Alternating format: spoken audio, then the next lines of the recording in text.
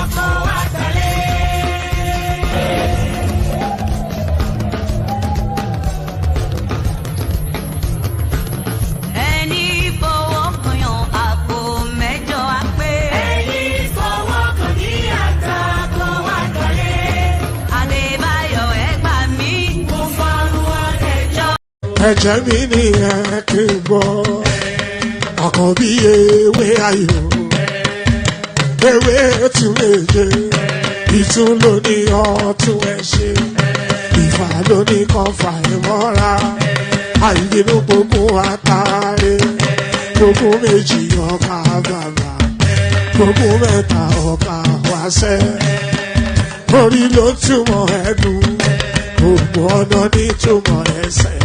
Akọni ìmọ̀ tú ìmọ̀ ọjọ́, ìmọ̀ èmi ni wọn kì í dálẹ̀. Wọ́n bá lọ mẹ́lẹ́mọ́, wọ́n á fi jóye ẹlẹ́mọ́. Akọni wọ́n bá lọ bèbèrè, wọ́n á fi jóye ẹlòkò. Bọ́ọ̀wọ̀ wọn bá tẹ̀ mí, wọ́n á fi jóye aláre.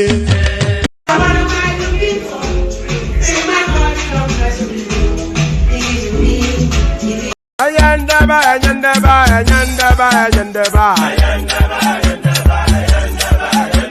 Ayandaba, ayandaba, ayandaba, ayandaba. Ati ayandaba, ayandaba, ayandaba, ayandaba. Wana ayandaba, ayandaba, ayandaba, ayandaba. Susu, baby, subramia. Baby, subramia. Suku sunu baby, subramia. Suku sunu baby, subramia. Suku sunu baby, subramia. Ejemo, anamana. Ejemeje, anamana. Wana mejemo, anamu. Karatuba jodiri chukuma, tukutuba jodiri ndimmawu. Egummawu ego. Karatuba jodiri chukuma, tukutuba jodiri ndimmawu. Obodo jisi ke n'ụbọchị eruo na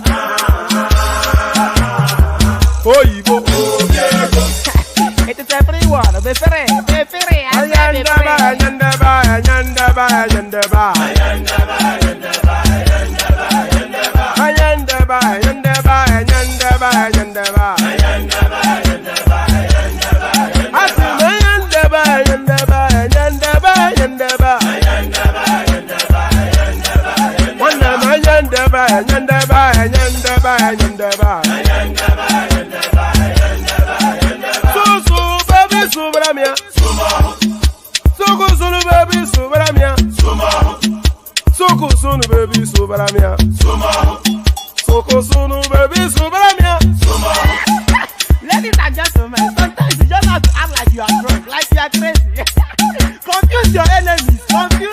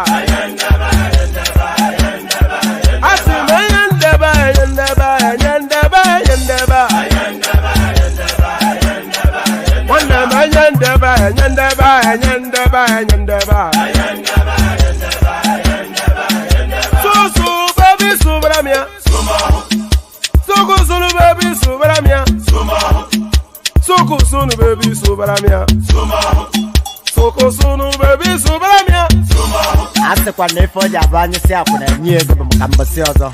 Since I was born, but now I am getting youth.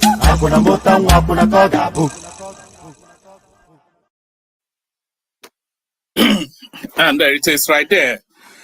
Pardon me. There it is right there. Here I am right here. There you are right wherever it is that you are. And here we are. So here we are. Here we go again. Another day, another session with your favorite bald-headed man from Oyalafe. That is me, of course. One man went to mow. So your another day, another session with your favorite bald-headed or your man. So yes, good day to you all and all of that, by the way. Click on like, click on subscribe, and click on the hyperlink that says StreamYard. If you want to come and join us on the screen, it's as simple as just the task of clicking on this hyperlink right here that I'm going to send into the comment section again. So click on this hyperlink that says, let me just make sure it's the right one. Click on this hyperlink that says StreamYard. It pops you into a studio space. Soon as I finish delivering the body of the talking points, I'll let you onto the screen, invite your thoughts. So it's not additional mathematics. If you're of a certain age, then you know what that means. It's not hard maths. So click on like, click on subscribe, click on that hyperlink that says StreamYard.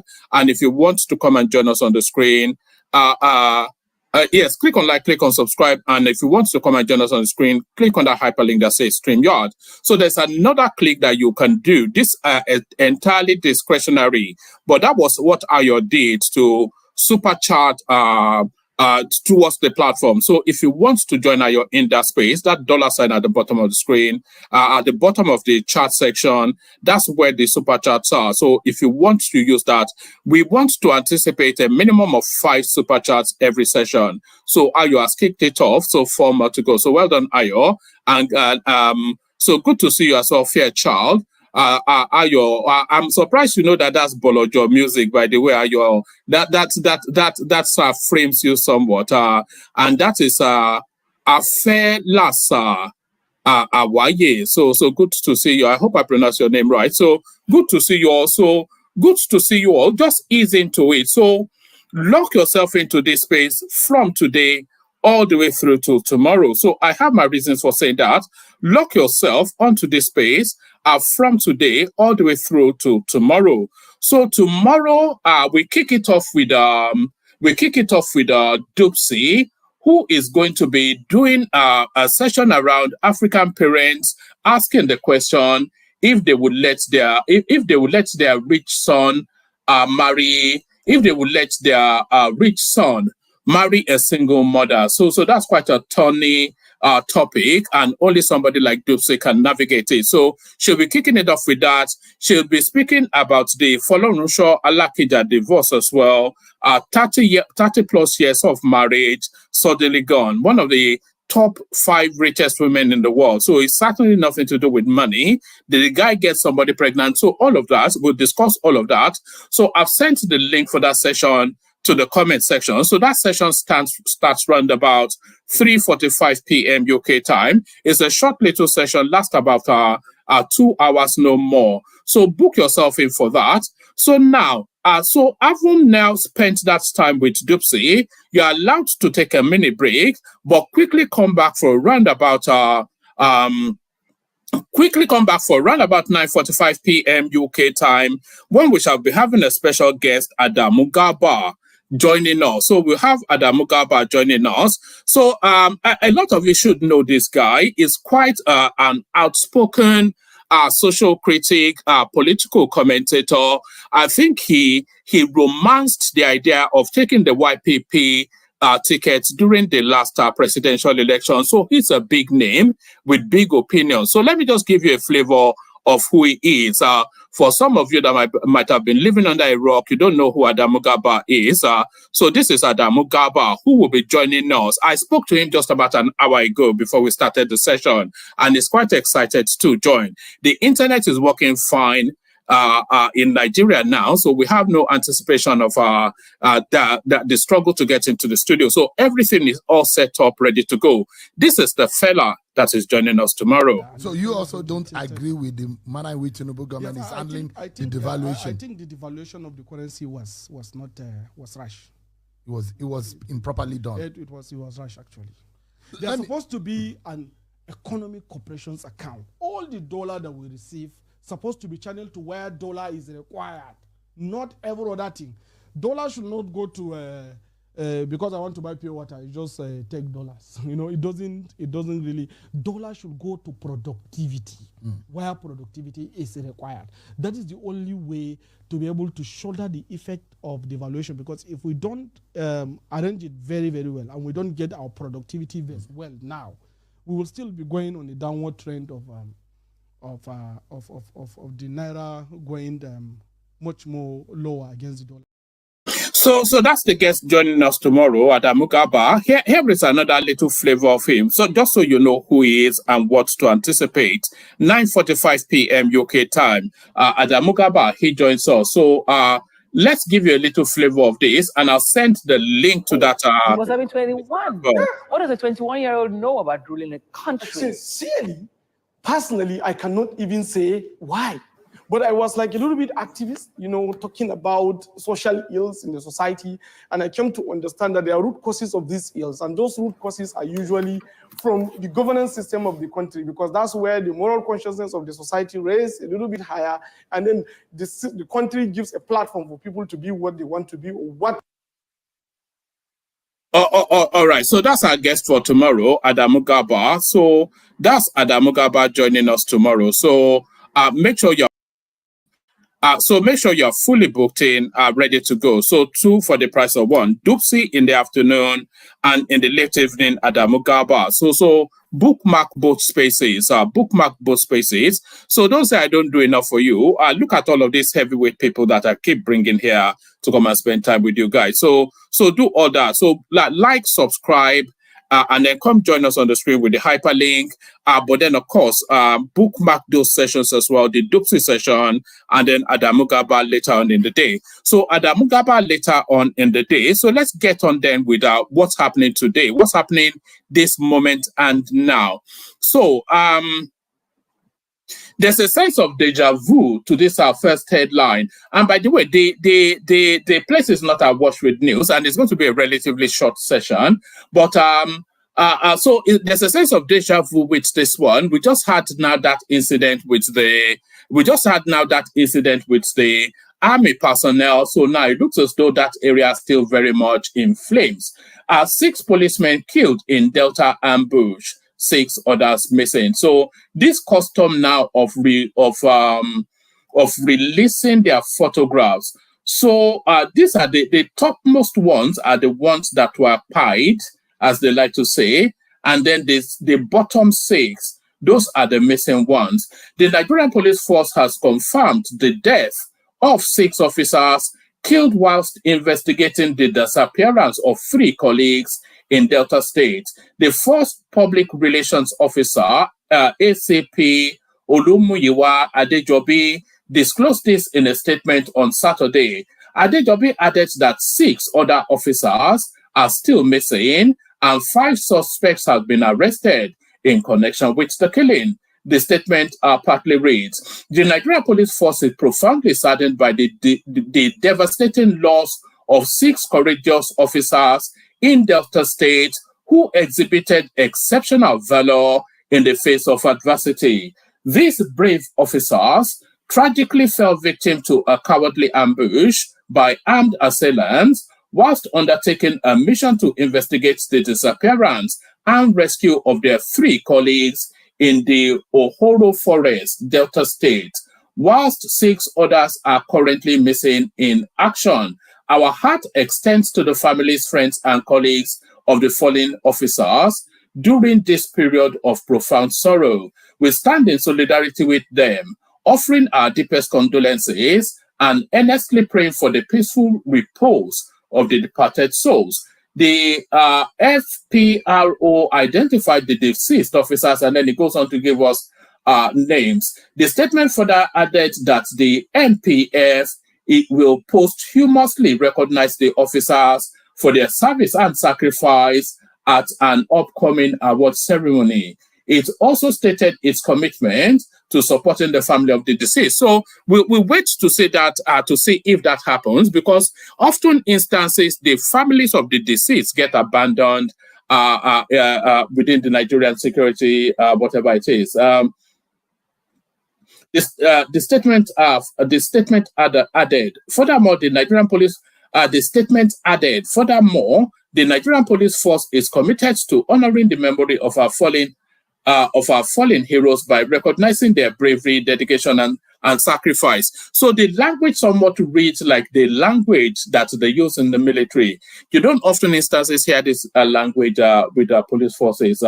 In accordance with this commitment, the force will posthumously honor the slain officers for their noble service and ultimate sacrifice at the Nigeria Police Award and commendation ceremony scheduled for April the 5th, 2024 in Abuja. So it goes on and on. I'm sure the rest of them is to add that they will chase down the culprits, but there it is. But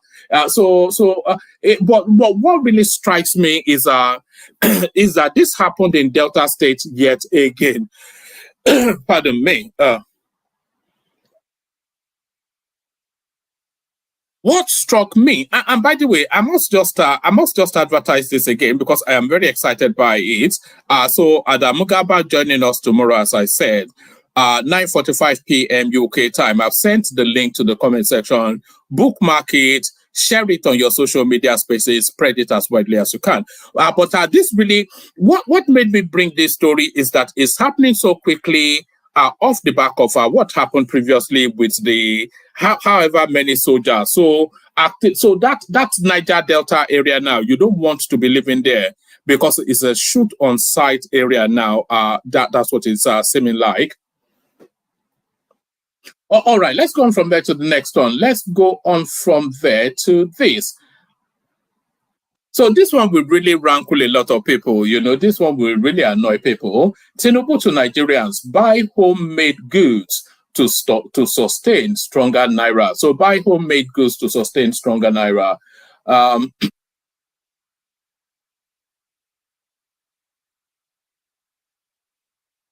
Right, President Tinubu yesterday came from President Tinubu yesterday came a plea to Nigerians to deliberately patronize homemade goods and services with a view to sustaining the current positive showings of the Naira at the foreign exchange market. He said this whilst the fair, let me start that entirely all over again. From President Bola Tinubu yesterday came a plea to Nigerians to deliberately patronize homemade goods and services with a view to sustaining the current positive showing of the Naira at the foreign exchange market. He said while the fair development around Naira exchange value did not yet call for celebration, more work and efforts are required to sustain the gain. He also appeals to the generality of Nigerians to blow the whistle on those undermining the national currency. Tinubu, who spoke through his special advisor on media and publicity, Ajuri Ngalale, during a briefing of State House correspondents, said the government was working hard at strengthening the naira to make life easier for Nigerians when the minimum wage comes into effect. So a stronger naira plus a heightened minimum wage, it leaves the Nigerian worker essentially quitting. So it leaves the Nigerian worker solidly in profit. A stronger naira, and because it almost doubles their salary, in fact, so a stronger naira and a higher minimum wage, and that is where we're heading to by the second quarter of this year. So all systems looking positive for the Nigerian state.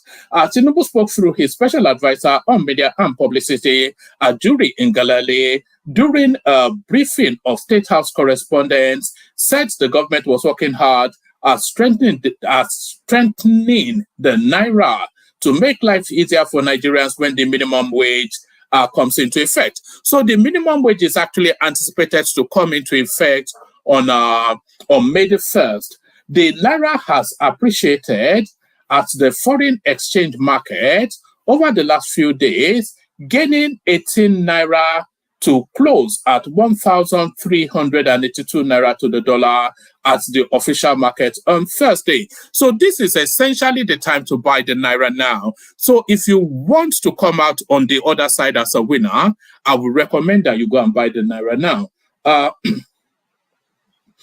This is clearly the direction. This is clearly the direction all of us have wanted to head, and we are very sober to the fact that this is not the time to rest or to clap.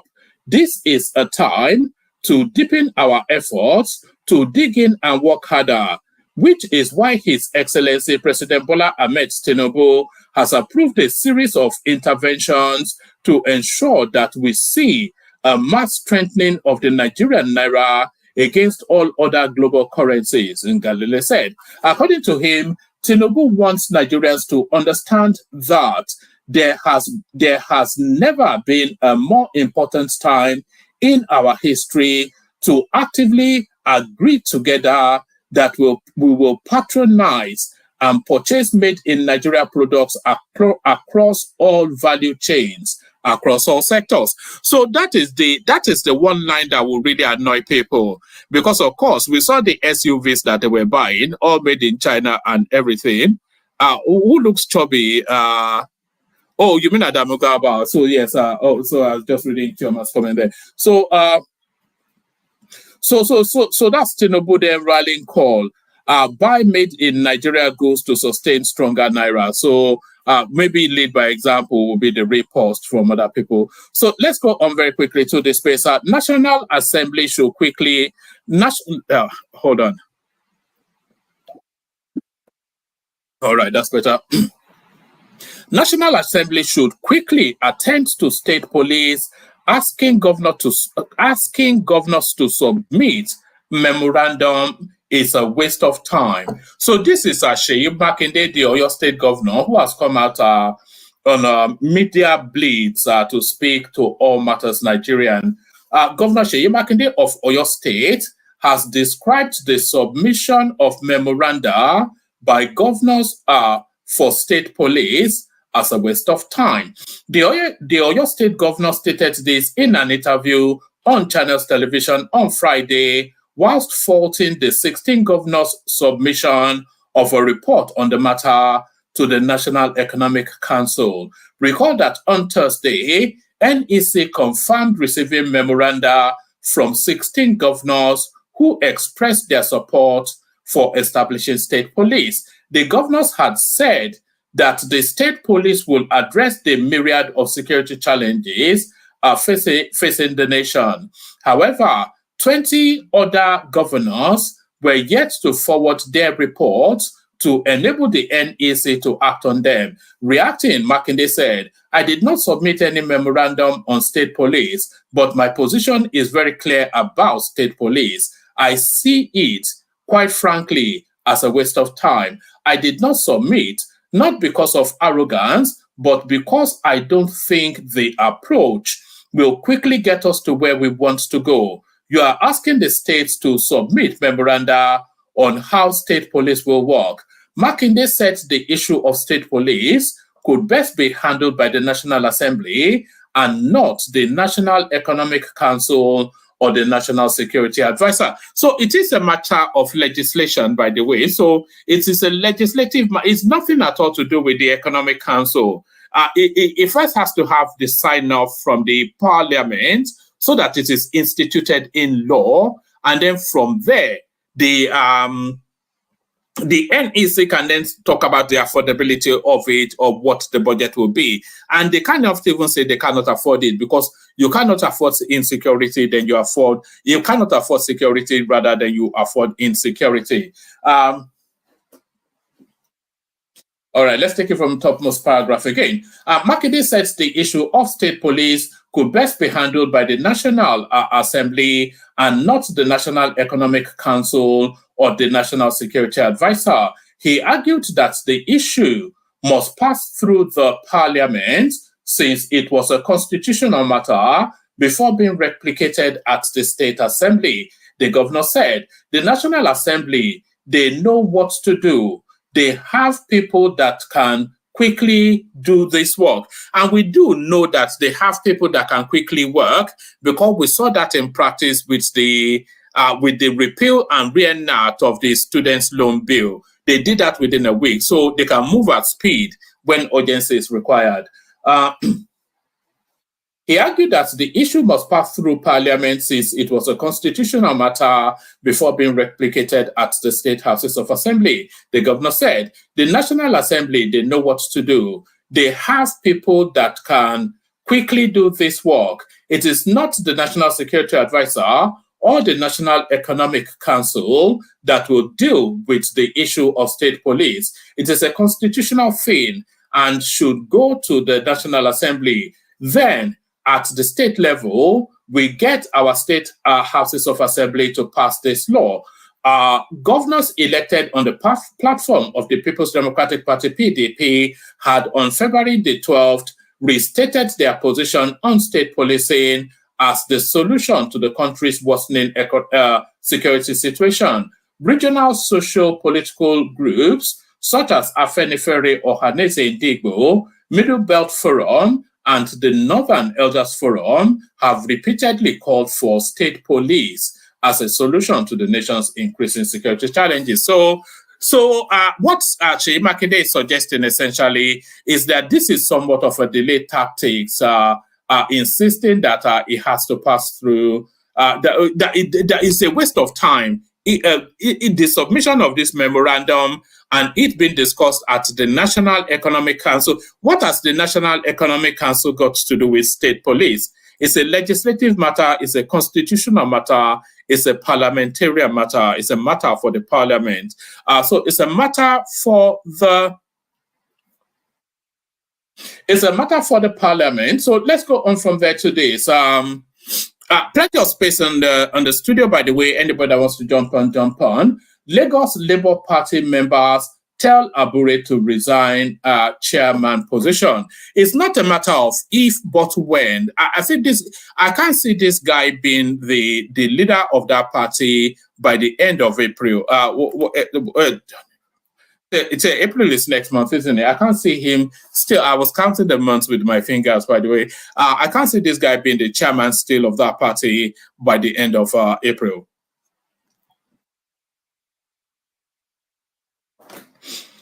Right. The Lagos State Labour Party has urged the national chairman of the Labour Party, Julius Abure, to resign to restore the tainted image of the party. Addressing journalists in Lagos, not in Monday, but in Lagos. I don't quite know where I saw Monday. The Lagos State Labour Party, has urged the national chairman of the Labour Party, Julius Abure, to resign to restore the tainted image of the party. Addressing journalists in Lagos yesterday, the Lagos State Labour Party chairman, Rashid Bamishe, that should be Bamishe, but the way they spelled it, Bamishe. There shouldn't be an H in Bamishe, so I wonder if that is an Edo version of. Addressing journalists in Lagos yesterday, the Lagos State Labour Party chairman, Rashid Bamishe, yes, the call for Abure to resign was paramount so that a caretaker national chairman could be appointed to organize state congresses before convening the national convention. Bamishe, who said Abure was a disaster to the party, called on members of the Board of Trustees, the National Working Committee, the 2 labor centers, and other stakeholders of the party to also stop Abure from conducting his kangaroo national convention slated for March the 27th. So that's actually sometime next week, actually, or sometime this week if you're already in Sunday where you are. That is in 3 days' time. If he doesn't hold that convention, then that means they've broken its authority in that space. And if he attempts to hold that convention, it will lead to a disaster. Either way, heads you lose, tails you lose. That's just where he is. He urged Abure to leave the party now, alleging that the litany of corrupt cases against him has done collateral damage to the image of the party. The Labour Party, which was formed by the founding fathers to be a beacon of hope for millions of Nigerians, is gradually being destroyed by Abure, and this should not be allowed to continue. Bamishe said that as a democratic body, the Labour Party could not be run by a one-man show, and as such, if Abure was looking for a political party where he would be a sole administrator, he was free to form his party. He posited that the alleged cases of forgery of signatures of candidates whose names were substituted for the highest bidder, forgery of checks, and cases of perjury, amongst others, leveled against Abure has brought public disgrace and embarrassment to the party. So his position totally, completely untenable now. I cannot see how Abure can hold firm. Edo Governor Obedient Movement dissociates itself from Labour Party. So it looks as though they're doing it state chapter by state chapter. Ahead of the September 2024 governorship election in Edo State, a non-political body under the aegis of Edo Obedient Movement has distanced itself from the Labour Party LP and its candidate at the polls, Olumide Apata. The Edo Obedient Movement insists that its involvement with LP during the 2023 general election was strictly based on its support for the party's presidential candidate, Peter Obi. The movement emerged as one of the many support groups for Obi during the last general election, owing to his credentials and antecedents in public office. But today, the group is singing a different tune. Whilst addressing journalists at the NUJ Secretariat in Benin City, the Edo State capital, on Saturday, the group spokesperson, something Figo, insisted that LP has failed to impress as the alternative to the 2 main political parties in Nigeria. It passed a vote of no confidence in the Edo State Labour Party primary election process, alleging that the leaders... So it looks as though the Edo Labour Party is abandoning Olumide Apata, which is then to tell you that is lost before even the race started. For a moment, I thought it was an actual real threat. We'll see if we can get hold of him, actually bring him here, Olumide Apata. If anybody has the reach to reach him, we'd like to have him here. Right, let me give you a couple more paragraphs. It passed a vote of no confidence in the Edo State primary election process, alleging that the leaders both at the national and state working committees, the local government area, and ward executives are guilty in what it's described as disgraceful and unpatriotic activities before, during, and after the primary. We completely dissociate ourselves from the Labour Party and its candidate for Edo State 2024 governorship election, street rally, etc., etc. The Obedient Movement also called on Obi to sanitize the leadership of the LP ahead of the 2027 presidential election. So Obi is in an actual difficult position, because if he leaves the Labour Party, then that toga of a fair weather politician stakes even harder. But does he have what it takes to unravel the myriad of mess there? He should take the bull by the horn and step. If he publicly denounces Julius Abure, I don't think it would last 24 hours. And I think he needs to do that. If he denounces it and then he superintends the convention, rather than traveling around all these photo ops and all this, he needs to go and clean up the Labour Party first before he starts to campaign for 2027. The Obedient Movement called on Obi. The Obedient Movement called on Obi to sanitize the leadership of the Labour Party ahead of the 2027 presidential elections, whilst assuring His Excellency, Mr. Peter Obi, of our continuous support for him. We advise that he provides leadership in the Labour Party and do a thorough review of the party's leadership and purge themselves of all contaminating symptoms ahead of the 2027 general election, Figo said. The group said it would unveil the political party and candidates the Obedient Movement will be backing for the Edo governorship election in the coming weeks. So there it is. So that is to tell you then that Olumide Apata is a busted flush. Olumide Apata is a busted flush. So this next one now is still Seyi Makinde, who speaks to, because he had this big interview on Channels Television, which covered all manners of matters. So he speaks in this instance to governors going to Abuja for the federal allocation. So let's see what his take on that space is. So here is Seyi Makinde, governor of Oyo State. That's if I can get it to play. All right, let me refresh it, see if that works.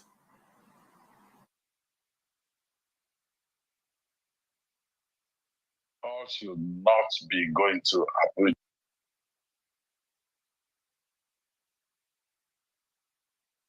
Hold on 1 second. In an ideal situation, we all should not be going to Abuja cap in hand, begging for money. So talking about FAC allocation and all of that, we are not addressing the real issues in front of us.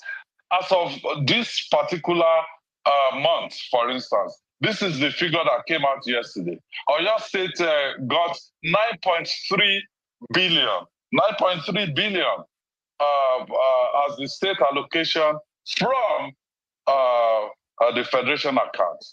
And the salary for the month and the wage award is about 8.6 billion. The salary itself is about 7.3, and the wage award is 1.3. So we're left with about 600 million naira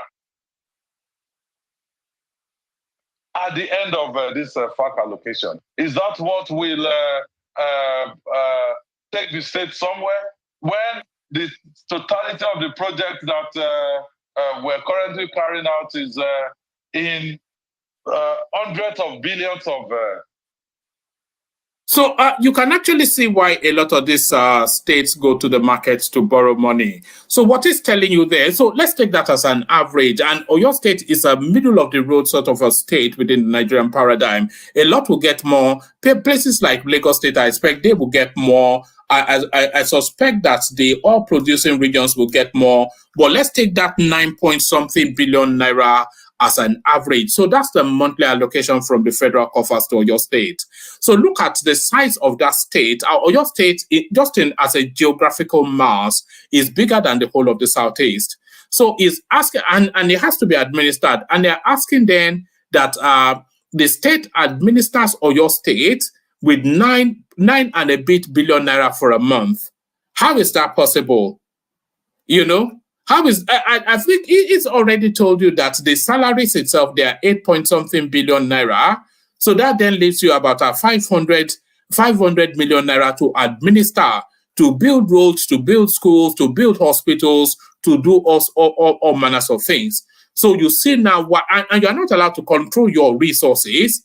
Where are they expected to get the money from? What's the IGR? What level of taxation takes place in Oyo State for them to generate any form of meaningful money? So you see why these states go to the market. This is what Seyi Makinde is explaining there.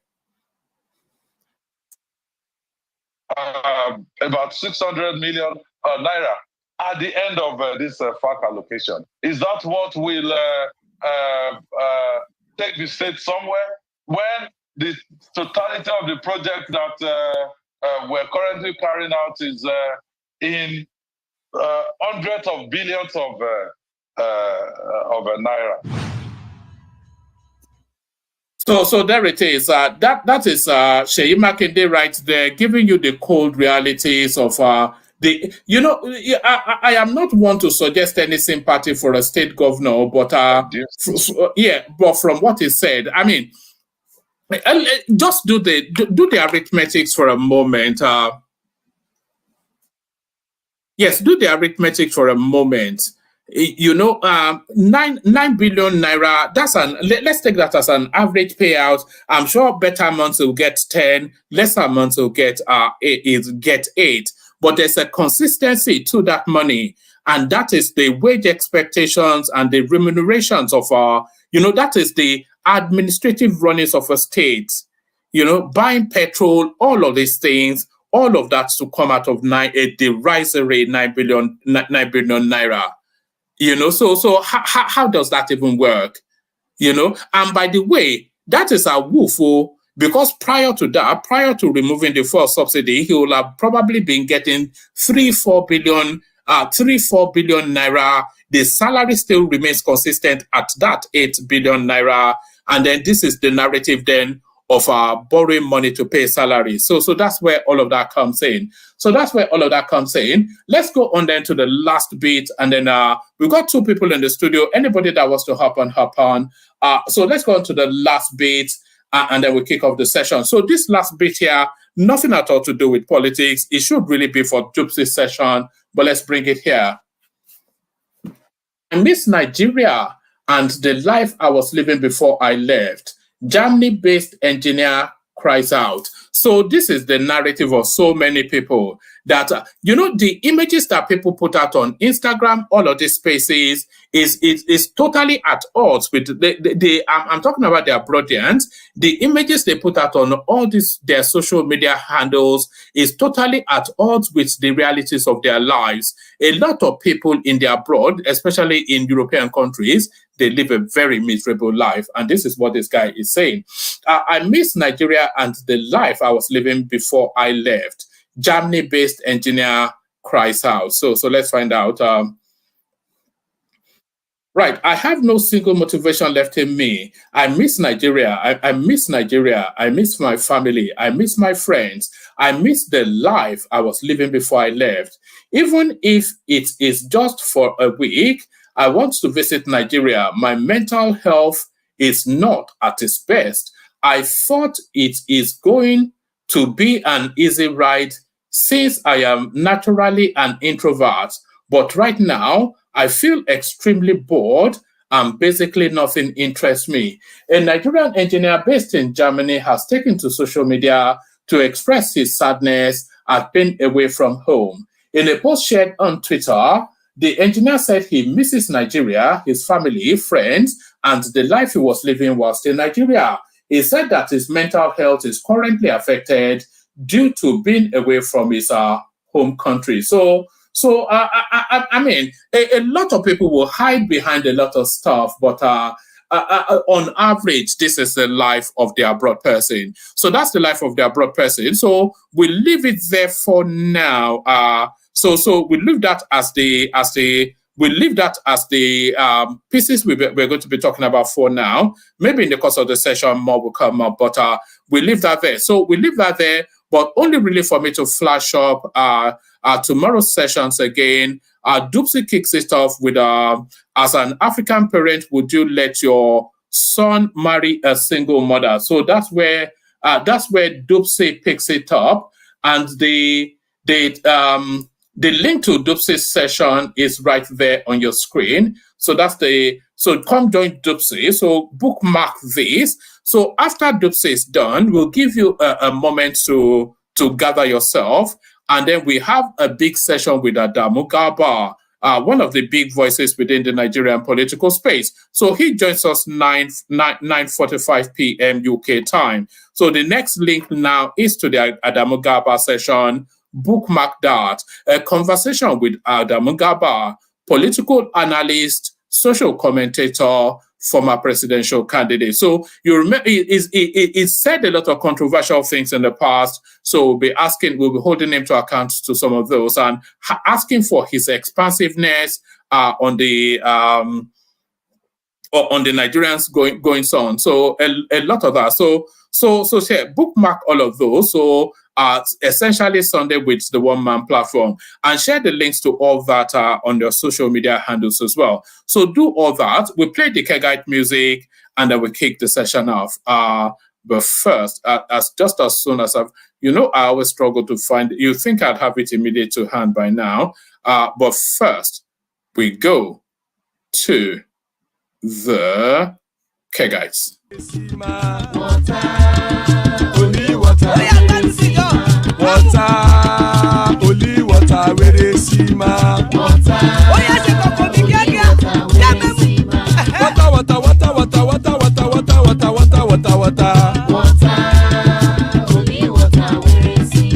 Hapa o naido.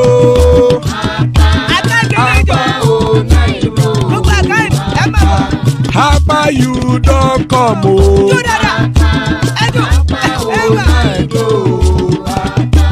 Hapa o naido.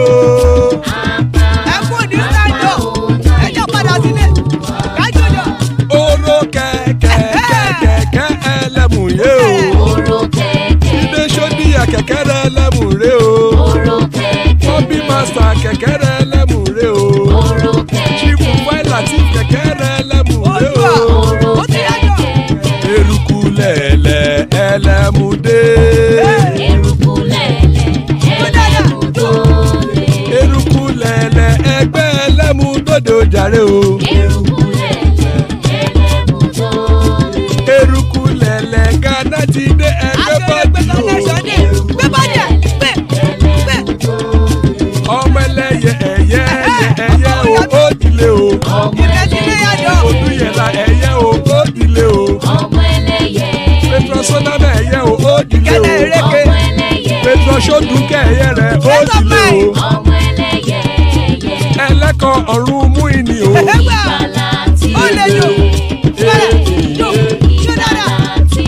Àkùkọ ọ̀run mẹ́kọ̀.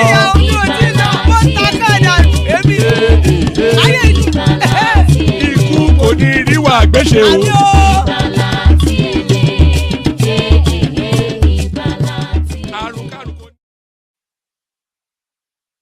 And there it is right there. Ikuku ni dibru agweshe. May death have nothing to do with us. Amen to that on behalf of myself and you, my friends. So joining us, Ajanle Koko. So good to have Ajanle Koko and a man of prestige. So we have Ajanle Koko, a man of prestige, to kick it off with us so far. Let me scroll down to bring on a man of prestige. So that it is. So good to have you, gentlemen. Who wants to kick it off first? I can go. Oh, brilliant.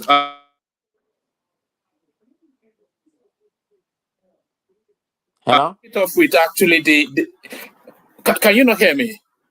Can you hear me? now. Oh, all right, brilliant. I said, good to have you. Do you want to kick it off with the headline on the screen? This guy now, you know, this is the story of so many people. This guy describing essentially a life of misery living abroad. Can you associate with this? I miss Nigeria and the life I was living before I left. Germany-based engineer cries out. Definitely, I think, and I can associate myself when I first came to this country, but that's been a long time ago. But before I proceed, one man, I need to say something. Carry on. I apologize to the platform for the word that I used yesterday. That was unbecome of me. I didn't What like it. happened? So, I'm not gonna reconnect what happened yesterday, but I Wa- wa- apologize to Was the that was platform. that was I don't that like to use that kind of word. was that after I left? Was No, I no, it here? wasn't what I used. Okay, I'm gonna say it. I used the word idiot when I was, Oh no. remember when I Okay. was, right. I apologize to the That's platform. not your natural language anyway. You know, No, Prestige. no, no. But We know I you as a mean, gentleman. sometimes Yeah. we get emotional, which I definitely did. I mean, some people can bring the worst out of you. I mean, Yes, everybody has enigmatic emotional, brings but the worst out of you. I We know wasn't that. supposed to use that word. Not on an international platform like this. I'm not saying I haven't used that word, but I shouldn't be using that word. So after I left yesterday, I said, why did I curse? It's not that I don't curse, but not on a place like this. So I apologize for the whole people on the platform. That's all I'm All going to right. say on that. All right. Brilliant. That you know, I've always said we know you to be a gentleman, and that's a demonstration of why I said that.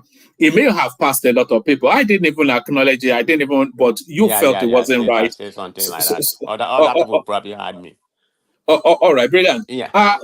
Yeah, before you launch into this, are you excited for tomorrow, especially Adamu Gaba? Do you know who Adamu Oh, Gaba yeah, is? definitely. I'm gonna go write my question down. I think we're Do, going do, do, somewhere. I hope I come back in time. We have some do fun you and know stuff. him But though? anyway, Do you know Adamu Gaba?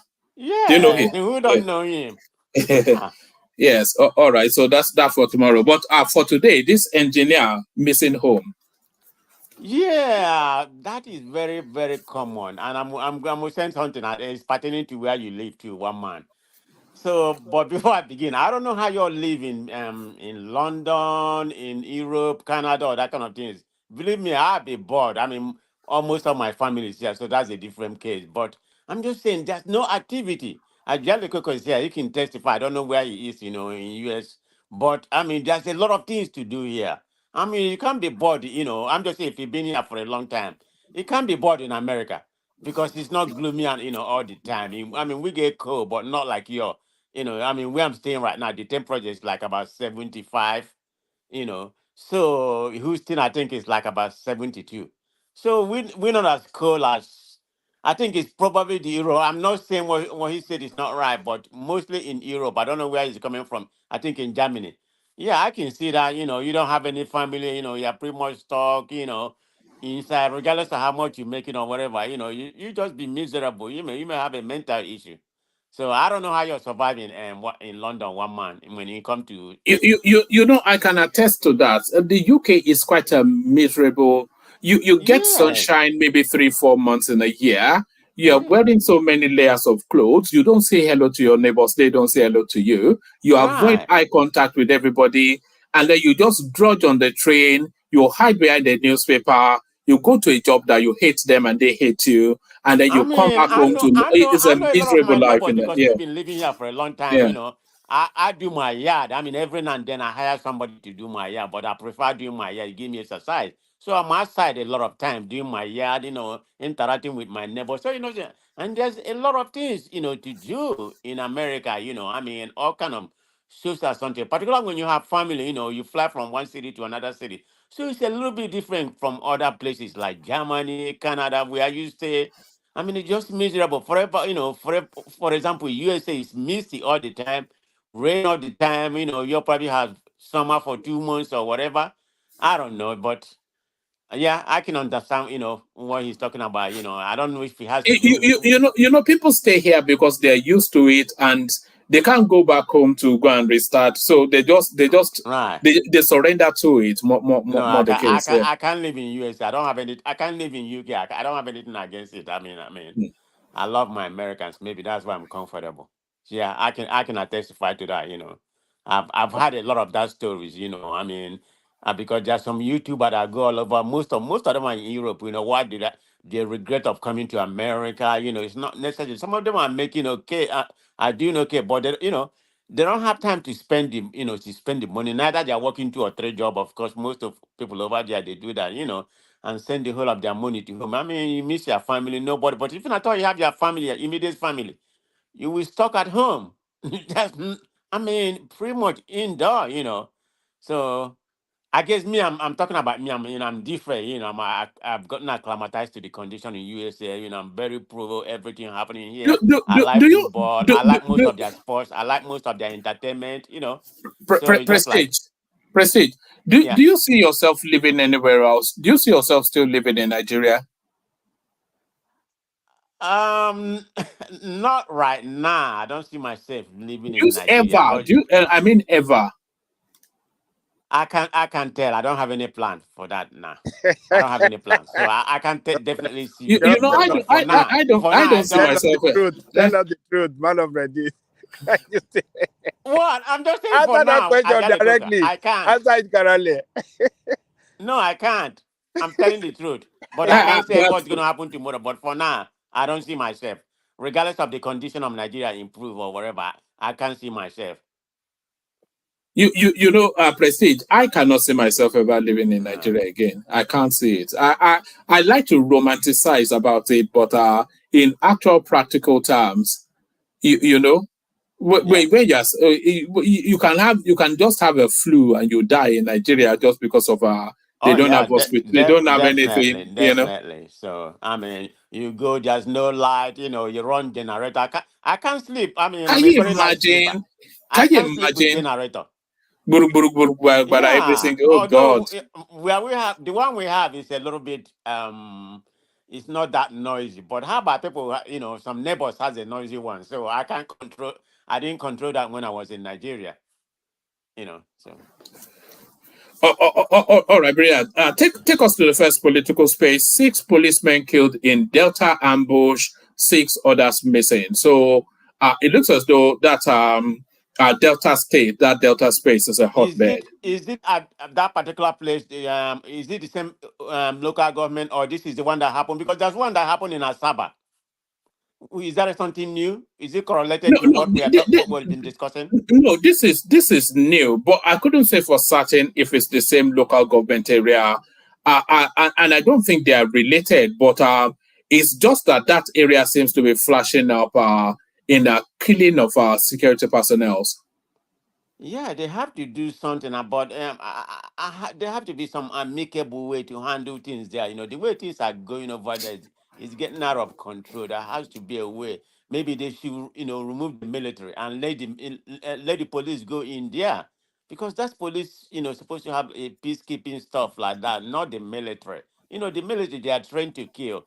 So I think it's appropriation of things. The way the military should be over there. I mean, like I said, I've already condemned what happened. The way they were massacred or something like that. But I think some insanity has to be regained in that territory.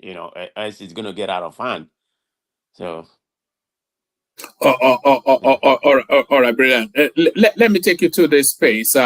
Tinubu to Nigerians: buy homemade goods to sustain stronger naira. So, whilst Reno Mokri has actually been championing that narrative on his social media spaces, pushing people to, because he talks about capital flight when you buy MTN and all of this.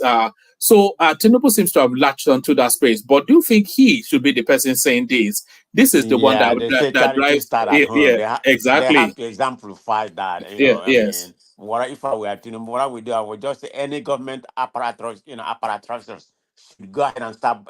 Use Nigeria. Take an example. Without innocent motor, I don't need there's other motor. It doesn't have to. Any of the local manufacturer. Take an example of that. It doesn't matter how how you think it's cheaply made.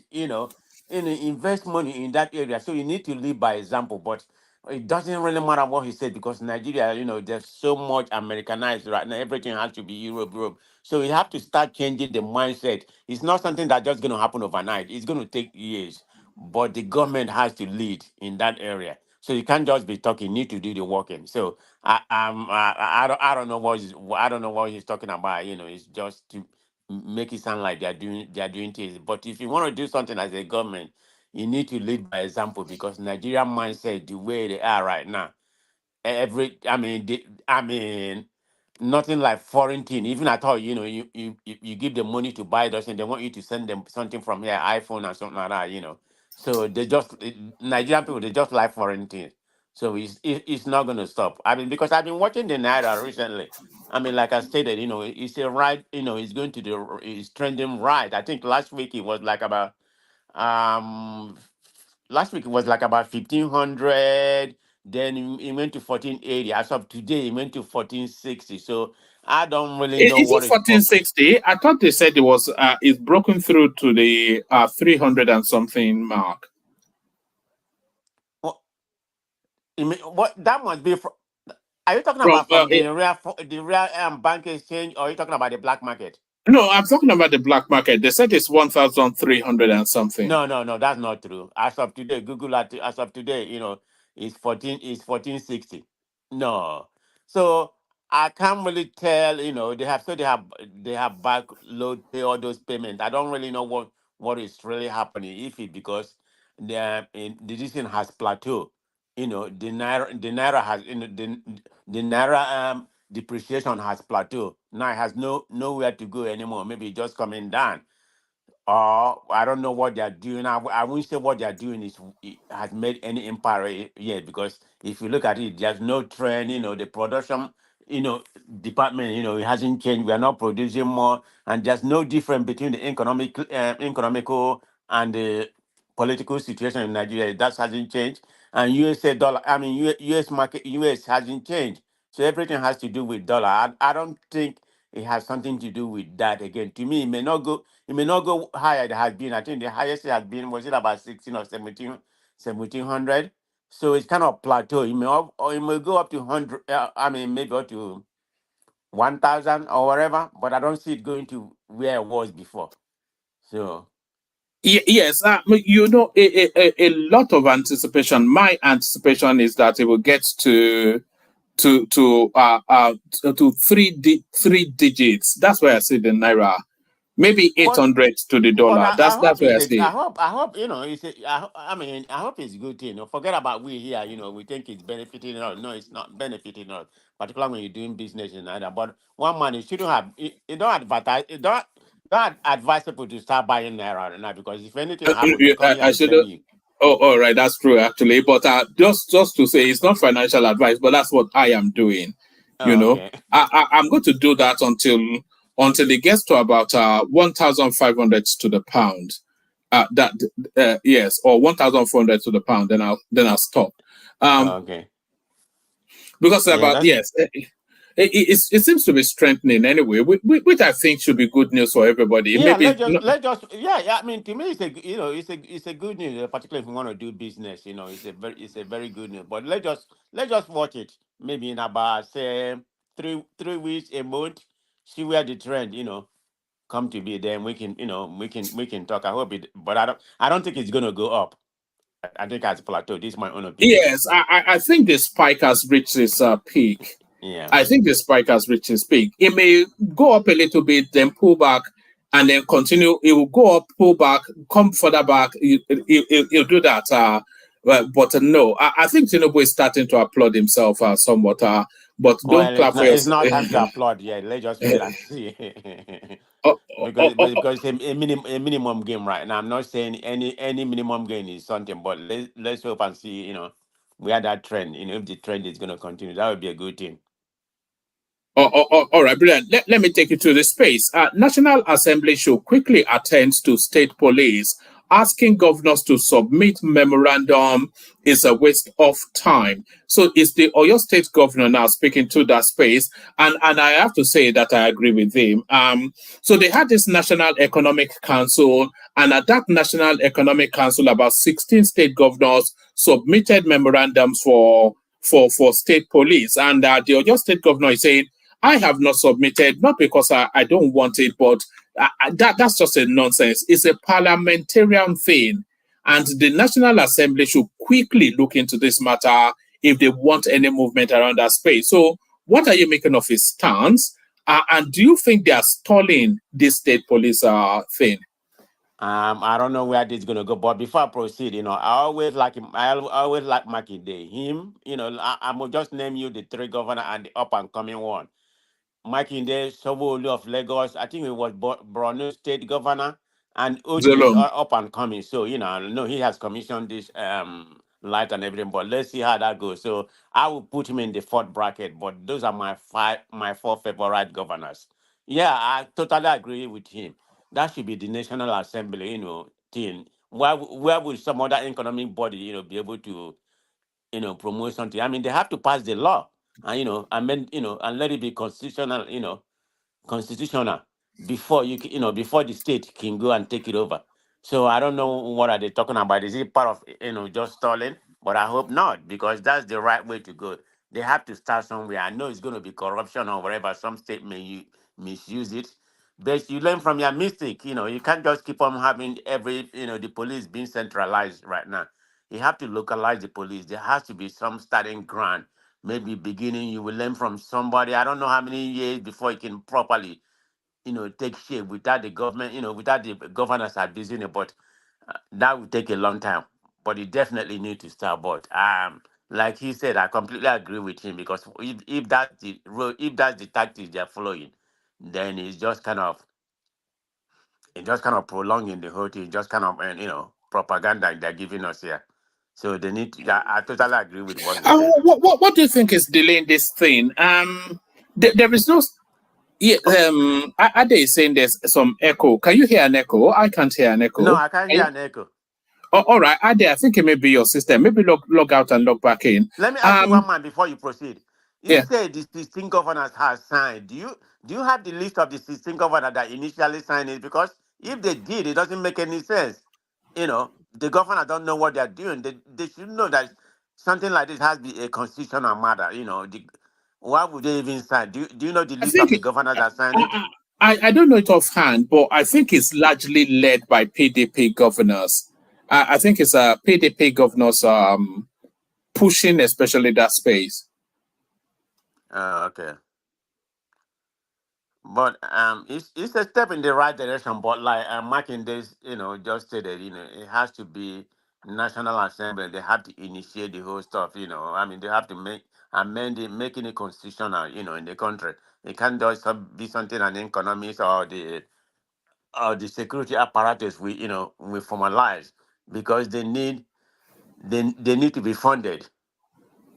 I mean, they definitely need to be funded. Some state or most of the states. If you ask me right now, maybe one, maybe two or three states that can afford to, that can afford it for now. But there has to be a mechanism where this can be, where they have to find a way to support It it. has to still be federally funded because I cannot think of more than 5 states that can afford the state police. Lagos and then the Delta Rivers because they have money. Right. And then maybe Kano. I cannot think more than that. Who else can afford to have? Who has? Yeah, that's why I said four, Yes, yeah. or like you said, probably between four and three and five, maybe. Yeah. I mean, it's going to be challenging, but I know definitely Lagos, River, yeah, definitely. So that's the I think two. Anambra should be able to afford state police as well. It's a Whereas that middle. Anambra has no money. It's a middle income state, isn't it? Well, it's an individual middle income state. It's not the this thing. What's the internal generated revenue? I mean, it's not even in the top 10. The last time I checked. So yeah, they can afford it. Believe me. All right. Talking about internally generated revenue, this interview that because that first piece, by the way, it came from the same interview. Sheyi Makinde had this big interview with Channels Television, and the first thing they said is that there is no point going to Abuja for this federal allocation, something or the other. And really, they shouldn't be going to Abuja. It's something they can just do via Zoom in their offices. That's one. But what he really said that shocked me is that this month, the allocation for Oyo State was $9 billion, 9 billion naira. So 9 point something billion. So let's just round it. Let's just say 9 billion naira. So with 9 billion naira, is overhead in terms of salaries, remunerations, all of those sort of things. They're about 8 point something billion naira. So what's left from the federal allocation is around about 600 million naira. So is that asking, how do you administer a state with that?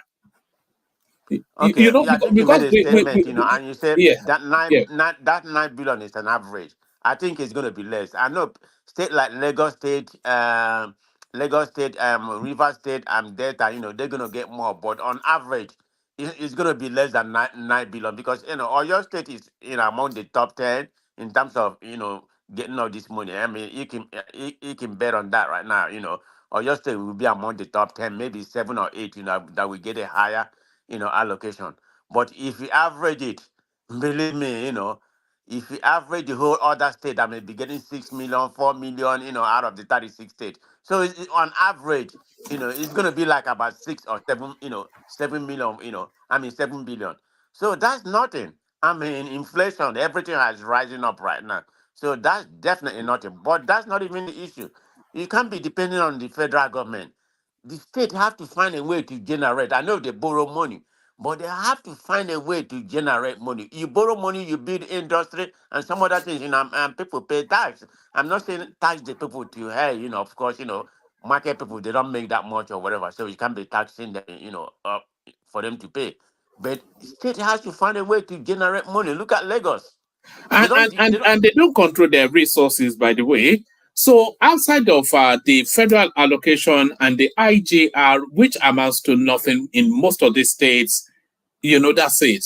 So that's why but they all one man, borrow they have to heavily. find a way. They have to find a way to generate, to have, They to have have to an go to the internal market generated now. revenue. Yeah, but like you said, how much can market women pay in Okay, taxes how before? about some of the states that borrow money? What are they doing with the what are they doing with the money? They are Build certain looting kind it of now. industry, certain kind of thing that will generate you money or you tax in that area.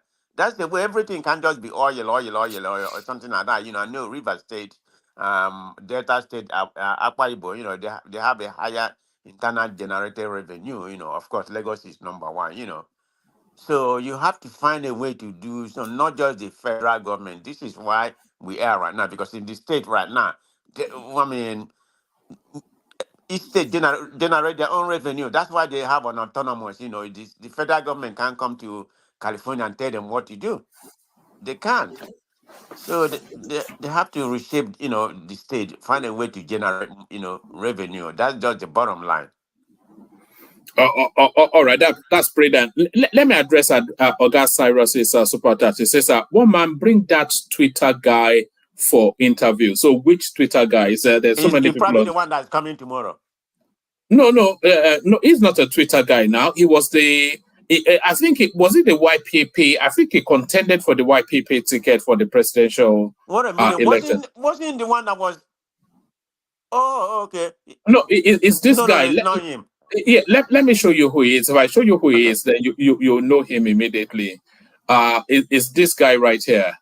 So you also don't agree with the manner in which Tinubu government is handling the devaluation? I think the devaluation of the currency was not was rash. It was improperly done. It was rash actually. There's supposed to be an economic corporations account. So is that guy? What's his name? Adamu Gaba. Okay, wasn't he in Buhari administration? It was Buhari leaning, but it wasn't a full member of the administration. It was Buhari leaning, though. Okay. There was one controversial thing that he said, but I'm going to keep that to myself until it turns up tomorrow. I'm going to go read more about him before I can come on, so we know what to ask. Yes. Let me take you to the space, Prestige. So home soil, I'm taking you to now. Although it's not really home soil for you, you're not really a Labour guy. Lagos Labour Party members tell Abure to resign chairman position. So, I mean, hopefully we're not discussing this guy should be gone within the next 2 weeks. Yeah, I've been saying it a long time. That guy should have been gone because, people, even before all this things surfaced about what's happening, I mean, people can't be making allegations. I remember when he come on Dr. Damage, there has been an insinuation before them, but nothing has really come out, to implicate him the way it has, I mean, the guy is just, he should resign, definitely. Like you said something about the Edo State. The obedience, I think that because their allegiance is to obey. I mean, Labour Party is just a house that has the obedience at that particular time. So, like, what's going to happen in Delta State right now? That the Akpata has no. I mean, there's no chance for him at all. I don't know if there was a chance before, but with what's going on right now, I mean, those states, which is one of the strongest obedience we have in Nigeria, they have abandoned Labour Party, which is rightfully so because all these shenanigans going on in the Labour Party or whatever. I think the judge they say that the Labour Congress, they are the owner of Labour Party, so they have a right to remove him. I thought he was there temporary. So he should have been gone just to resign honorable. But in Nigeria, they don't want to resign, they want to do something with impunity. So he shouldn't be there anyway because the guy is just a failure and very corrupt. I'm not saying a lot of Nigerians are not corrupt, but he's corrupt to the highest level. But speaking about this Labour Party, so Obi has to decide. Am I going to come and sanitize this Labour Party or move to a different party? Because with But what's it's a going it's on it's a right it's now, a it's a it's a this it's Labour Party seems to have a Prestige. It's a very difficult position for Peter Obi. how. It's difficult for him to leave because a lot of people are already circling around the fact that he doesn't stay with parties, Okay, hoping for. then he need to So clean house. He need to speak up. That's one of the questions I yes, was going to ask him if he has yes. come So on, on the other yes, platform. so he should do that. So that's where leadership comes in, isn't it? Exactly. I said that earlier, and I hope he come on the other platform.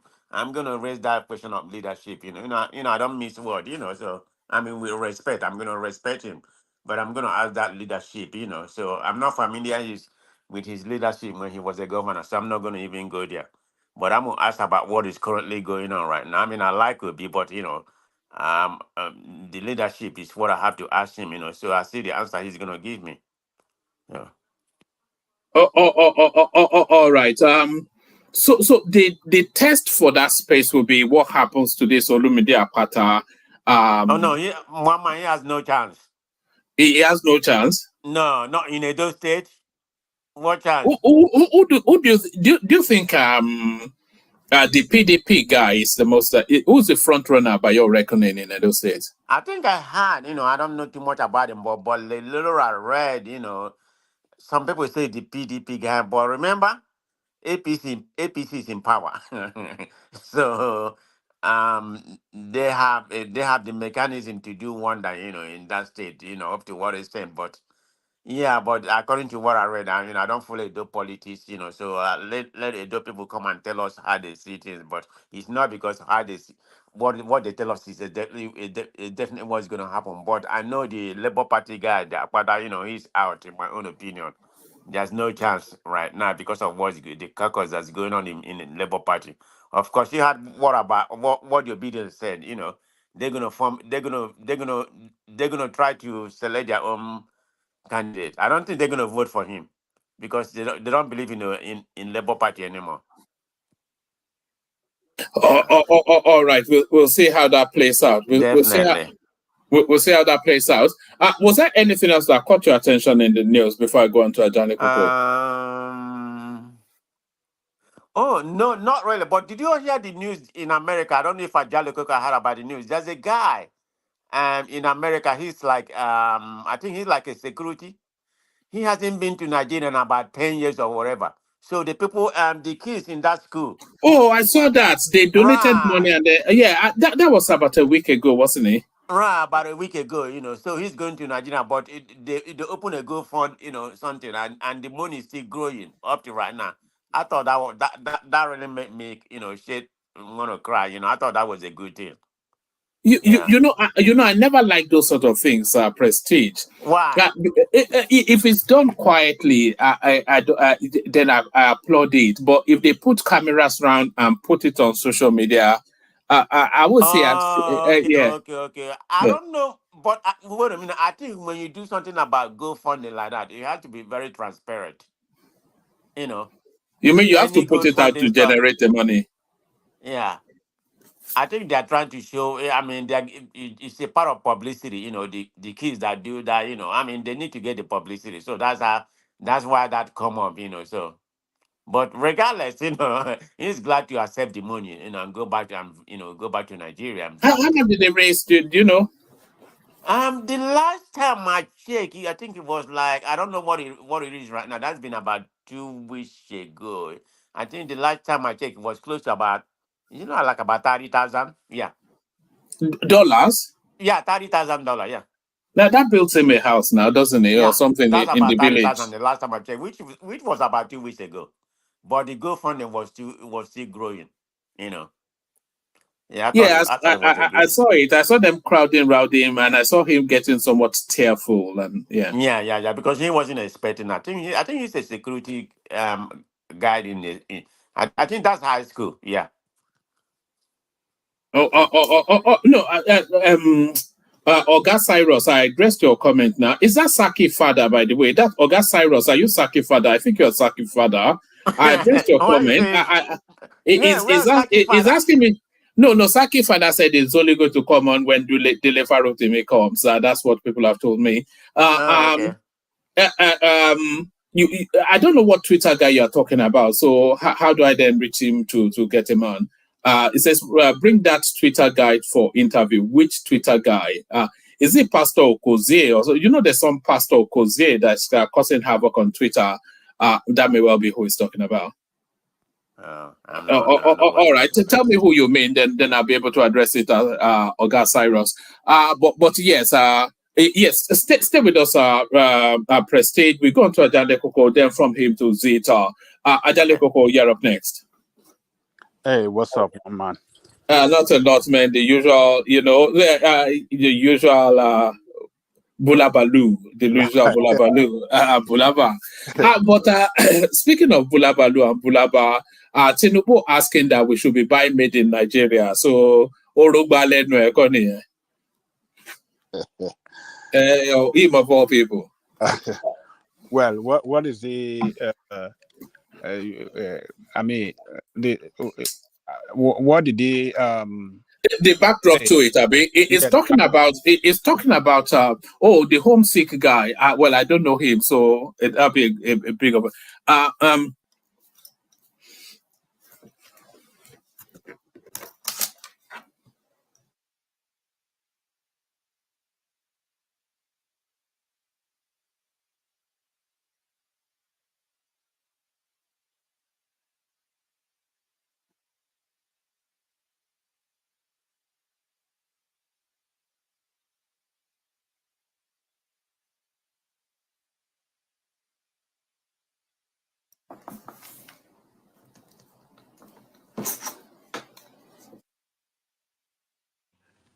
One man, what's going on? I can't hear anything. Sorry, my system dropped for a moment. Can you hear me now? Yeah. All right, but I was saying the homes it was talking about the Naira gains. You know the Naira coming up, and it was saying to consolidate on that. That we have to be buying in Nigeria to maintain the consistency of that Naira gain. Yes, greetings to our listeners around the world. Click on the like button, share and subscribe if you haven't done so. Yeah, I think he hit the nail on the head right there. That's a statement that the president that's a very good statement from him. And I wish that he can practice it too. He can demonstrate to us that, yes, look at me. I am buying made in Nigeria. I'm using made in Nigeria, to show to Nigerian people as, that leadership by example. It's a good statement. It's a statement that, can move a lot of Nigerians Nigerian, that can influence a lot of Nigerians rather in their purchasing habit. But he, as the president, must demonstrate that, and his team as well must demonstrate that. That is the only way. That is the only, and make that a reality. That statement a reality, or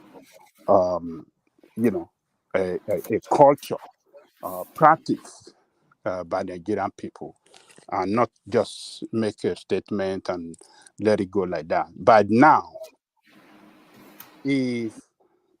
when you remember in the supplementary budget for last year, amount of maybe 2 billion? How much was it that was allocated for him to buy vehicle? Fleet of vehicles. Yes, and the SUVs for the parliamentarians as well. So, if the president and his vice and his minister had ordered for Nord an innocent and made in Nigerian vehicle, one man, that would be what everybody in government want to do. And when Nigerian people can see their leaders doing the right thing, they will follow suit. But, what have we seen in his visit to Lagos, or what do you call it? Some places that he had traveled to? It's made in Japanese vehicle, SUV, everywhere. Made in Japanese, Toyota, Land Cruiser, and all these things. So it's they have to start to demonstrate that they believe in Nigeria and they want to lift Nigerian product. They want to lift it up. They want, Nigeria to consume what is made in Nigeria. So they have to demonstrate it to us, and not just issue a statement. But that statement is good. I mean, it's a statement that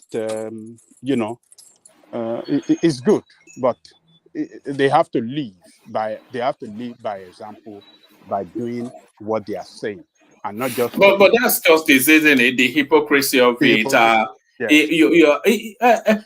I think maybe hopefully his outfit is made in Nigeria, but outside of that, you see his son flashing all these expensive wristwatches. So maybe practice what you preach is more the thing. And it should be a matter of government policy that government vehicles should be made in Nigeria. That should be a matter of government policy, that government vehicles should be made in Nigeria. Even if it's assembled, let it be assembled in Nigeria. Then we start from there. I mean, what is this civilian government that we've been practicing since 1999? I mean, what do they stand for? What do they represent? Do you think we've made any gains from democracy? Look, I mean, we've been in it 30 years now, thereabout.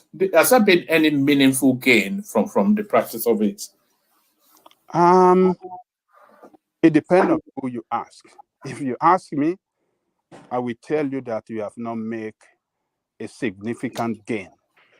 We should have been better off than where we are today, economically, as a country. We should have been better off. Even administratively is more what I'm talking about. Because the way the country is administered, there's no security, there's abuse of power, the judiciary has no strength, the constitution is not fit for purpose, the leadership is clueless.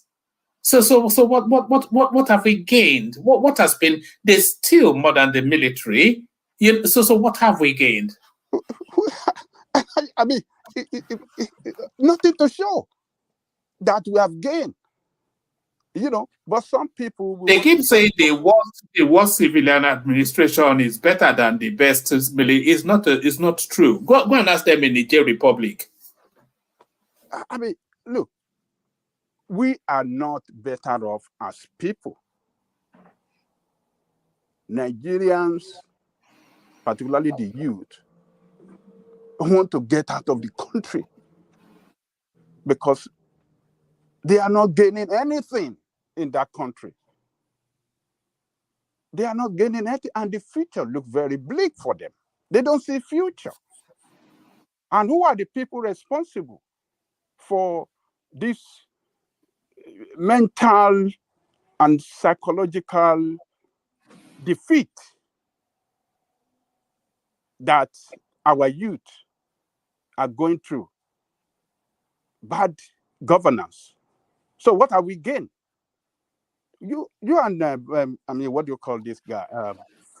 My guy over there, man of prestige. You and him are just talking of, you know, who want to go and live in Nigeria. You remember the question you were asking that can you go? Yes, and that question to you as well. Would you live in Nigeria? Look, I think when I'm retired, I want to go home, no matter what. Ajanle Koko, when you are retired, you won't go home. But I know you live a clean and decent life, but your medical requirements would not, Nigeria would not support it. All those aches and pains and all whatnot, all those medications that you end up on when you get old, Nigeria cannot support that. And your system cannot adapt to the Nigerian way anymore. That is the real problem that most people. You know, my mother comes here twice a year for her medicals. I understand, woman. You know, because Nigeria cannot support her. You know, that is the big problem to most Nigerian, elderly Nigerians in this country. It's not that they don't want to go to Nigeria, but because they fear for their safety in Nigeria. They cannot. In all ways, so both in terms of physical harm coming to you, falling victim of a system that's not fit for purpose, your medical needs not being met, you know, just the ease of life. It is just it's a struggle to live in Nigeria. It's a hardship to live in Nigeria. It's struggle, one man, and one thing that is more important than any other thing: safety and security. And that is what we lack in Nigeria: safety and security. Nobody wants to go and live in a place where that does not guarantee its safety and security. So Nigeria does not guarantee that.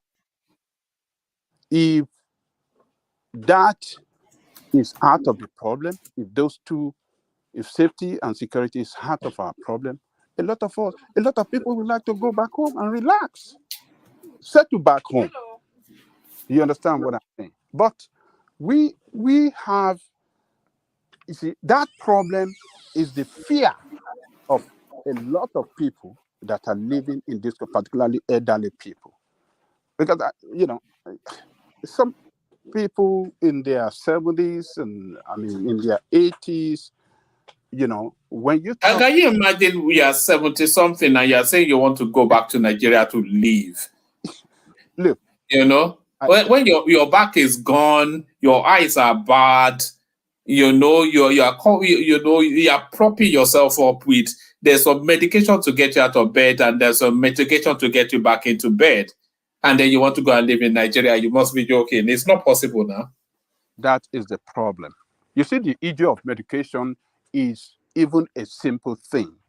Why I've said it's simple is that, you know, if you know that you want to go to Nigeria to live in, settle down in Nigeria, and you want to come for your medical checkup and things here. So it's easy to take, you know, your medication that will last you for the next 6 months. You could arrange it with your doctor and you can have it, travel out of the country with your medication. But the safety is the problem. if anything happened to you, like maybe you fell or maybe suddenly your health is deteriorating and you require a medical attention, You call 911 now in Nigeria. Can you imagine? You call 911. maybe that man he just want to go and relax in his village in Abakaliki or in Isenyi in Osun State. Where I mean, where's the emergency services that will come and rescue him? It's not there. That is the fear. That is what one elderly person told me here. He has a very big mind. Because when people want to retire home, they don't want to end up in some major city with all the noise. No, they want to be as close to their ancestral backdrop as possible. Abule, they want to go and live in the village. That is it. Because that is where they can have the peace of mind and relax, eat good food, see their people that they grew up together and other people in their surrounding. But the safety in case of any situation that require emergency, medical services. Where is it? Where is it? And that is what one elderly man told me. When I was talking with him, I said, why didn't you go and settle? You have this mansion. And he told me when a lot of people don't live in those mansions. I don't know what the percentages are, but a lot of people that build retirement homes, they never end up living there. They die abroad just before they're able to go back. Look, one man, when that man was telling me everything, that was like maybe 10 years ago then. I was telling me, when are you, okay, you retire, what's the point? What are you still doing in this country? Why did you go back home? And he started telling me everything, his medical need and situation, and, the fear for safety and stuff. And some of his friends that have tried it, that went back home, that died within a short period of time. It was telling me that those are the things. And I was just saying, what kind of problem is this? That person can struggle. We can struggle hard to get out of our country, to better our life. And we're better off economically, financially. You know the beneficiaries of people who live abroad are actually people who live back home. So the people you build up, they are the ones that benefit. So you are like the sacrificial lamb to create that life for their future. But that is it. The only thing that he was doing back then, now is deceased, is no more with us. May God bless his soul. He traveled only in the Christmas, only for Christmas. Only for Christmas, but to retire, he couldn't go and live in the mansion that he built. He has family members living. Although I don't approve of building those mansions, you shouldn't have more than a 3-bedroom bungalow. What do you need that a 3-bedroom bungalow does not provide? You know why? Because he have like 5 children, and they believe that those children gonna have. They are not going to come and stay with him now. Who are the American children will come and stay with you? Serve them. His plan then was that he would retire back home, and they'll be visiting him for Christmas, maybe once a year.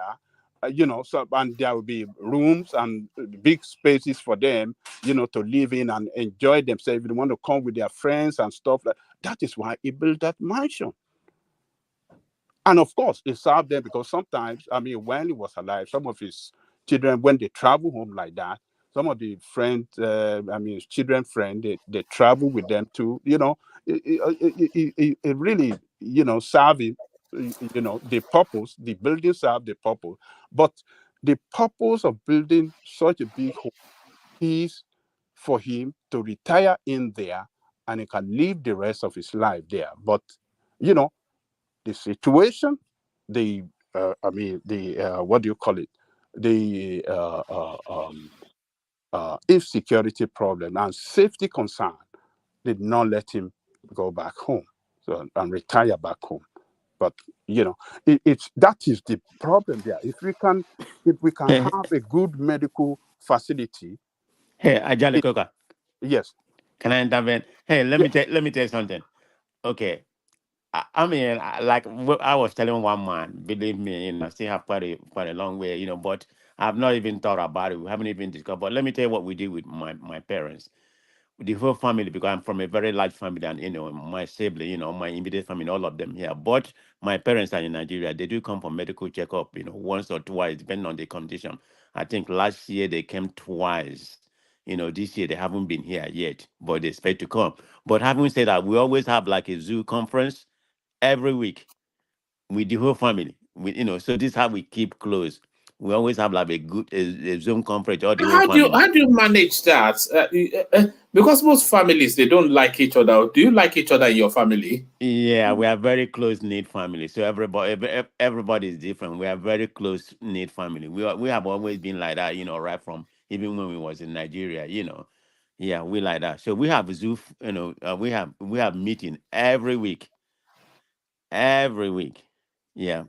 To keep in touch. Of course we talk to our parents individually, but the whole family, we have Zoom, the children and the family, yeah, we do that. Even my sibling, yeah, we have our own meeting, but for the parents, each of us gather, every week. So that's how we keep them going. And they love that. All right, brilliant. Back to the politics, Ajale Koko. Okay, so the Tinubu statement is good, but he must lead by example. Him and his team, they must lead by example. Even by now, we should see him. Wearing made in Nigerian clothes like Adire, and just demonstrate to people that look, we are not going to. I think the only president we've ever had that wasn't wearing made in Nigeria was Gowon. I think the rest of them were made in Nigeria. It was only Gowon that was always putting on a tie, wasn't he? Look, yeah. What I'm saying is that those how do I say it? Yeah, those attire. The fabric are not made in Nigeria. We should be able to use, our own fabric and things like that, and demonstrate it that this is our own, and then lift it up. That is what the leaders should be doing. Nigeria made shoe. A lot of Nigerians, they made shoe. Nigeria made cars. Nigeria made, everything in Aso Rock should be made in Nigeria. Right? Everything, the furnitures, the cooking, whatsoever in the kitchen, everything should be made in Nigeria. So, and they should show the video and let Nigeria know that, look, everything here is made in Nigeria. You see, even the toilet tissue, rice, bean, everything that they want to eat there. And even the visitor, any visitor that comes to visit us, we just have him Nigerian banquet. Let it be Nigerian food, not European food, nothing. So they should lead. That is the way out. I like the statement, but I would like him to demonstrate it with his friend, not the way they are riding made in Japanese. They are buying millions of dollars Japanese made vehicle, and they're making Japanese rich. They're giving Japanese, employment capacity, while North is struggling to survive. Why innocent? You know what I really hate, Ajale Koko? I hate the furnitures that Nigerians put in their house. You know those big furnitures with gold trimmings? With gold trimming. I really hate it. It looks so garish and nasty. And they will spend the millions and millions on to look ridiculous. Just have a leather sofa. How about that? You know, just a simple leather. And it's still as expensive with it. Just some big, like a throne. You know, I mean, what's nonsense? What's the big deal? I mean, I don't get it. And those things are very expensive. They cost billions of naira. All this, you know, it's just. I mean, we should be buying made in Nigeria. That is the only way. Look, the military did it. Obasanjo during his time when he came in after Gowon. Gowon back then, you know, there was money, the oil was flowing, and we have a lot of money, and the Gowon pay stimulus package with those name Undoji money. There was money. Everybody was buying whatever they liked. When Obasanjo came in, Obasanjo said, look, we cannot continue like this. We can't continue be spending like this. I mean, after Murtala died, when Obasanjo took over the administration, he said, I, as one man in this country, no more use of Mercedes-Benz or expensive vehicle. We're going to use Peugeot, made in Nigerian vehicle. And everybody in the government cannot. When the president is using Peugeot, who want to say he want to go and use Mercedes-Benz? They make it as a matter of a policy that everybody must go made in Nigeria vehicle. And that was, and you know, as well as the governors across the state, across the country, their commissioners, everybody was using Peugeot. So, and Peugeot was made in Nigerian vehicle back then. What did you see? Peugeot created a lot of jobs, a lot of, you know, technical skill was achieved, and you know, productivity, and that make positive impact in the economic activities of the country. So, because when you are talking about vehicle have a lot of components that made it up to run. We have tires, we have Dunlop tires, we have what do you call this company? They call something battery in Ibadan. We have some other battery making company too. We have, you know, all those, you know, glass. There's another glass making company. I can't remember. I think it was in Ibadan. So all those you see, there was economic activity. There was job.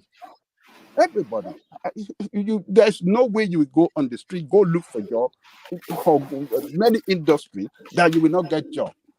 You might not get the one that you are really looking for, but you will surely get job. You can't stay at home, stay for a week looking for job and not get one. You will surely get one in Nigeria.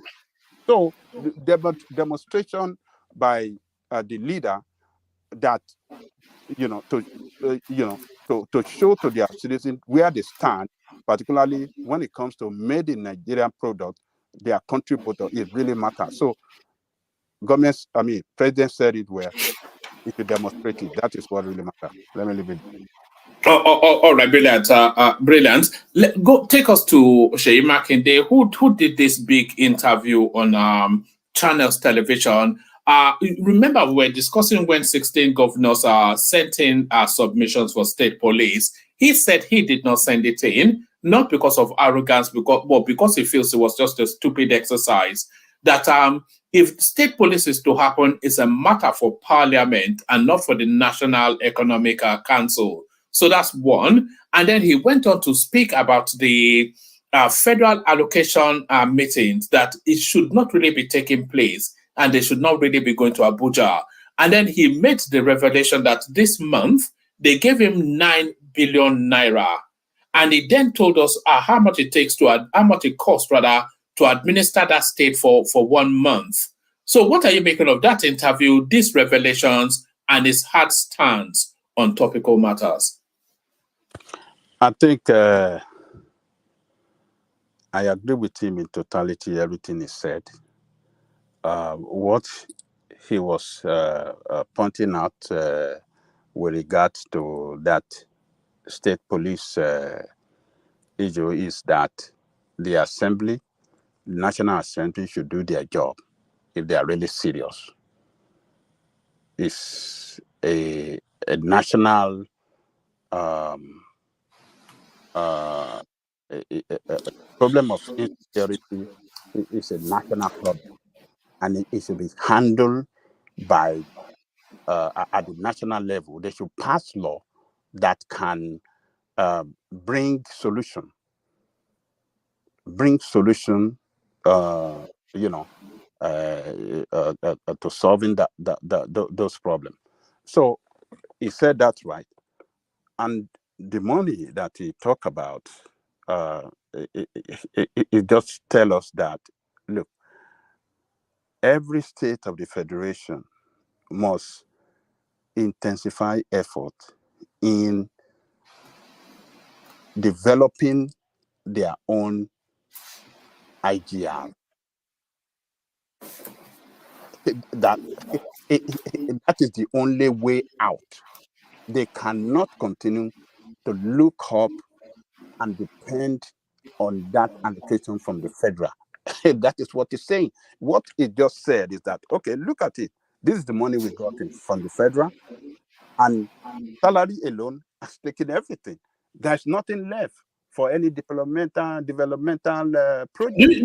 Do you have sympathy for the heavy borrowings that they make, all these state governors, off the back of what Jay Makinde is telling us? Look, let me tell you. I think if Makinde, I don't have sympathy. You know why I said I don't have sympathy is because every state have the capacity to develop revenue generating, point, revenue generating avenue rather that can financially sustain them. You understand what I'm saying? So, and more importantly, they should be able to speak as, they should be able to speak, to the federal government, particularly the National Assembly. They should be able to put pressure on the assemblymen, their senators, to push the law, pass the law for, what do you call it? Resource control. Imagine one man, if all the resources, the natural resources in that country, if they are by law or under the control of the state, I think many states will be better off, because there is no state in Nigeria that doesn't have one kind of natural resources or the other. And other than that, they should be able to develop, avenue for revenue. For IGR. So, Makinde, if we really want to take action now, those governors before him, he should be able to stop their pension, so much money that they have allocated to themselves that they are enjoying today. He should be able to push the assembly to put a stop to those money. They don't deserve it. They don't deserve most of the benefits that are given to retired governor. Like what's it called? Something Oti. What's his first name again? The Abia guy. He did that just recently, and a lot of people are applauding him. Imagine out of that, and that's 8 billion. A good 4 billion of it goes to former state governors as a wolf, who are already in the Senate collecting another round of loot. Yeah. So when Makinde was saying for salary, award, and benefit, he should be able to Break it down. break it down. How much is going to the former governors and legislators and all these things out of that money? One man, if if he can cancel or discontinue the payment of those benefits to those governors and all those what do you call it, elected officer or past political officer, that if he can stop that payment, there'll be a lot of money to do a lot of things for the people of the state. If they fall sick, if these people, I mean, the part of their benefit is, what do you call it, Medicare, both in Nigeria and abroad. And that Medicare extends to their immediate family. And to their immediate family. And the deputy governor gets the same compliment. Vacation every year to outside the country. Look, this is, I mean, it's not normal, woman. This is not normal. We must discontinue this. If you come to serve Nigeria and you are paid so much, you know, the pay is huge. You are well paid. They enjoy all the benefits during their time in office or in offices. And why must we give them pension, and they collect pension for life and benefit? Just serving 8 years, when civil servants that serve 35 years doesn't enjoy 1% of what these people are enjoying after serving 8 years, plus including huge remuneration that they are paid during their times in office. No, we must discontinue. So I don't feel sorry for Makinde. Makinde should be able to take action by cutting off all those benefits for the past governors and all the rest, and all the political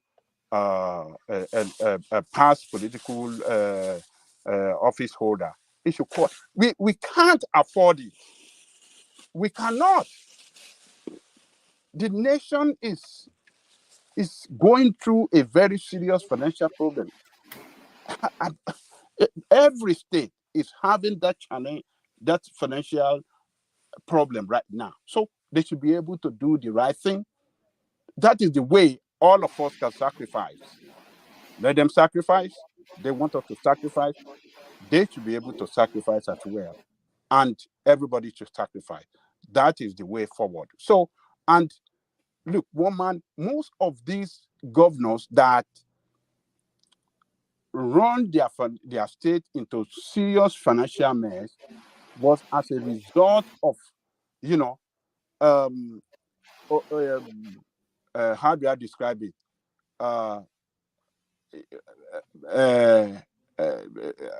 Corrupt Financial rascality. Financial rascality and corruption that they injected into some of the projects that they claim they did in their state before leaving office. So they injected corruption, serious looting, and a lot of financial malpractices into most of the projects that they claim they carried out for the state. And so every governor should be able, look at Is it not Matawale that went with about 36 vehicles? Well, how many vehicles did it took away? Yes, that they went to try and rescue from him, and it turned into a fight. Okay, if we have to value the totality of those vehicles, how much do you think that's going to cost one man? Will it not run into billions of naira? Billions. And of course, the next guy will buy a new fleet, and when he's going, he will steal it as well. Is that not the same thing that the federal government did? I mean, up there. That's why Tinubu had to buy a new set of vehicles now, and everybody was complaining. It's just, I mean, these people, they're heartless, and it must stop. Look, I commend Oti for what he did. Like you said, he stopped that, pension and what do you call it to former governors. He stopped it, which is quite commendable. Every state in that country every governor in every state in that country must take that courage to discontinue that payment, to stop it and discontinue it. Pass a law, they should review it and pass another law that will discontinue it permanently. And once you serve, you are paid for 8 years. You came to serve. You are well paid. Why do you want to? You don't have any profession before coming to serve us? And when you have completed your service to the country, go back to your normal job and go and do it. I mean, look at the what do you call it? Congolese Rice as the Secretary of State. When he was there, after leaving, he went to teach. He went to university to teach. The same thing with Hillary Clinton. A lot of them, a lot of governors in this country, the moment they left office, they go back to school. Maybe they are professors, or some of them will go back to their former job. That is the way it should be. But that happens a lot in Nigeria as well. Ajale Koko, El Rufai went back to school. Daniel Boala, Gowon went back to school. Atiku went back to. They all go back to school now when they leave government. What I'm saying, they don't depend heavily on this retirement. No, yes, that's what I'm saying. Yeah, they don't depend. They just go back to where they can make money to continue. I mean, for their upkeep and their financial responsibility. They have to go and make money. That is the way the system is run. Once you finish your it ends there. So what I'm saying is that my brother, the governor of your state, it is good that he came out to inform us of the financial challenges they are facing, but he should take action to rescue the state, develop revenue. Actually, that guy has tried. I must tell you one man, he has, the revenue of the state, since he came in, he has increased it, rapidly. I think we're from maybe 1 billion to, what do you call it? I think 4 billion now. So if it can slash down or discontinue this pension and benefit to the former governors and others, the past elective office holders, I think it can save a lot of money that can be put into use for developmental projects for the state. Before he came in, the secondary school were paying some money, but the council is paying for it. They are not paying for secondary school in the state anymore. So he has done a lot of good things in that state. So on this one, I think he must rescue that state. He must do it once and for all. He must not look at his own selfish. He mustn't be selfish as well. That if I cut off this benefit now, I won't be able to enjoy it when I retire. So he's a billionaire. That guy is a billionaire. He should stop it. He was a billionaire before he came into State House. Yeah, that's what I'm saying. He was yes, yeah, he was a billionaire. So he should cut it, use his power at the moment as the governor, stop it, cancel it. So make a law to back it up and start solving the financial challenges that the state is facing. And I believe everybody will applaud him, everybody will support him, and that is the way forward. Reckless financial, this financial rascality must stop. It must stop. So that is my suggestion to him. I hope his people are listening.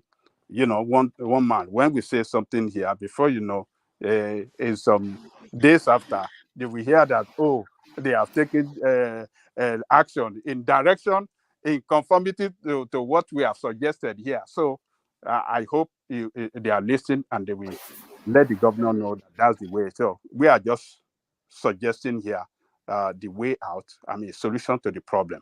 So that's the way I see it. So Nigeria is, over dependent on the federal government, on everything, on security, on financial, well-being of the state. Why? Why must we depend on federal government all the time? So, but we have Tinubu, who they claim is a Democrat. I think it should start to push for a law that can, how do you call it? That can, what do you call this thing that people are calling for? Anyway, the laws that makes the changes. What's it that Baba? What word are you? Baba Adebanjo, what does he always call for? Restructuring. Yes. Yeah. Okay, so that's my take on that one, man. All right, brilliant. Wrap these two headlines together. Lagos Labour Party members tell Abure to resign chairman position. So that guy not long of that position. I don't think anybody can see him beyond 4 weeks left. And then Edo governor, Obedient Movement dissociates self from Labour Party. So even the Obedient movement in Edo State, they are telling them that, look, forget this Apapa guy. We were only really interested in Peter Obi and not the Labour Party itself. So the untenable position of Peter Abure is if not when, and it should really happen very quickly. Look, woman, other states to join in calling for Abure to leave. Lagos State, they have started this. I think they have taken a right step in the right direction. So, and I won't be surprised when other states join. And when that happens, I think that will send a signal that its time is up. Because what do you want to lead? Who do you want to lead? When all the state organs of the party are saying they don't want you anymore. So Lagos State have,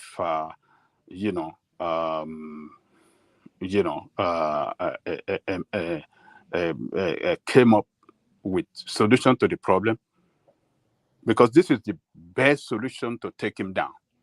When the state organ of the party,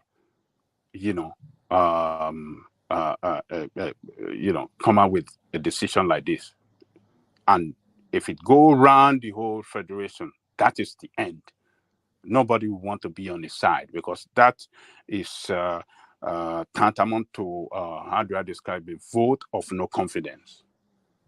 Well, it's planning to run a party convention in 3 days' time, with a lot of them. I think that's where the audience is actually coming from.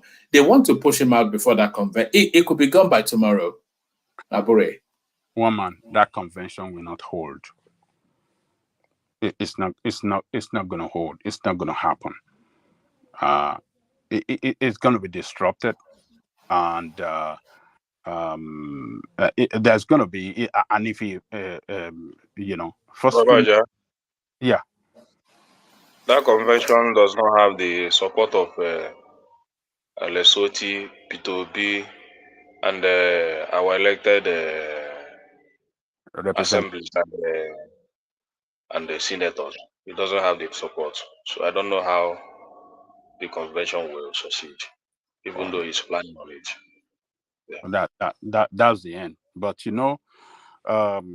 politicians, for what they are, crooked people, lawless people. I won't be surprised if we go ahead with that convention. But that is what will complicate his problem. If he should go ahead with the convention, if it doesn't go and sit down with the leaders, including the only elected governor they have, and the representative, the National Assembly, and other leaders, Peter Obi and others that matter, they need to sit down, fashion a way out. And the best, if you really want to help the party and save his name, he should just step down. It should just, or rather says he is not contesting for re-election or confirmation. It should just say, look, I'm not interested to continue as the chairman. Let us sit down and look for appropriate date in the year for the convention, and anybody that is interested can come out, show their intention, and then we go from there. So it just need to say it is not contesting, and that will bring calm to the party. Calmness will come to the party. Everybody, people that are, how do you call it? People that are very angry with him now, everybody, peace of mind will come. Fresh breeze will blow around within the party.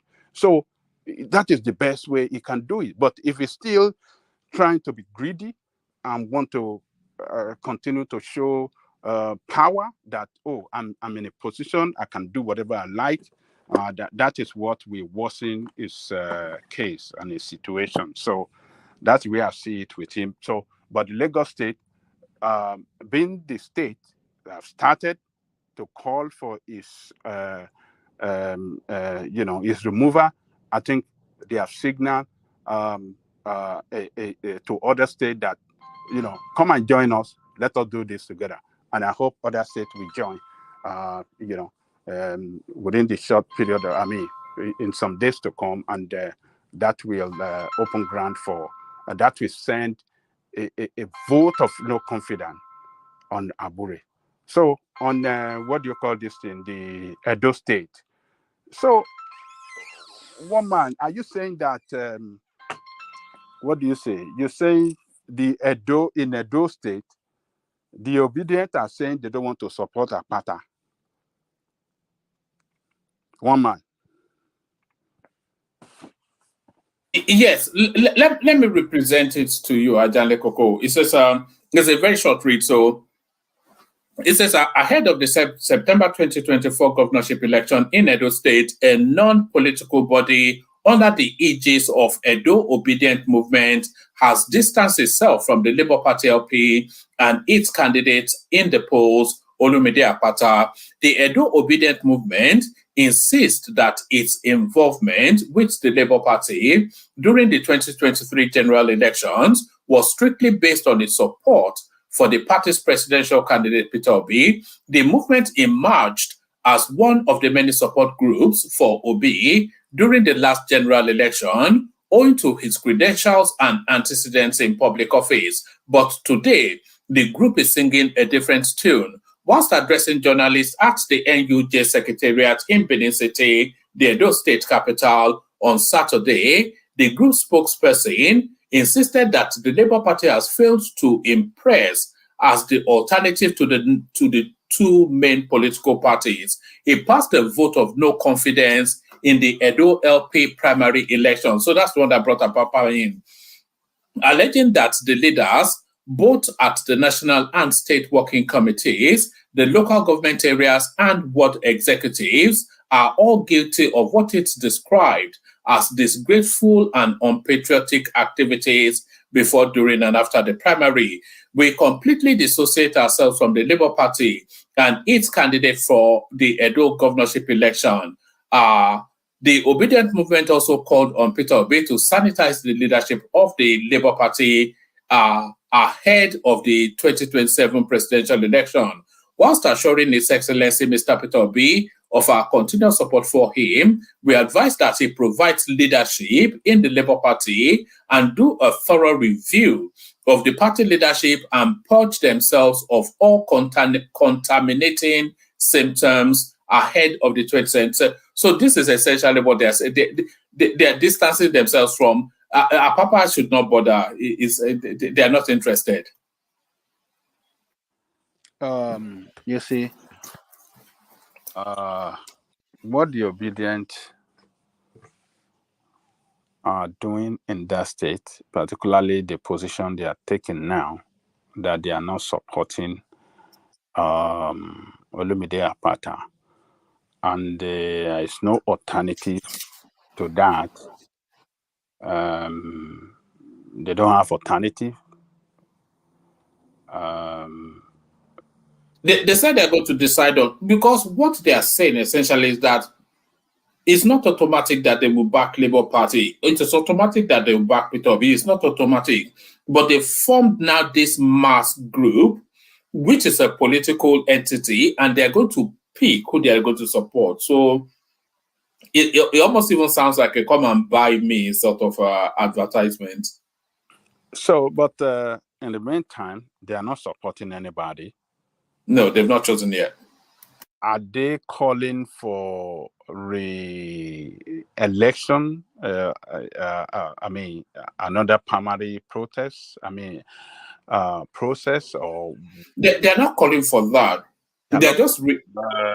I think what is happening is that a lot of Obedient are not happy, especially this convention that is the Labour Party is planning, because this election, this convention has some rules that will not benefit a lot of Obedience that wants to really participate in the activities of that party, because one of the rules that said that before you can participate in that convention, you must have been a member of that party for 2 years, and you know that a lot of followers of a Labour Party today are not up to a year in that party. So I followed them when they were speaking.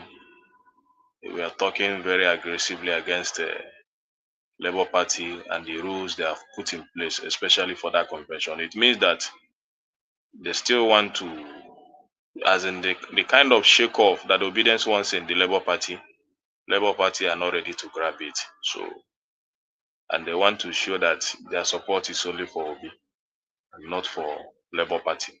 So I think that's why they made that statement. you see, Ekene, party is supreme. If the constitution of the party made it clear that before you can contest for elective position in that party, you must have been a registered party member. No, it's not in constitutional. It's just the regulations they have brought up for that convention. It's not in the constitution. No, constitution. I don't know. The constitution of the party will say something regarding membership. Right to contest for. To show intention and contest for elective position. You understand? So some party maybe like 6 months, some could be 1 year or 2 years. So I don't know what the party prescribe, but the Obedient, for what they are doing in that state, it shows that they are not committed party member and they are not ready to be committed party member. If you want a party to run good for the interest of everybody, you must participate. So for them to not to be members of the party, they don't have no say concerning what is going on in that party. They are not ready to join, to be member. Babaja, nobody's obedient. I don't think they're asking for position. They are asking for participation because you just like the leadership of the party. A lot of obedience have the mindset that that leadership needs to go to the north, especially a northern Muslim. It doesn't necessarily mean that they want to take up the position, but they want to participate in making decisions that will effectively impact the party, especially in the leadership. They have identified a lot of individuals in the north, especially a Muslim, that they want to take up the position of leadership of that party to balance things and make the party move on. But So it's not as if hold on. Let us take it gently and one after the other. Obedient, are they registered? yeah, we're talking about registered obedient members of Labour Party, not just necessarily because you're an obedient. It's just like me being an obedient and also a member of the party. Okay, so what they can do if they are really interested in that party to function well, they have to join the party. They have to participate in the meeting and every activities of the party. This convention should open the ground for them to really, apply for position in that party, executive position, right from the ground up, from the world level to the state and the national level.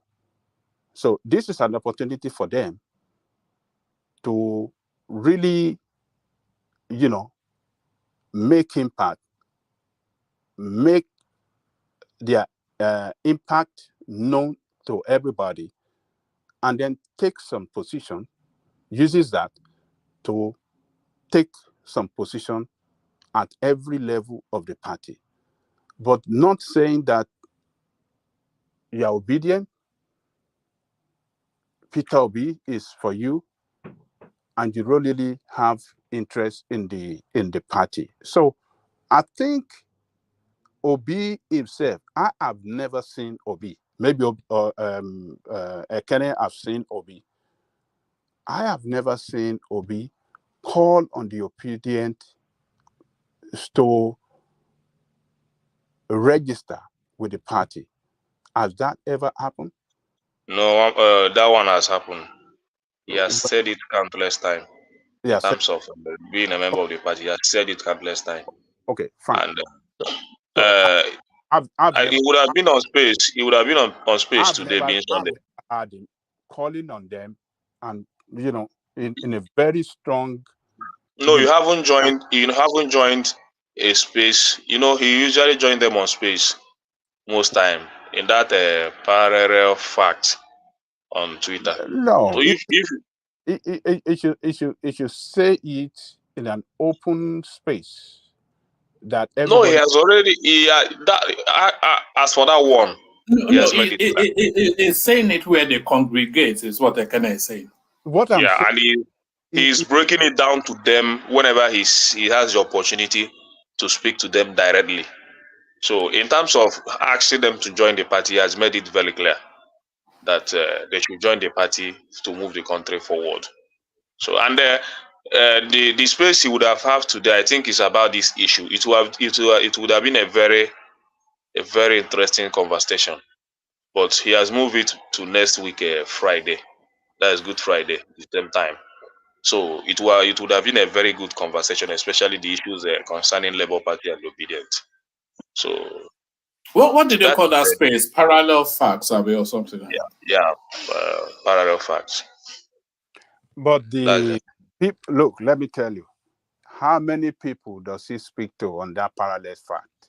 There are millions, so Hmm? it's a very big space, so What? there are millions. So every obedient joined, almost every obedient joined that space. Any day that he comes, is just any day that will maybe that next Friday that he will come on space. I will advise you to just listen to it. You will Okay. see millions of people online. Okay, but let us focus on this Edo State governorship position.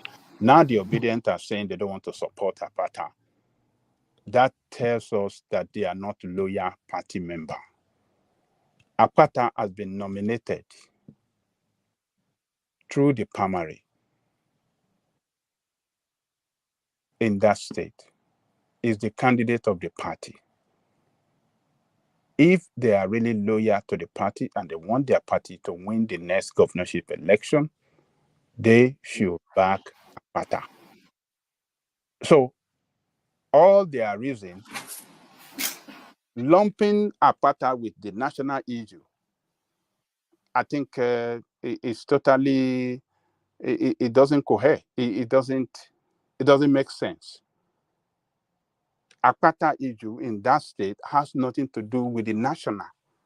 The national. They also object to how the primary was conducted in Edo State. Okay, so what are they suggesting to correct that Edo State? Are they calling for another primary, or what are they calling? No, they are not. They are abandoning that space and going with one of the two. One man, if this report is talking about a primary, I think it maybe this is from wrong obedient movement, because the obedient movement I know, which I spoke with, which I joined, that spoke about the primary after the primary, commended the primary, saying it's a transparent one, and they have been holding speech for Apata for a very long time. So if this report you are giving here is suggesting that the primary is not well organized, then I might also say, as an obedient, that this is not the real obedient speaking. What do you mean by real obedience? When many of the social media influencers are all crooked, fraudulent criminals. What do you mean by real obedience? We are not calling people criminal here. We are having a civil conversation. But what do you mean by that? I'm just telling you. You are labeling I'm people. just telling you. Wait, you are labeling. You are not trying to distinguish certain obedience from different Emeka, we are not shouting, and I don't have the strength to shout. We are not shouting. You don't need. Go and look for the strength.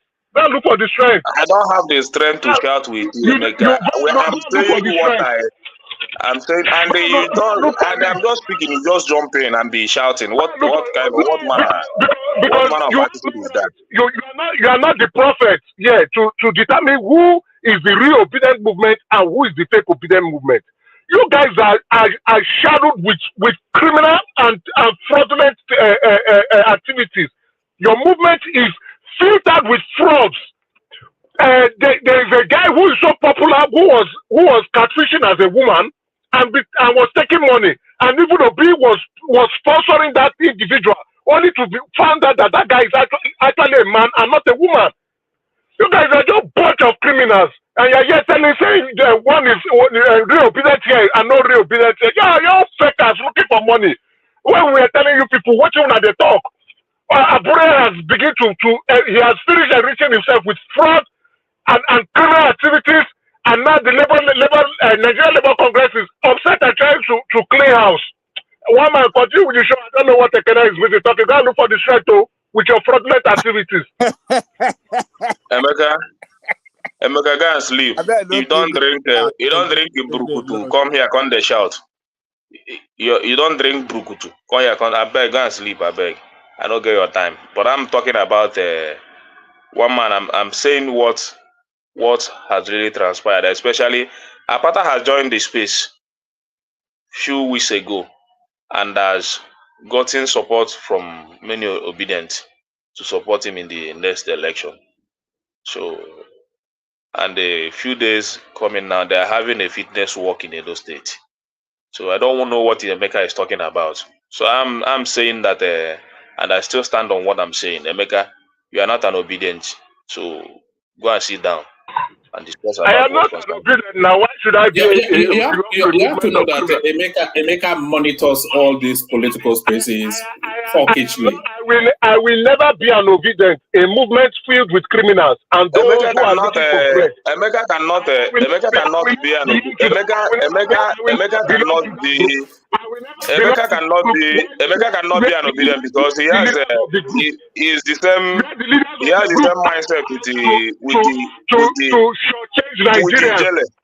We has the same mindset with Ijele. So they are the kind of people that support APC. So when you check their character, it's also a dubious one. So one day I think he's an Ijele gang. You see, that time that Ijele come here, he was working for Ijele. Have you gone to the police station to look for your guy Ijele? Have you gone to the police? Is he shouting here? You lost the moral compass to talk about. To look for Ijele? Maybe individually, right? You might be an upright man, but you lost the moral compass to begin to speak about the morality of the obedient movement. Forget about being an upright. What I'm saying is this. You lost the moral compass. I don't lost anything. I speak as a member. I'm not just an obedient. I'm a member of Labour Party. I warned you severely about the obedient. You cannot warn me how to participate on it. As far as I participate on the political activities of my country. You cannot tell me you don't have the right to tell me where to pay my allegiance.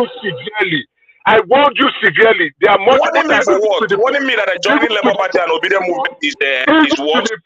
Even to the point that we quarreled, and I told you that OB2 is a fraud. You didn't say anything. I have the right to choose what I want to choose. The association I want to belong. The same way you belong to APC. The same way you belong to APC. I have the right to choose to be an obedient and be a member of Labour Party. You don't have to warn me. Why do you have to warn me? Are you the one to warn me? Warning me for what? Warning me not to join an obedient or not to be a member of Labour Party. I told you you'll fight the strength, right? Go and sleep, I beg. You guys sleep. Go and bail your guy. The best of a feeder. Best of a feeder. Your guy is cooling his head in prison. Go and bail your guy in jail. I am surprised that people like you has abandoned him there. You are not speaking for his release. They use. Go and speak for his release. The kind of people you associate with, the kind of mindset you develop with Ijele. He is schooling in prison because of a lot of cases is around his neck. Those are the kind of people you are working for. So go and bail him. I'm surprised you are not speaking for his release. You're only talking about obedience. I'm surprised you are putting putting the context wrongly when you have not even heard the proper information. Yesterday I know when that guy came here, we told you guys that guy is involved in serious criminal activity. You guys you're lying. You didn't say anything. You didn't say anything like that. You're lying. You didn't say anything like that. You didn't say anything like that. They said that the guy involved in some of criminal activity when he came in this platform. Emeka was working for him that day. Yes, he was saying things that were right. Go and tell your guy. Your guy is working in prison. I don't know the character you are also. All right, gentlemen. All right, back to Ajani Koko. Yes, we are backing Ejele on this platform because he has been our guest before, so we have to. We are backing Ejele. Back to Ajani Koko.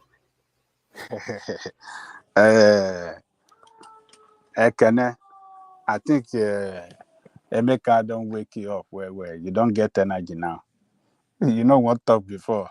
Emeka don't drive you. Yeah, he has to go and look for the strength now. We told him about the movement now. And Opito will be a Labour Party. See how they are disgracing themselves internationally and nationally. They also have all of them, bunch of criminals, all of them. What I'm even saying is that you have done good for Ekene. You have given him some energy. Yeah. You know, I know how to stimulate him. I think he had low energy before, but now his energy, you have boosted his energy. So, Ekene, you should thank Emeka. Emeka don't boost your energy now. So, well, let's continue. You see, what I was saying was that, you see, the obedient in, if we have to go by this report, Ekene, we have to go by what this report is telling us. It's showing that the obedient are not committed party people. Their support is only for one man. It's for one man and only for that man, Peter Obi. Anything outside Peter Obi doesn't matter to them. It's not relevant to them. And supporting Obi alone is not the way forward, as long as Obi want to remain in that party. They have to support his leadership, and they have to participate physically, financially, morally. They have to put everything behind that party, you know, to be one of the party that people can see as an alternative to the parties that have governed us for, since 1999. So they have to fully participate. If they don't, what happened in the last election is what is going to repeat itself. You know, look at it. If they want to, is it only Alex Otti that should be governor of what do you call it, Labour Party in the whole of the federation? No, they have to work hard to make sure that in the next, cycle of governorship election, they must fully participate to win more states in this country. In that country. And what can make them achieve that is their full participation in the activity of that party. So they can't be saying, "Oh, we are not committed to this," just by, like what this report now telling us, what they are standing to do in those states. They said they are not committed. They condemned the primary process. Then what is the way forward? You are not saying it. Who are you backing? If you are not backing, what do you call it, Apata, it's not mentioned. That is not the way to participate in political party administration or political party activities. No. People have to tell them. And the only person that can tell them clearly is Peter Obi. And it is not only in that corner where you mentioned that he can tell them. He can say it clearly on national TV, everywhere he goes. That is how political leader, that is the way they operate. They say it where it can go viral, where it is not in a small space. Their group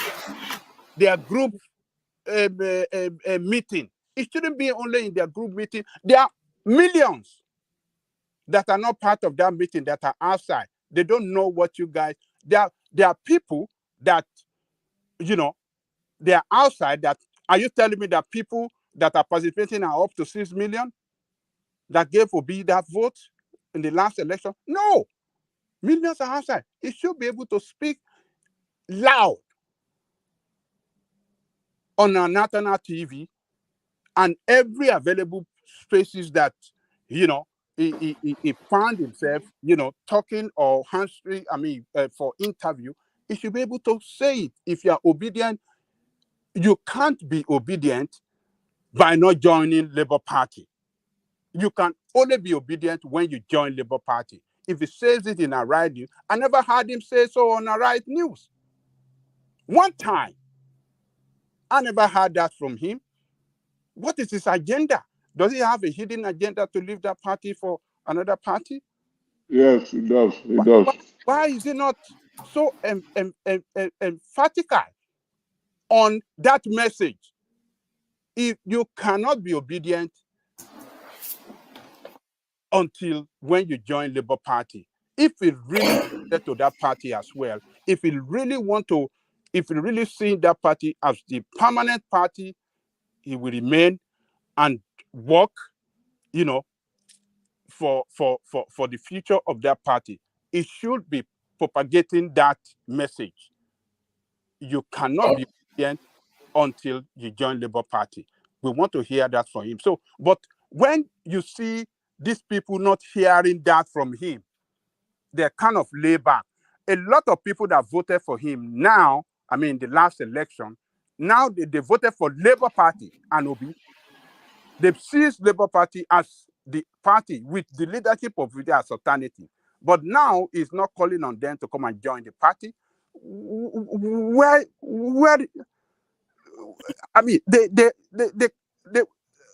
psychologically they are left in wilderness, and other party can take them away. So I don't know what people should be able to talk to the obedient to, know how politics is played, and the person that can lead them and tell them and explain to them how politics is played, how they can make themselves relevant, and how they can take power from people that are, in position of power now. It's Obi is the only one that can tell them, and it should say it openly, clearly, and without missing any word. So the obedient in Edo State, I think they don't know what they are doing. If they don't want to support Akpata, who they don't want to support, we don't know. So I think it's just lack of political experience. That is what is doing them. And Obi can step in. He should be able to go and resolve that problem at state. If Obi himself, if obedient are really supporting, as Ekene is telling us, he should step in there in that state, resolve the problem, let them support Akpata, and let Akpata win that state. That's my suggestion. Thank you, Omar. All right, brilliant, excellent. Ajala Koko, to this next one, but a very, very brief commentary on this one. And then after that, I'm going to do an 8-minute whip round. I'll kick it off with, can I go on to Zita, Baba, Emeka, and then AY, who has not joined us for a good while. But this narrative of I miss Nigeria and the life I was living before I left. Germany-based engineer cries out. So that is it a narrative of is it a JJC storyline really? Do you suspect that this guy might well be a JJC? How long has he stayed in Germany? I think he may well be. I think he may well be new to that. It says, it says, I have no single motivation left in me. I miss Nigeria. I miss my family. I miss my friends. I miss the life I was living before I left. Even if it's just for 1 week, I want to visit Nigeria. My mental health is not at its best. I thought it was going to be an easy ride, since I am naturally an introvert, but right now I feel extremely bored and basically nothing interests me. So this reads like somebody that's just come fresh off the banana boat. Let me tell you one man. It depends on where he found himself in Germany. If he found himself in a city where Nigerians, he cannot see a lot of Nigerians, or maybe fellow Nigerians, maybe it's not a person that attend church activities, then it's going to miss a lot. And he walk among people that are white. So if he doesn't socialize, he doesn't attend religious activities, and he walk among white, so it's going to miss a lot. But if you have your people around you. Maybe after leaving your work, you come home, you have your family around you, and on Sunday you go to church, and you have some activity that you do among Nigerians. Maybe you have, say, a Nigerian community where is participating in, some kind of activity with them. I think it will still feel at home. You understand what I'm saying? But if he doesn't do all of that, yes, I think he's going to be missing so much, and what he just needs to do, if in a place that he cannot see Nigerians, he cannot, he doesn't get involved in church activities and other activity with Nigeria, then he should move to another state. You know, it can be a lonely life abroad. If you don't have the backup that you need, it can be a very lonely life. You just be walking around looking at shops. It can be. Did you remember the first time you were in America? I don't know what your setup was when you arrived. Did you have family? I didn't miss anything. I mean, my first place was, New York. There's a lot of black people there. So what are you going to be? A lot of Nigerians. I attended many parties, so I didn't miss anything. So yes, you will surely miss some friend that, oh, these are things that we used to do when we are in Nigeria. By this time will be particularly during the festive period, maybe the Christmas, or mostly maybe during the Ramadan and some other this thing. You miss some stuff, but woman, you have to design when you are here. You should be able to know how you want to. You must always have time for social activities. You must, no matter how busy you are, you must design your schedule to include social activity, social interaction with Nigerians like you. Maybe via church activities, or maybe Nigerian community activity, So you have to do something that will get you closer, to your fellow Nigerians. That is very important, and that is the way forward. Otherwise, if you don't do it, if you are a lone ranger, you go to work, you come back home, go to work, go back home, you don't go to church, you don't do anything. Yes, and you don't have your family around you, your wife and your children, just only you'll be missing a lot. I know that. So what he's saying, I think he can find solution to it. He can just incorporate some activity, social activity with Nigerians, into his schedule. I think that can help him out. And more importantly, one man, if there's a way you can reach out to this guy, we can help him with One Man Went to More. We want to invite him to come and be part of us here. His family are here. We are here for him.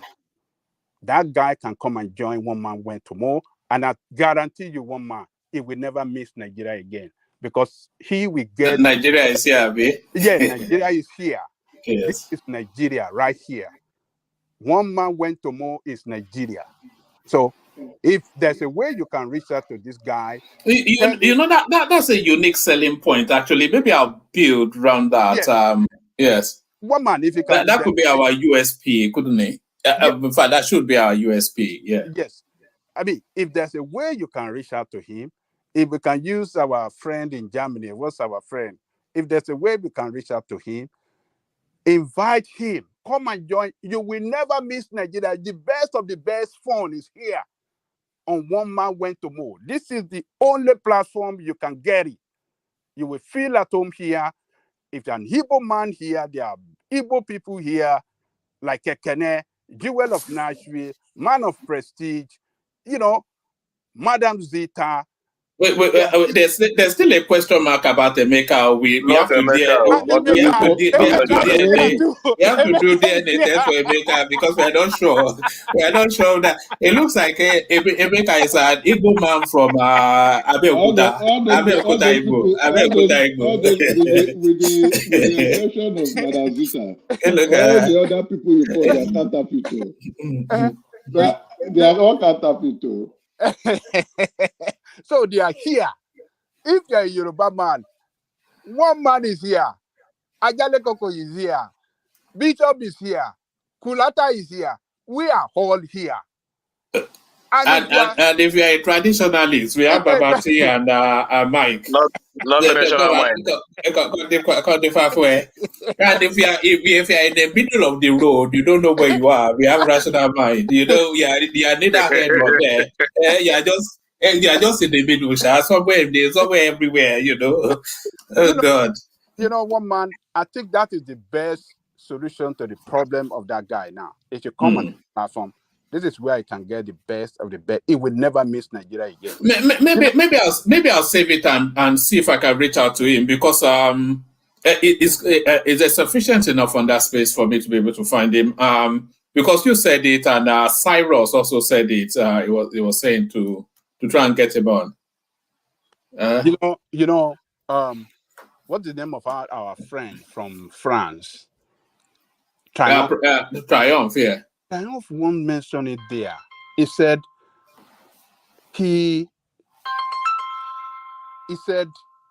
when he discovered this platform, he said this platform saved his life in terms of, missing so much of, interaction with Nigeria. He says, with Nigerians rather. He said when he discovered this platform, he said it boosted his spirit. This platform gave him that opportunity to mingle with Nigeria, learn a lot of things about Nigeria and the people. So, and it's the right sort of Nigerians as well. It's not rubbish Nigerians that come here. It's people like Zita and Ekene, so upper class sort of. All right. I think we lost Ajanle Koko to a phone call there. Let's go. Yeah. Yeah. So that is the only thing. So let's do that guy a favor. One man, we are giving you this job. Bring this guy here. And we want to make you must think I'm a magic man. You've never even asked me how I'm able to reach to these people that I bring. I don't know anybody. I only know one person that plugs me in. Just one person that plugs me in, but there it is. Giving you this big responsibility. Let us help our brother. Bring him here. And so that it can continue. You will never miss him again. So that's the best thing that we can do for him. This platform is an international Nigerian. This is Nigeria. Come to this platform, you feel at home. Everybody not criminal. Who said that? That's Faust the bad boy, isn't it? This is Nigeria. Everybody not criminal. So thank you, Ajale Koko. So thank you, Ajale Koko. So that was Ajale Koko holding the fort there. For a moment, it was just myself and Ajale Koko, but the room continues to populate, and that population now goes to Ekene, the Jagaban of the platform. Ekene, how far? Oh man, they're fine. What's the latest where you are? What's going on? Nothing much. I just wake up and decide to, anytime I wake up, I must check one man went to more. So that's what I did, and I found out that you and Ajay is having a very good conversation. So I decided to come down. Until Emeka came in, Abi. I will forget Emeka. Emeka no fit push me. Forget Emeka. Come and start dishing out slaps. Yeah, don't worry. Emeka's energy is one of the most crucial here. Emeka to some people is crucial, but to some people it's not crucial. Well, let me not go to Emeka because I don't have time for Emeka this night. One man, a lot of issue you brought up has been, most of the time when I just speak and summarize, I find it difficult to make my own submission. I don't know how to put it in another different perspective because he has just said things the way they are and the way it should be. So it's a well-respected Nigerian. Put it in the perspective of when Abure is going to step down. Because he is gone, no, but he's just not handed in. He's lost the party, he's lost the support. All the state chapters have turned their back against him. He's trying to do some kangaroo convention, which everybody is. There's a court judgment that actually tells us that the Labour Party actually belongs to the Nigerian Labour Congress, and they've given him. So the guy is gone. So why doesn't he just go quietly, save whatever little dignity he has? I even said that in one of the platforms today, in Twitter space. But for me, I've lost confidence in Abure. I don't have my mouth to say that. So I've lost. When did it start? When did it start? When did you start losing the confidence? As a last week, you were telling me I'm not somebody like you that I'm not somebody like you that when things are going wrong because you want to protect your. It's not about things are going. Things have been going wrong to, with that party from the you continue get-go. to speak. We told you. You see, Ekene, you like to live. I know you will not allow me to speak. Do you know what Dululu is? We were telling you. I know you will not allow me to speak. One man, please correct me if I am wrong. That were we not sounding the alarm for Ekene? Ekene was telling us to leave him. Sounding which? Listen to me. Listen to me. The alarm you are sounding. The alarm you are sounding to me. Is APC better than? Is APC? Do you want me to go to APC to please you? Which I will not do. We do not tell you. You want me to go to PDP? I will not do that. We wanted you to. I'm already where I am. I'm already where I am. So the best thing I can do. Is to continue to put things in order in my own house. That's the best thing I can do. But if you're expecting me to come here and be to working for APC and PDP, I cannot do that. And tomorrow it's a very difficult task for me. You follow your. You understand? Especially work with in SDP. I cannot go there. I've already. The only thing I would do. I won't go there. The only thing I'm already here. So what we are doing now, we know. What I know is that Labour Party will be strong. And it's always strong. So we know what, especially in our ward, we are having our meeting. We are having our meeting here every second Thursday of every month. So why bother my ward? We are doing excellently in my ward. In Lagos, right? So, but nationally, things are not the way it should be. So what we must clean the house. Ekene, your ward is in Lagos, right? Your ward is in Lagos, right? Yeah. Your Labour Party. Oh, okay. Yeah, you are trying. So for me, the argument doesn't make any sense to me. That I should. You are trying to tell me that are you trying to direct me where to go, the party to belong to? It doesn't work that way. I'm not that kind of human being. I'm not in Labour Party because I'm gaining anything there. I'm there because I want to be making my contribution. Anytime we gather together to move the country forward, that our vote counts a lot. So we want to keep it together. Ekene, to whomever we want to give it in the next election. Ekene, I want to ask you a question. Sorry. So, in the next election, for instance, if Labour Party doesn't win the presidential election, are you still willing to stay in Labour Party for the next 2 cycles of election? Yeah, yes. We are cleaning the house. We are making something different in Labour Party, and that is why. You get my question. Like, yeah, I got your question. If we didn't win the next election, will I still be in Labour Party? Yes, I did. Yes. Labour Party because of Obi. Even if I leave Labour Party. Listen to me. This is the question. You're asking the wrong question to the wrong man. Okay, let me finish. This is the first actually, I agree with halfway with Emeka. That you asked the wrong question. Why? If Obi left Labour Party, would you still be there? That should be the question.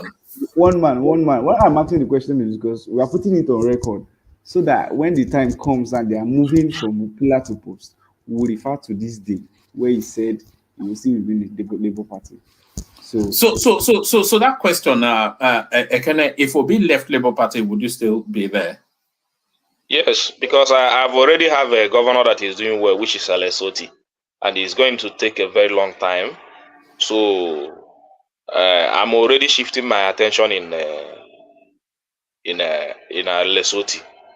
So I just want to be following his track record very closely. I don't want to lose any of it, so that maybe if Obi didn't get the opportunity to be there, I still have somebody that is building up. Who is younger? Who is younger, Obi or Alex Otti? Alex Otti is younger. Alex Otti. Okay. He's in his 50s, is he? Yeah, he's in his 50s. Obi is in his 60s. So I've already have somebody in mind in Labour Party that will keep me in Labour Party, which is Alex Otti. So Obi has tried to make the party be known. I hope you know that where you are, I mean in Lagos, you perpetually be in opposition, like to APC in Lagos, because APC is, Lagos is APC's strong base. So if you're in Labour Party in Lagos, I think you might need to shift your APC's Lagos is a stronghold of Lagos State is stronghold of APC, no doubt about that. Yeah, but you should agree with me that in Lagos State today, Labour Party has a very good ground in Lagos State. I still don't believe that until when the local government elections come around. We'll see. No, you don't have to. It's just like when PDP, when you do an election in Lagos State. You know your gamble is for 2039. If you want to follow Alex Otti all the way through, your gamble will be for 2039. Well, no, it mustn't necessarily be so. Alex Otti, that is if Obi doesn't win 2027. If he wants to continue in politics after governing Abia State, he has the opportunity. Alex Otti, after his governance in Abia State, I think he will be a very good vice president to one of the best candidates that might emerge for. Okay, yeah. So you mean in 2031 he'll be vice, and then in 2039 he'll be. Yeah, that's why I was asking him. You know, by the way, that if Obi doesn't win 2027, which he may or may not win it, but his next opportunity will be 2039. You know by that. Then, I think by then he will be gone. So no, he'll be gone now. So it's a last roll of the dice. That's what 2027. So that's why you see a lot of his. It's just like he's doing a campaign now. If you watch him closely. Yes, we saw him in was it even Uptown? Uptown that sent me some clip of him in Akege. Let me see if I can find it. This is a religious war. This is a religious war. It is indeed a religious war. Oh my goodness. So that is he's playing his I think Obi is playing his last shot. So in 20, maybe he might still have a chance of being a vice after 2027. I think I agree with you. He's playing his last dice. But actually I've seen Obi's movement, and I think in my own calculations, Tinubu needs to be worried too, in a way. Is it worried over what? Over that fraud? Emeka, Obi is worried over Obi the fraud. So I'm serious. Emeka, I don't like to have your conversation. I like to listen to people that have good conversation. I'm not having the conversation with you. Because for instance, this guy, you never take him for anything, especially when you said he will not win any state in the southeast. So don't talk when people that the election in the southeast was rigged. Can I just give me? That's fact. Let me respond, Emeka. So yeah. Let me just tell you something. What I feel is, the same way that Obi is trying to get votes in the north, Tinubu is also working now to get votes in the southeast. So everybody is trying to kind of eat into their base. So if you look at what happened yesterday, this man is putting the cart before the horse. You understand? Let me explain. This individual called Obi the new Ashawo of the Nigerian political new Ashawo politician, right? When he was supposed to be doing this, it was when the election was expected to be held, not after election. If he's looking at 2027, that is gone for him. complete. He can, if he like, he can go door to door to every homes in Nigeria. Every home. Let him go door to door. There's nothing for him. Now you can see the mess. You can see he needs to go and see. This is someone who is a leader of a political party, right? This is someone who is a leader of a political party. Let me land this point. Allow me to land this point. Someone who is a leader of a political party. The party is burning. He cannot even call the chairman to order. Why is Abure fighting? Abure is fighting because of the mess Abure has done. He doesn't want the new chairman to come in and open up the whole place to say what the nonsense of Abure has perpetrated.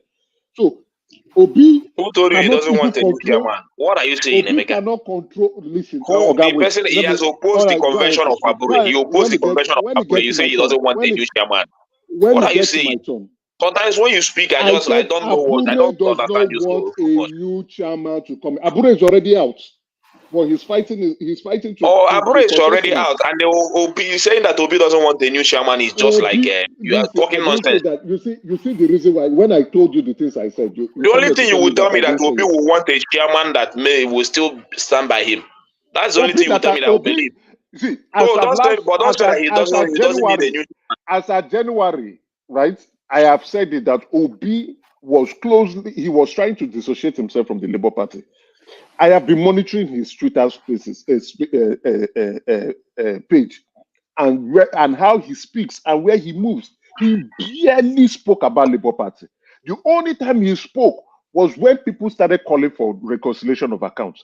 And what did he say? That the Labour Party should also go and reconcile their own accounts. This is a man that is going around and masquerading and trying to remove himself to form a movement. That's why he's tagging along with the obedience. He will suck you people dry. It goes suck now well. Now never start anything. Now our money now. Now our money now. Continue your contribution doesn't make any sense. Now our money. To give him. I will not contribute to a fraud. I will contribute to. Have you ever contributed before? You are talking as if you have making you talk. What does your money count? I will contribute. Does anybody need you? I will contribute to it. Starting from the first day of this campaign, you said you will not win any state in the southeast. So what are you saying? The election was rigged in the southeast. So why are you paying? You and the your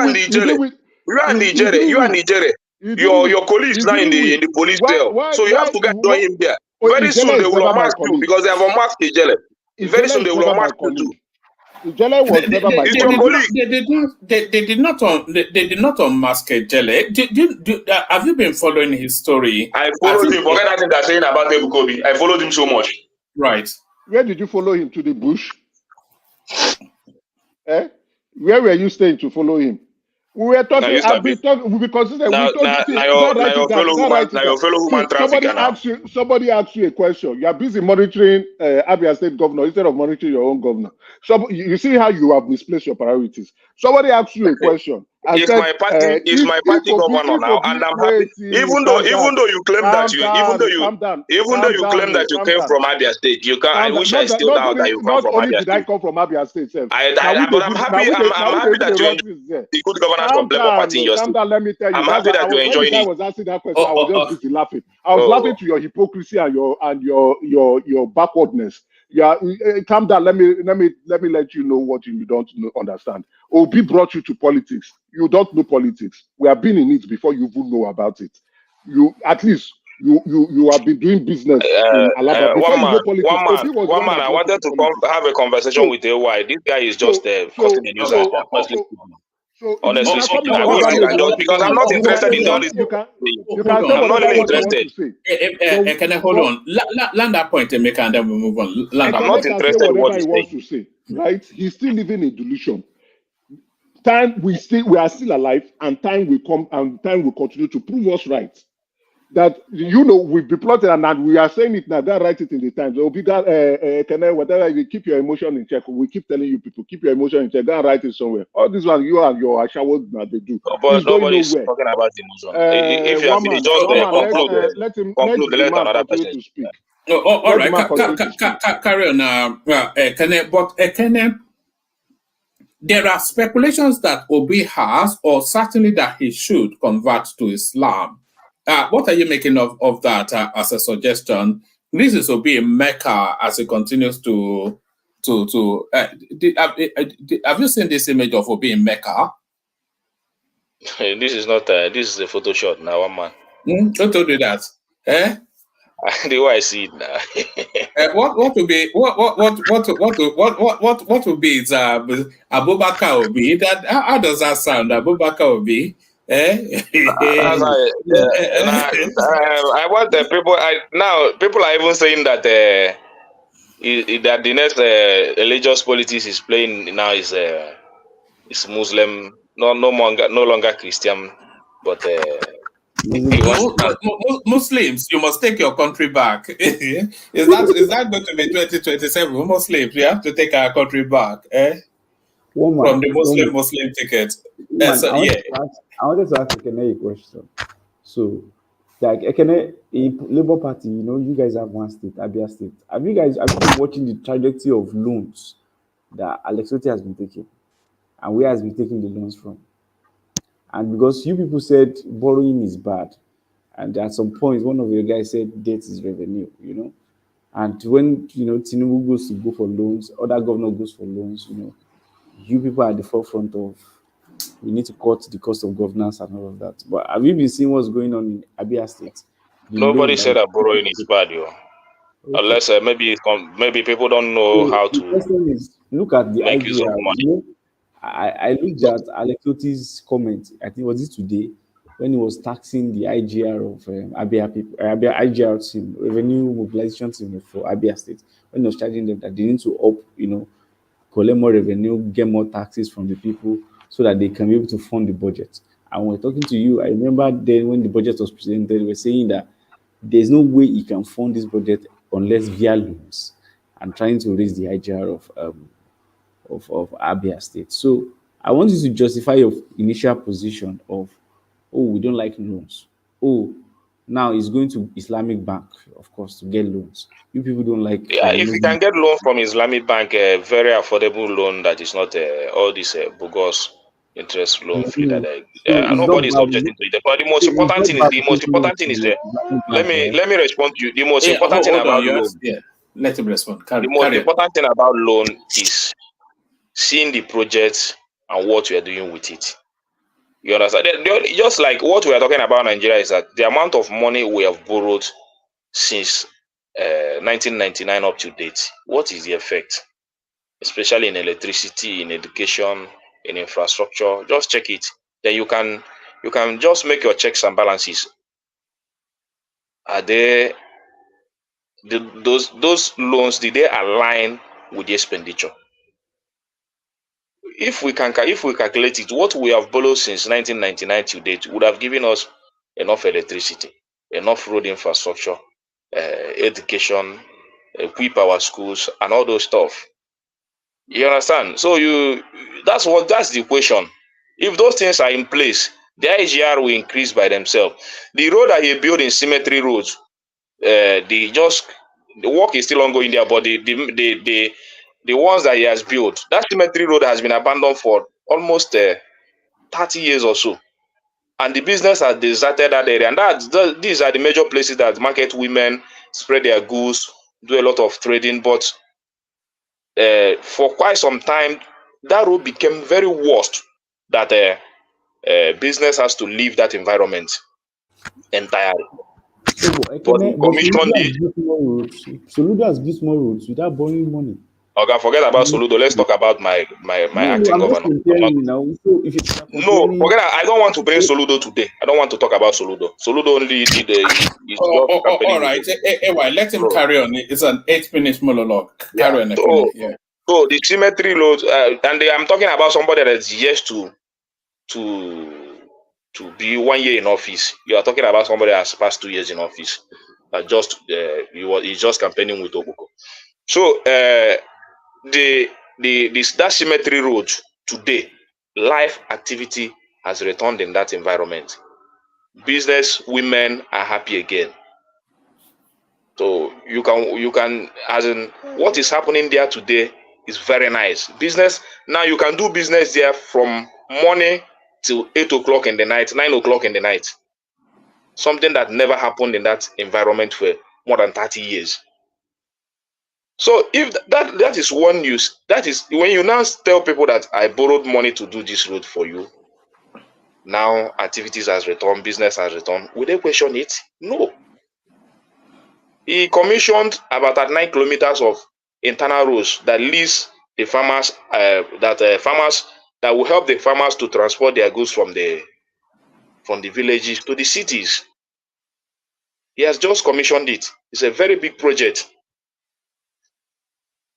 So if he has to borrow money to do it, then farmers will have access to good infrastructure and all those stuff. Why question it? Just check what Abia State has borrowed in the last 20 years or 24 years.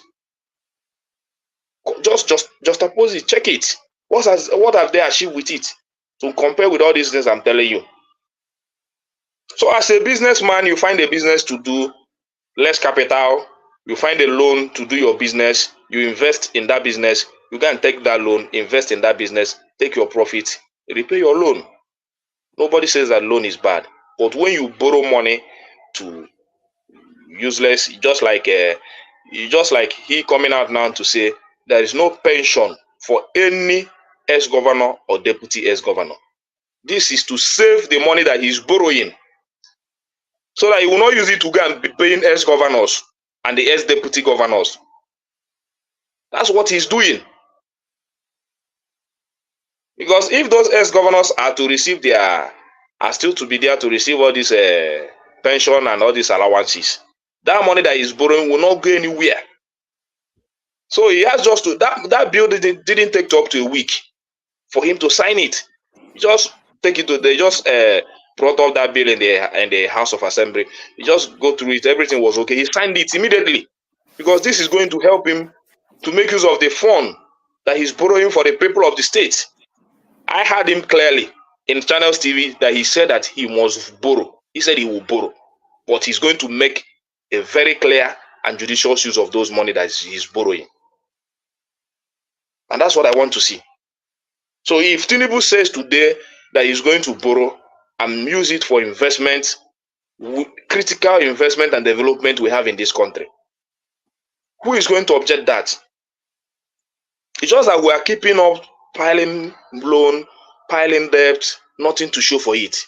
That's the problem with our country. What about the super highway that is building? Who is building super highway? Tinubu, that traverses 9 states. Well, I have not seen. Maybe they might still commence it, but I have not seen it. They've commenced it. Yeah.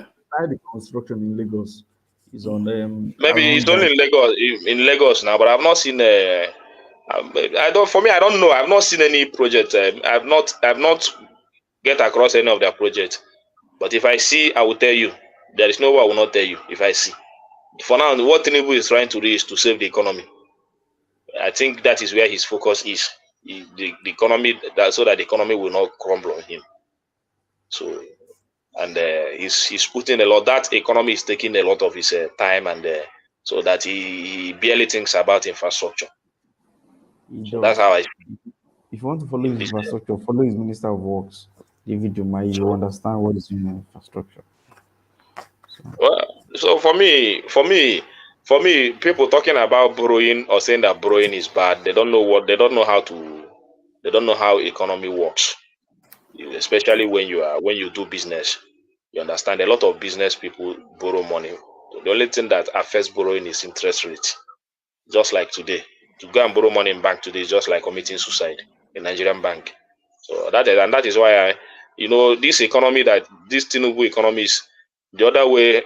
It might be working, but the other way it might not be working. That is the problem of this economy today. The economy today doesn't help. It doesn't help industry or manufacturers, but it might help investors, people that want to invest and all those stuff. So, but in terms of manufacturers and all those, the interest rate is too high to go and borrow money to say you want to open a factory that you never know what will come out of it. The interest rate, you will just commit suicide. So that is it. That's the economy we are today. So, but for me, I'm strongly for Alex Otti, and I like what he's doing in Abia State. and I continue to pray that he succeed. So other governors from the southeast have to learn from him. This bill that is signed is 1 in a million. If anybody knows what former governors, it's just like this Akpabio now, as a former governor, he's receiving pension and allowances. As a senator, former senator, now is a senate president, he's receiving pension. Just the waste is too much. Then your Tinubu also, as a former governor, I think he has been a senator. His wife is also a senator, a former senator. Then now, when he becomes a former president, just check it now. Those allowances must be coming to him.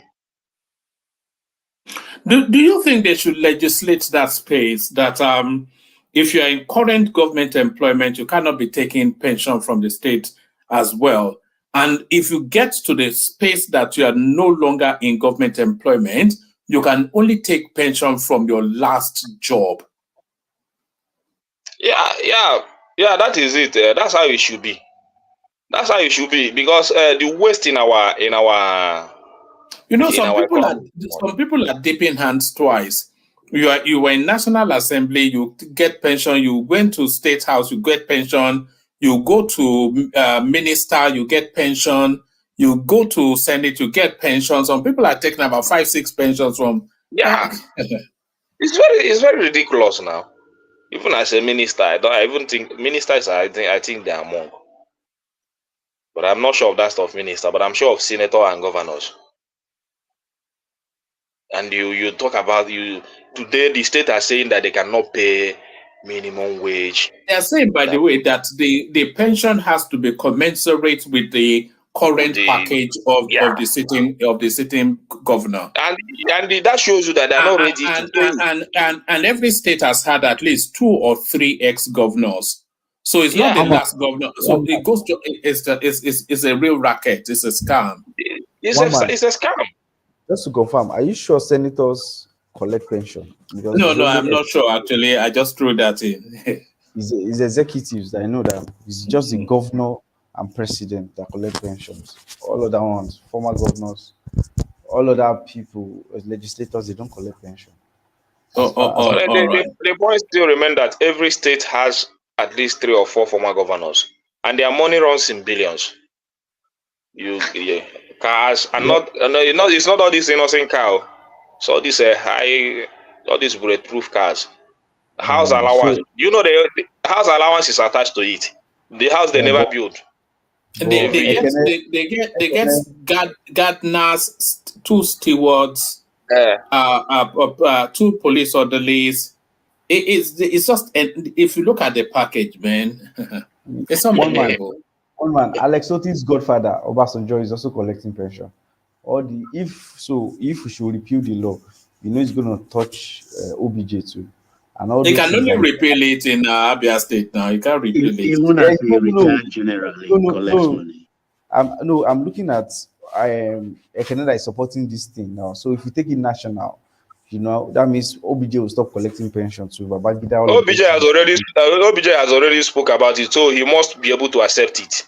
He went to Abia State and commended Alex Oti and said that other governors should emulate him on that. So if he should talk about it, when it comes to national, he should be ready to accept it.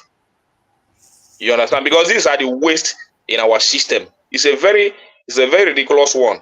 And then somebody say, I had somebody ask in the comment section. Why can't OBJ voluntarily surrender his own remuneration?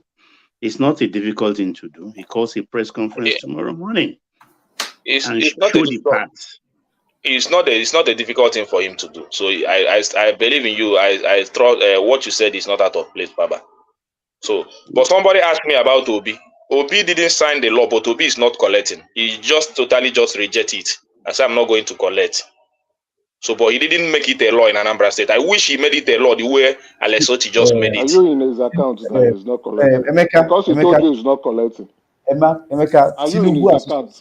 Tinubu is a record in Anambra State. The law.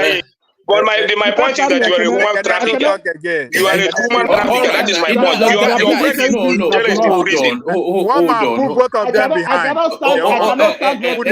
Emeka, all right. I'm going to mute both of you. Emeka, I'm going to mute both of you for a second. So I think, thank you, gentlemen. So thank you, gentlemen. Thank you, Emeka, and thank you especially, Kenneth. So stay steady because we were going to move you around quickly, but we got stuck in a funk there. But the elegance of Zita will rescue us. Zita, you're up next.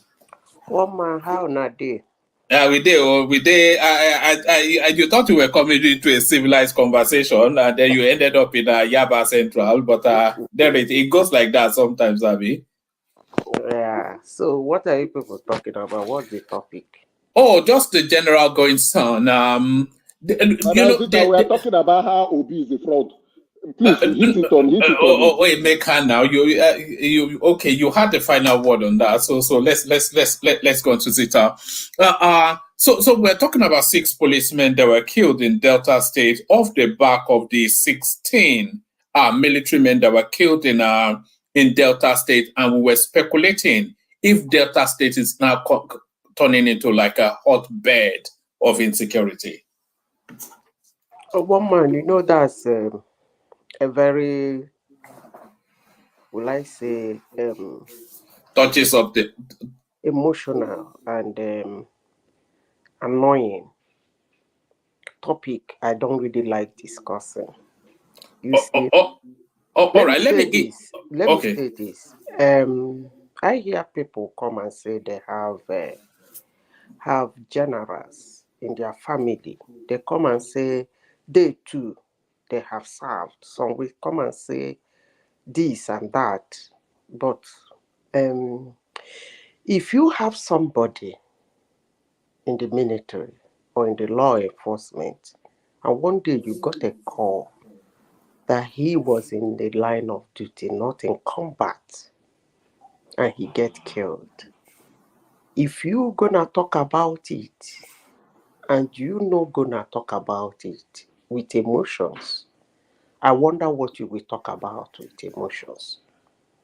But that being said, as I said before, and those people that claim that when you live with a criminal, you are innocent, not with me. You see these guys, I believe my military will do it. They will lose their ancestral homes until they start enforcing things like this. Things like this will not be happening. I know what happened in Egbesu. Yeah, somebody might say that what Obasanjo did was extreme. But if you really follow what happened in Egbesu, you will know there was absolutely no other means than what Obasanjo did. Regrettably, but that's the only way to make that place passable on earth. Because the powers those boys assumed was unimaginable. But I leave it at that. I believe my military, my gallant men will handle Delta State. Next topic, please. All right. Let me take it to a different space then, Zita. So, off the back of the Naira strengthening. By the way, I'm signposting people towards the session happening later on today. Adamu Gaba joining us 9:45 p.m. UK time. I know you'll be there, Zita, so hopefully everyone else will be there. But let me take you in this direction. Tinubu to Nigerians, buy homemade goods to sustain a stronger Naira. So the Naira making marginal gains and Tinubu wanting to double down on that advantage. So he now, that clarion call to the citizenry to look more to within than outside. But is there some sort of a hypocrisy to that? The guy that drives around in a German car. Who send that talker first? Anyway, the thing is that one man, there is something that happened to Africa. And I think it happened, Nigerians are the most that grabbed it with their 2 hands and 2 legs. You know, one man, if you have been to other African countries, you will see what they are known for. They usually sell it to tourists. You go to Ghana, you will see their kente. You go to Kenya, you see their rubber slippers made of rubber. In fact, they use tire to make it. You go to South Africa, you see their colors and their beads. Just move around. But sometimes I ask, when tourists come to Nigeria, what do they go with? Now, one man, that being said, let me say this. When I mean basic psychological needs are being replaced, you are in a very big trouble. He cannot just come and say Nigerians buy Nigerian-made products. It doesn't work that way. I think there should be a kind of reorientation of who you are, and for you to understand that what you have is good enough for you to use. The level Nigerians are now, even the least Nigeria at home, have opportunity, he will want to buy that one that is made outside. But there is a way out of it. It's based on him. He should do what I will call, he can do it. He should sort the security. But I think Nigeria should go back to franchise. All those Nigerians producing those things that Nigerians don't want to buy, I think there is a way out of it. They should get the franchise, and then later it becomes Nigeria. That's what was happening when Nigeria You mean I'm put a foreign label on it, Abi? No, it's not putting a foreign label.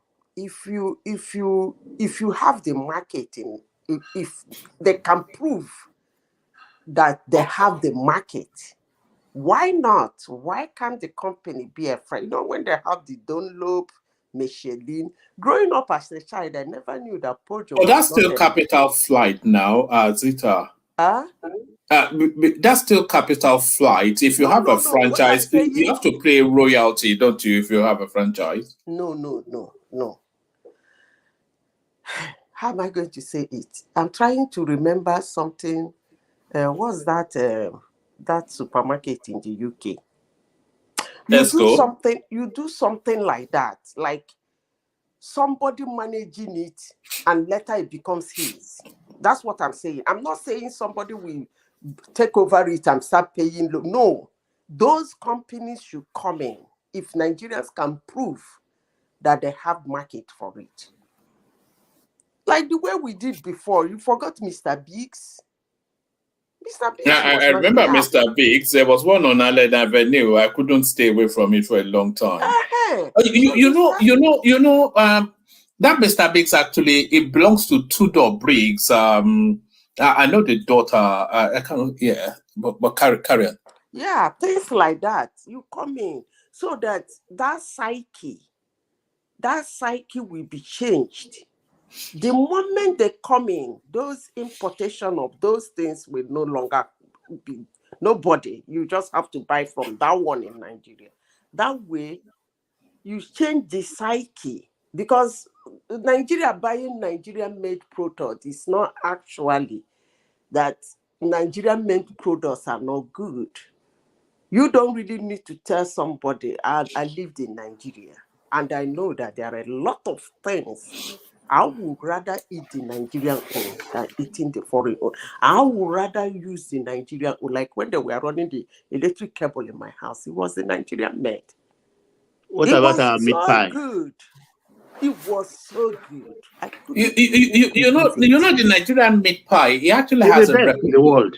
It has a reputation in London, in all the London offices, because when Nigerians when they go for lunch at work, they always bring that meat pie back to the office. And Nigerian jollof rice, it has a reputation also in London now. But carry on. Yeah. That is the thing. And again, the packaging. When you bring these people, you can gradually introduce your nativeness into it. Like packaging this jollof rice in a way. You know how they make their canned noodles here that you can, with meat and everything, you can just pick as a can in a supermarket, warm it in the office and eat for those who eat salt. You can bring the nativeness into it. You start introducing the nativeness into it so that anybody can buy it. So it's something he has to. It's not by just standing to say eat Nigerian food. No, there is a psyche that needs to be changed. Honestly, sincerely speaking, even though saying hospital, earlier hour today, I was hearing about hospital, go to hospital, don't go to hospital. You won't believe. It's not everything somebody said. I have a very ridiculous health challenge that was held down in Nigeria until I was able to go for the surgery. You won't believe it. And when I went for the surgery outside of Nigeria, they were saying, how did they manage to hold this thing down without me having crisis? So, but if you've not seen yourself in that position, you ridicule everything about Nigeria. It's not really as bad as we say it. In fact, let me say this morning. One man, Nigeria is not good, so good. Nigerians, the way they behave outside Nigeria, according to record, it is not good. But what Nigerians say about Nigeria is worse than these two things. The brand Nigeria is not being destroyed by what is happening in Nigeria or how Nigerians behave outside of Nigeria. The brand Nigeria is actually 80% being destroyed from what Nigerians voice out about their nation. Now, it's not that bad, but there is a psyche. There are a lot of products in Nigeria that is very good. You know what you just said there? It reminded me of a clip that somebody sent in. I didn't want to, when they sent that clip in, I didn't want to show it because I'm trying to move away from, but carry on. If I see that clip again, I probably will show. Okay, maybe I will show it. Apologies before I play. Is it this one? Apologies before I play this, but it's not anything to dig at anyone. But this is what somebody actually sent this a while ago. But let me just play it anyway. We already have a reputation, so why not just go with it? So let me, yes, listen to this.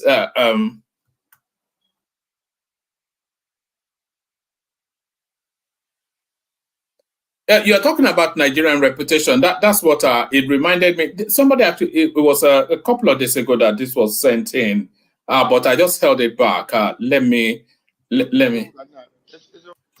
All right. Actually, let me not play it. It's too sensitive. Okay, carry on, Zita. So one man look, but my happiness now is that even some people who are not Nigerians are getting irritated at the way Nigerians speak about their country. I have had 1, 2, 3 encounters where I am, and the Nigerian said something about the person turned and said, "That is shameful. You shouldn't be saying it." I smiled, and I smiled. People are getting wary of the way we run our country down. They are sick and tired of being sick and tired of the way we talk about Nigeria, but that's okay. Next topic, please. I think I'm done. All right, let me take you to this place. This is the story of every one of us pretty much on this platform, probably with the exception of Ekene. I miss Nigeria and the life I was living before I left. This is a Germany-based engineer who has reached that point that I think a lot of people reached before they made the adaptation. Do you have any sympathy for him, Zita? One man, the tone of that ex sounded kind of depressed and kind of suicidal. You know, sometimes when we listen to people put out something, it doesn't really make any meaning to us because of the kind of woman we are. I think he needs a therapy. If we can find him. I think he needs friends as well. No, it's not really. First of all, it depends on why he... Okay, let me dwell in his situation. Let me forget about where he is now. Let me dwell on his situation. Why did he leave? Yeah, Chioma says he needs a girlfriend. That probably always helps, doesn't it? But carry on. Yeah. Why did he leave? Most of us, I want to use the word us so that somebody will not think I'm trying to talk rubbish about him or her. Most of us leave our country without a reason. We want to go because people are going. Because I used to interview my cousins and relatives when they start agitating to leave. Most of us leave because we believe where we are going to is heaven on earth. I don't believe them because those live abroad, when you hear them speak, sometimes I laugh. I will come to that later. So, why did he leave? What was he expecting? Who is he? In the sense that if you are not very adaptive, leaving your country to go to another country, more especially a country that doesn't speak your language, is really bad. You have to start learning the language first for communication.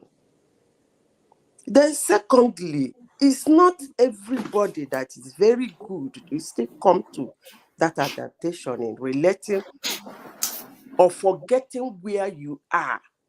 You was and starting a life all over again, because relocation means you are starting all over again. Most people can't, in the sense that my mom, my dad, my brother, they expect everybody to call them every day. They expect to speak to everybody every day. They want to do, and those things are time taking. Sometimes it costs money. They don't want to live where they were before and start something new. They are not seeing it that relocation means something new. So all these things are something I believe that we that are outside will be able to be talking to our relations, our friends, people we know, our well-wishers, when they tell us they want to relocate. Tell them, hey, it's not that I'm not saying you shouldn't, but look at what you are going to face. One man, you will know that relocation is a total loneliness, because there is a kind of life we live in Nigeria that most people seem to ignore because of their pursuit for life. We are in our difficulties, in our bad situations, we are a very enchanting people and happy. Forget what is happening now. You will see a woman selling tomato in the market under the hot sun, smiling with you, cracking joke with you, struggling to make your bag look nice and help you and put it inside. These are things you rarely get anywhere in the world. And you want to talk about our hospitality? Somebody walks into your house, you say, sit down, what will you eat? Whenever I remember that, I laugh. And if you don't... Let me just make one distinction in Azita. You know, when you're having a party in Nigeria, you say you are declaring surplus. So you're providing in abundance so that everybody they will eat and drink, and some will even take home. But here in at least where I am in the UK, if you are going to a party, they will ask you to bring a bottle. So you cannot turn up without a bottle of wine or something. They won't even give you food. Especially if you're an Oyinbo party, they won't give you food. If you don't turn up with a bottle of wine, they won't give you food. Well, man, you see, some of them say they call you for a party, you buy your food. And you go to somebody's house, you chat with the person for 3 hours, you get up and go, not even asking you, will you drink water? And in my country, you travel, you come back, somebody is celebrating your return. I don't know, woman, I don't know if you missed that one. like you're back. Everybody is jumping up, celebrating your return alone, that they saw you as if you won a gold. They are not really celebrating. No, what is what you are bringing that they are really celebrating. Let's be honest with ourselves. No, I'm not it's the talking, dollars that you are bringing with you that they are I'm celebrating. not talking about people coming from abroad. Oh, you mean okay. Naturally in Nigeria, Mama Oyoyo. Naturally in Nigeria, oh nah, you don't come back. Hey, see this, you are back. Hey, it's.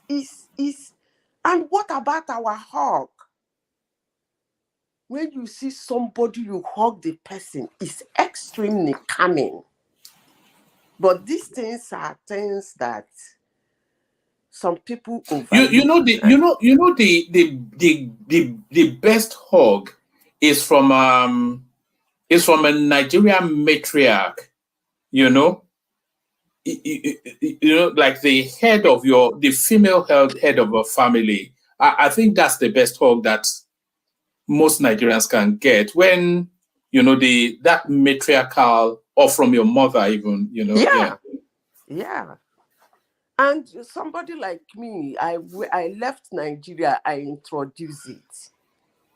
When I introduced it to my family outside of Nigeria, they couldn't believe how healing it was.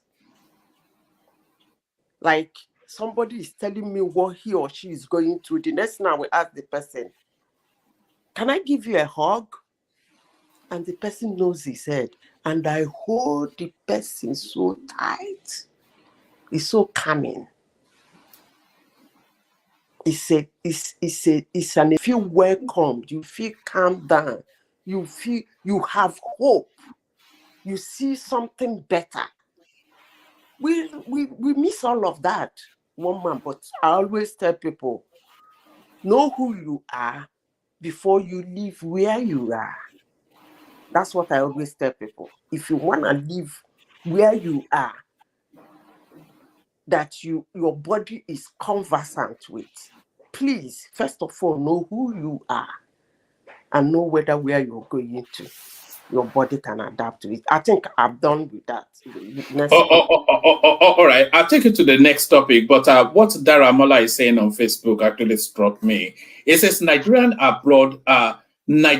abroad feel like nobody. Let's do that again. Nigerians abroad feel like nobody and depressed, and will feel as if they have lost their identity until they anchor themselves on their Nigerian community and their Nigerianness. It is not easy to live outside of Nigeria. I swear I miss home. So that's why I said it's the story of everybody, really. I think Daramola lives in the Gambia, if I'm right. But it's quite a thing. Let me take you to this space. Going on in Labour Party, Julius Abure on his way out, and they are pushing him as hard. Lagos Labour Party members tell Abure to resign chairman position. So that's a long-standing story. We're just really waiting for his conclusion. Actually, let's just abandon that space because I think we've over-labored that Labour Party. Pardon the play on words. Over-labored the Labour Party. I want to hear Madam Zita's comment. I wouldn't have said anything on that because it's a yo-yo boom. I wouldn't have even bothered my strength on that, honestly. I don't have time for that. All right, let me take you to Sheyi Makinde instead. National Assembly should quickly attend to state police. Asking governors to submit memorandum is a waste of time. So this is the Oyo State Governor Sheyi Makinde. So what's been happening over the last week or so is that 16 states have submitted memorandums to the National Economic Council to tell them that the states, they want state police. So all the states are on board, and some have not yet submitted their memorandum. That's not to say they are averse to the idea, but they're still in the workings of it. But Sheyi Makinde completely opposed to the idea. He says it's a matter for parliament, and if they want state police, it's the parliamentarians that will push it through. So he said that, but he did this big interview with Channels Television. He also spoke on the federal that FAAC meeting that they have every month to share money. He's saying that it's something that its time has come and gone. that they should stop doing it. It's something that they can do virtually anyway. But then he went into the details of how much was being shared. So he told us that his state, or your state, which we will say is a middle income sort of a state within the Nigerian paradigm, he said that your state got 9 billion naira federal allocation. But he told us that the expenses of that state is in excess. So salaries, remunerations, all of these sort of things is in excess of 8 billion naira. So after you cut and dice it, what is actually left is 600 million naira. So 600 million naira then to build all these infrastructures, etc. The internally generated revenue of that state, no more than 4-5 billion. So how do they strike that balance? So all of that, Zita. Come on, let me start with the state police. As long as I am concerned, Nigeria as a country is not right for state police. I'm not a supporter of that. The states, whenever they say state police, what comes into my mind is who's going to pay them? I'm always concerned about that because normally I know how police all over the world behave, and I know how police in Nigeria behave. So when you say state police, the first thing goes into my mind is it these states that for several months they will pay salary of workers? They will own police? That's going to be very chaos and very criminal. I wonder what will happen to people living in that state if police are not being paid for like 6 months, because some of those governors are really actually very ridiculous. So I am not actually in support of state police because it's not all about state police. When you say state police, you're going to have town polices. Those are different things. So it's not all about the state. If you want to do the structure goes down to each town will have their own police. So I don't know if Nigeria is ready for that. Talking about allocation, one man, I think we have treated this on your platform before. I said that every state in Nigeria have something that can keep them, pay their salary, build their infrastructure, and anything they get from the federal government should be a plus. It shouldn't be the other way around. I have said that several times, and people came to me here screaming, where is the mineral resources? Where is this? Where is that? Tell me, what does this state have? And I betted them, I said, bring money, I will tell you. And if it's not true, I pay you double. And they all kept quiet. So one man, in that area of allocation, I think he's right. But in that police, I don't know whether he is for or against police, or he's saying unless the Congress discuss it or the Congress pass it, he's not going to. No, he is for it, but he's saying that they are going they are going the wrong way round about it. So they are going to the National Executive, the National Economic Council, which should have nothing to do with state police, and is suggesting that they should go directly to Parliament so that they can put in the enabling laws. And then, because there are different phases. The National Assembly passes it first, but it's not even activated until the state assemblies activate it by instituting it into the state laws. So that's the route to it. So, but why quite they are going to this National Economic Council is what he is supposed to. Okay. What I'm saying is that whether he wants, well, he's right on that, but the thing is that as long as they are passing whatever they are passing, they should please specifically state who's going to pay them, because that's important to me. That will come out of the federal budget now, the federal policing budget. Federal policing budget, we pay them. And then you support state police. No. You know that we have one centralized police space at the moment. And within that centralized police space, the budget for management of each individual states. So that budgeting for the management of each individual state, so that just goes into the state's pot, because they are no longer running that space. So they'll have a linear federal police, which will still have a presence in all of the states, but not to the full complement that they have, because they are not the front tier of policing in those states anymore. So that slashes their budget. Woman, I don't know what you people want to cause in Nigeria, but I am not in support of state police. I'm not. I don't even want to discuss it as long as I'm concerned. It's not. If you tell me, okay, so what's the way out of where we are? What's the way out of? What's the way? Yes, what's the way out of where we are? Well, because we are struggling. Yeah. One woman, I don't know if it is the understanding or people just want to make trouble out of nothing. There are these two different things: state police and state policing.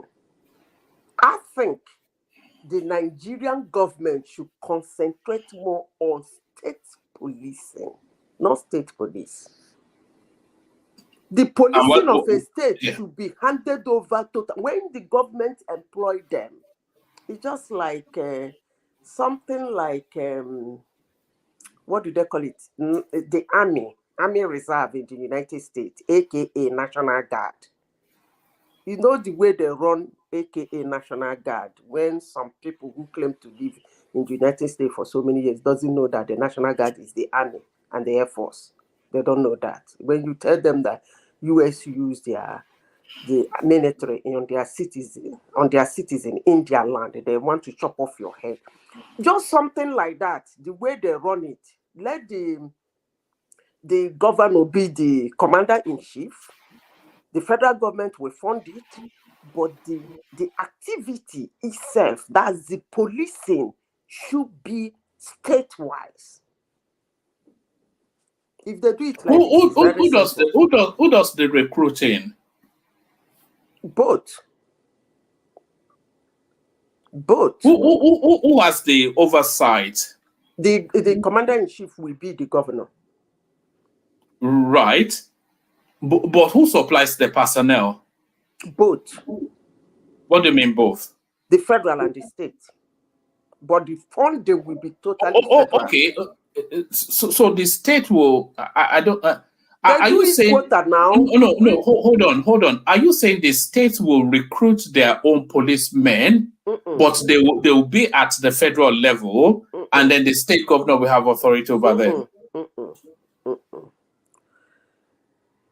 If it's time for recruitment, I'm trying to wrap my head how they do that National Guard. If it's time for recruitment, they take the state. If let's assume they're going to recruit like 300 for Abia State, the federal government will bring something like 200. The state bring 100, like a percentage. But the training will be federally trained. But who's going to manage it? Who is their commander-in-chief? Is going to be the state governor. Who is going to fund it and pay their salary is going to be the federal government. And promotions and career advancement, that will be at the federal level too. Both too. The state can what do they call it? That sounds convoluted. No, it's not. It's not. Most of them all over the world, that's how they run it. Most.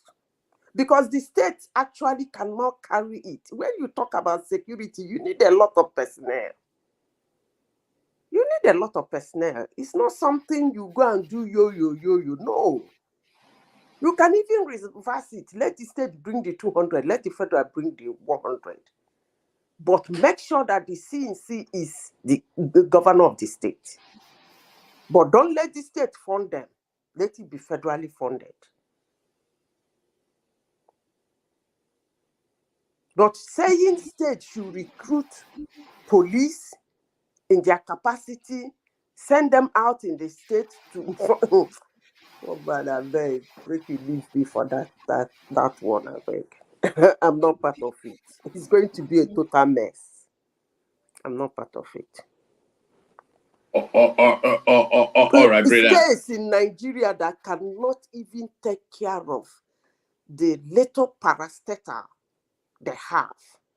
State in Nigeria that they cannot, what do you call it, security vote. The governors use it to do whatever they You want know to that do. security vote will go into the port as well. That's what I'm saying. That security vote that are being given to them, they use it anyhow, and the whole Yeah, but that country will is in now go chaos. into their that would now go into the state police port. Okay, it will go into the state police port for who to manage that same governor, right? Mm. Okay, no wahala now. I wish you people luck. All right, let me take you to one last space. And then I was going to go to Emeka, but if Emeka is okay, I'll go to Baba first. Only if Emeka is okay, but Emeka reflect on that as we hear from Zita on this. It says, Kaduna State Governor. I have not concluded though. Yeah, Let me go after Madam Zita so that I can go to bed and sleep off. Tell the Alaba man you can come in tomorrow. Tomorrow is another day. Rebecca, just leave Ekene alone, please. All right. All right. Respond to this. This is just coming in from the comment section, but we're reading it because it's coming from Kulata. It says, Kaduna State Governor Senator Uba Sani has made an official announcement that the over 200 school children who were kidnapped have been released. So a lot of suspicion around that space. So they tried to pull a fast one, is what I'm reading into that, and it didn't work. So how they could have, what are you making of that, Zita? How did they release them? What happened? Money would have changed hands now, the usual protocol. So he used the state money to go and pay terrorists. I don't know, I'm speculating, but I suspect that money would have been federal. What I'm saying is that I heard they were naming the sponsors of terrorists, not just naming them. I heard that Gumi was raking that had the them name terror sponsors. Those people should be arrested. Their bank account, a full stop, supposed to be built until after the investigation. Because the government of Nigeria will not tell me that they don't know who those sponsors are. Woman, it's time for Nigeria to stop this nonsense now. What is all this insecurity everywhere? Children will not go to school again. Somebody will not move around in Nigeria in peace again. They should get those sponsors.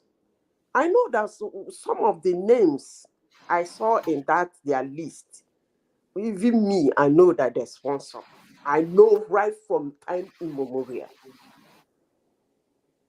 But the other names, I don't know. They should make accurate investigation on all those names that have been sponsoring those madness going around Nigeria.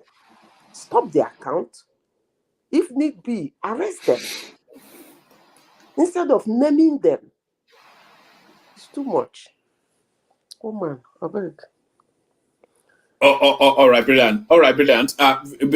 Zita, stay with us. Emeka, this is what I'll do. I'll let Ekene conclude because we had to abandon him to cool this back and forth off. So he did not.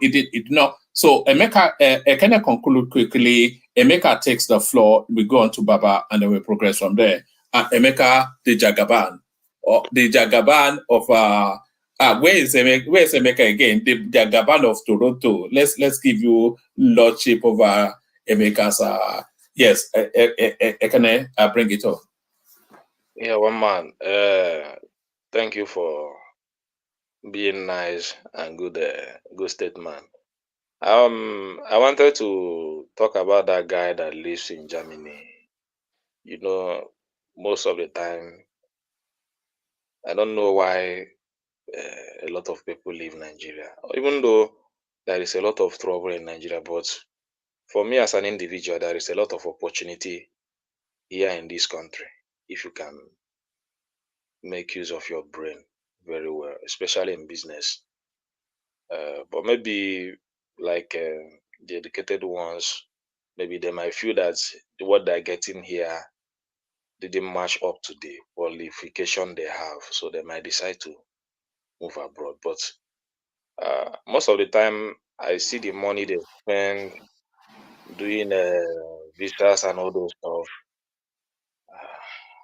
I see what that money can You do. A know, lot of some can be. I read of somebody that cashed in all of their life, and for 20 million naira, and this was before the naira crash. And I was thinking that with that 20, their expense to come abroad was about 20 million naira. And I was thinking with that 20 million naira, you don't have to even leave Nigeria. You can build a life with 20 million naira. you can This was build a before life. naira fell. Oh, yes. Yeah, you can build a life without 20 million naira is too big. When we started, what we did, we started with nothing, absolutely nothing. So that's why when I see people just like what I've struggled today, little I have just flows it up because I hear that people is traveling abroad. I know the economy somehow bites the business, but you need to persevere, be patient. Just like last month or in January, the economy was not looking good at all, and it's beginning to affect a lot of business. But people that are patient, if you understand business very well, you know that now that the dollar is dropping, it's even a time to recover more if you have the capital. It will just take you a month or two to recover more, then balance your business and move forward.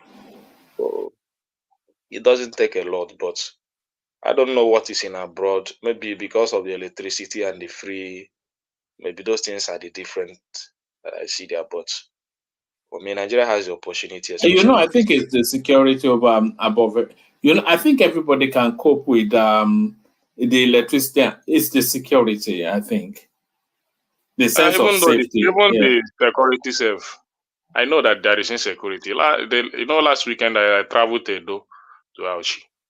Uh, I see those places that they say that there is no insecurity. I apply that road. Only me with my driver and the army man that traveled with us. It's a very lonely place. So I know that there is insecurity, but we took the courage. We applied that road. And that is why most of the time I think our governors are not doing enough. One man, you see land in Edo. This is Edo alone. I'm not talking about Niger State or northern part of the country. I'm talking about Edo alone. You see land that you would think that tigers and a lot of wild animal will be living inside that bush. Just have to run for how you have to drive for hours before you will see buildings. I was marveled. Empty land. Some cultivated, some not cultivated. And they have state governors. And you barely see governance presence in that environment. You barely. Because most of the schools there are closed up. Some schools, I saw one college of education filled with glasses. I saw one teaching hospital. Nobody is going inside there again. So these are the situation we find ourselves. These are that's why I said we don't have thinkers as leaders. If we have thinkers as leaders, especially in the government, in our state governors, Nigeria will be a better place. But what I found out in that environment is that most people in that village have traveled to the town of Edo State, like Benin and the Aoshi, those polytechnic side.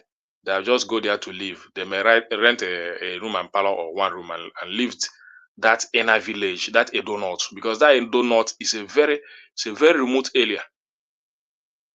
So you hardly see governance presence there. So the ones that wants to stay in Edo, they'll just leave that village and come and stay in the town.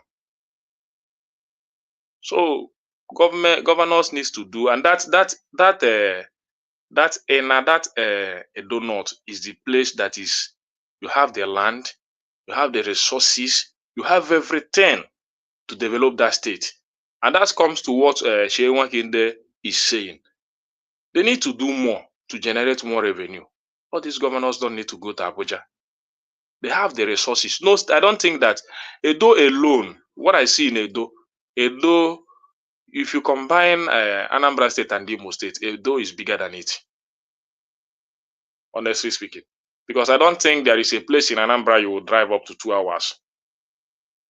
But from Benin to Auchi, it's more than 4 hours. To tell you how big Edo is.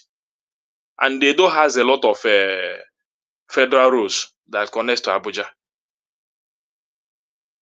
So, but most of the time, if I see these governors complaining and you go to their state, you see what they have. It's just like most of these southwest states. If you travel towards Ore, Ondo, all those areas, one man, you see land. You see land. Land that you know in the next 50 years, nothing will happen, as in nobody will build there. What are they doing with it? They just leave it to be bushy, and they'll be complaining of money, the state and land that I know if it's in other country like America, they will be making good use of it. So we don't have thinkers, and it's quite pathetic that we don't have them. So they should know what to do to develop our country for us, so that we that love to live in Nigeria, we will enjoy the country more. Yeah, I'm not moving. I know that I'm not thinking about it because I don't see the benefit.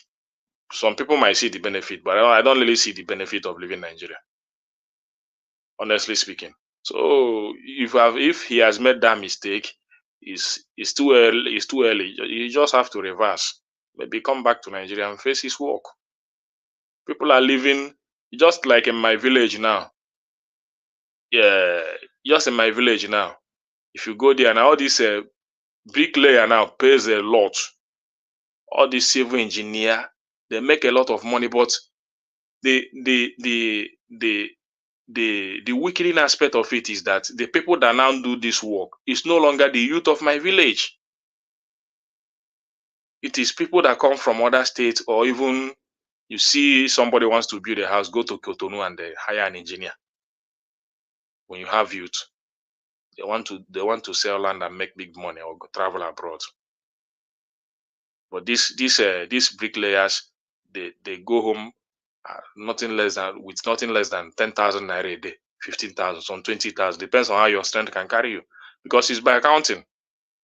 The number of block you are able to lay, they count it maybe by 100 naira or 80 naira. If you're able to lay about 50 blocks a day, you just check it. That's your money. So, but because of a lot of enjoyment has entered most of the youth of these days, everybody wants now to live in abroad. But if you check, these are the works they also go abroad to take, but they cannot take it in Nigeria. Then if you want to come back, you begin to count the amount of money you are going to pay for tickets. But hold on, was that not what Remi Tinubu said, and you people were throwing stones at her? No, I'm not among the people that criticize her. I know what she's saying. Honestly, I know what she's saying. I did not criticize her because what causes that is most of the youth of these days, they don't want to work. Yahoo,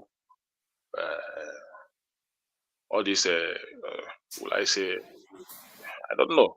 They want to go and push drugs, do some easy stuff to make money. So it's quite pathetic. But a lot of things here I can tell you can fetch us money. So it is what the government has to do there. Just come and that's why I said we need to change our educational system to make these things look lucrative. Just like when you go to Cotonou, these are the work. This work now. You have to have education. You have to have your certificate. It's a dignified work in Cotonou. If you go to Cotonou, if you see their bricklaying and compare it to Nigeria, you know that Nigeria is even very far in terms of bricklaying. When a Cotonou man lays a block for you, you look at, you don't need to plaster that house. You can just pack it into that house. But when a Nigerian man lays blocks for you, you just need to do a lot of patch to cover the errors that he has made. So what the government has to do is to make those things educative, restore our technical schools, carpentry, roofing. These are very lucrative work. Plumbing. These are the works they go abroad to do. At the end of the day, you use all the money to buy flight tickets to come back to Nigeria. What's the excess? So if the government can renovate our schools, make our technical schools work, make these things lucrative. Once you finish your secondary school, you can go into technical school, apply for it, have that certificate, be dignified, employ them in many areas. You see our country move forward.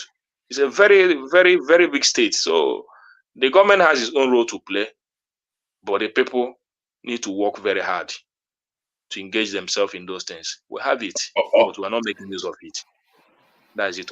Thank you. All right, brilliant, excellent. So that's the majestic Ekene. So Ekene, one of these days, hopefully sometime next week, I would like you to be a guest for about half an hour. I want to hear your story of your journey to that shop in Alaba Market, and I think a lot of the audience are curious to hear that as well. So if you're willing to, that story has to be told. Yes, I want to hear that story. So if you're willing to do that, then there's certainly. My journey to where? Your journey to Alaba Market. Oh, voila. Yes, we want to, because one of the things that I was, even when the platform started, one of my primary intentions was to document Nigerian stories, especially interesting ones.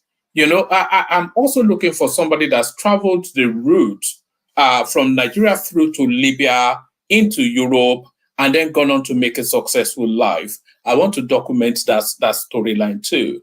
So I want to document the story of somebody that escaped circumstances, maybe a broken marriage or something, and then they went abroad, and then how that life turned around. All of those sort of things. That's one of the things I was hopeful to do when we actually started the platform. So maybe you'll be our entree into that space.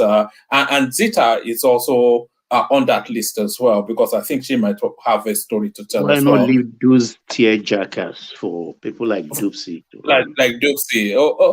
No, I'm actually going to line them up for Princess Rosie, who's going to be taking up a session fairly soon. So Emeka, quickly to you so that we can get to Baba. We don't like to keep Baba forever, but yes, the majestic Emeka, Prince, about to become a king. Emeka, if you become a king, and I'm not invited to the coronation, that's our friendship. Definitely, you'll be invited. Because I want to come to Igbo land, but it has to be you will come to my village and come and enjoy yourself. Look we have very good women there too. Will you invite Ekene to your coronation? Ekene is welcome now.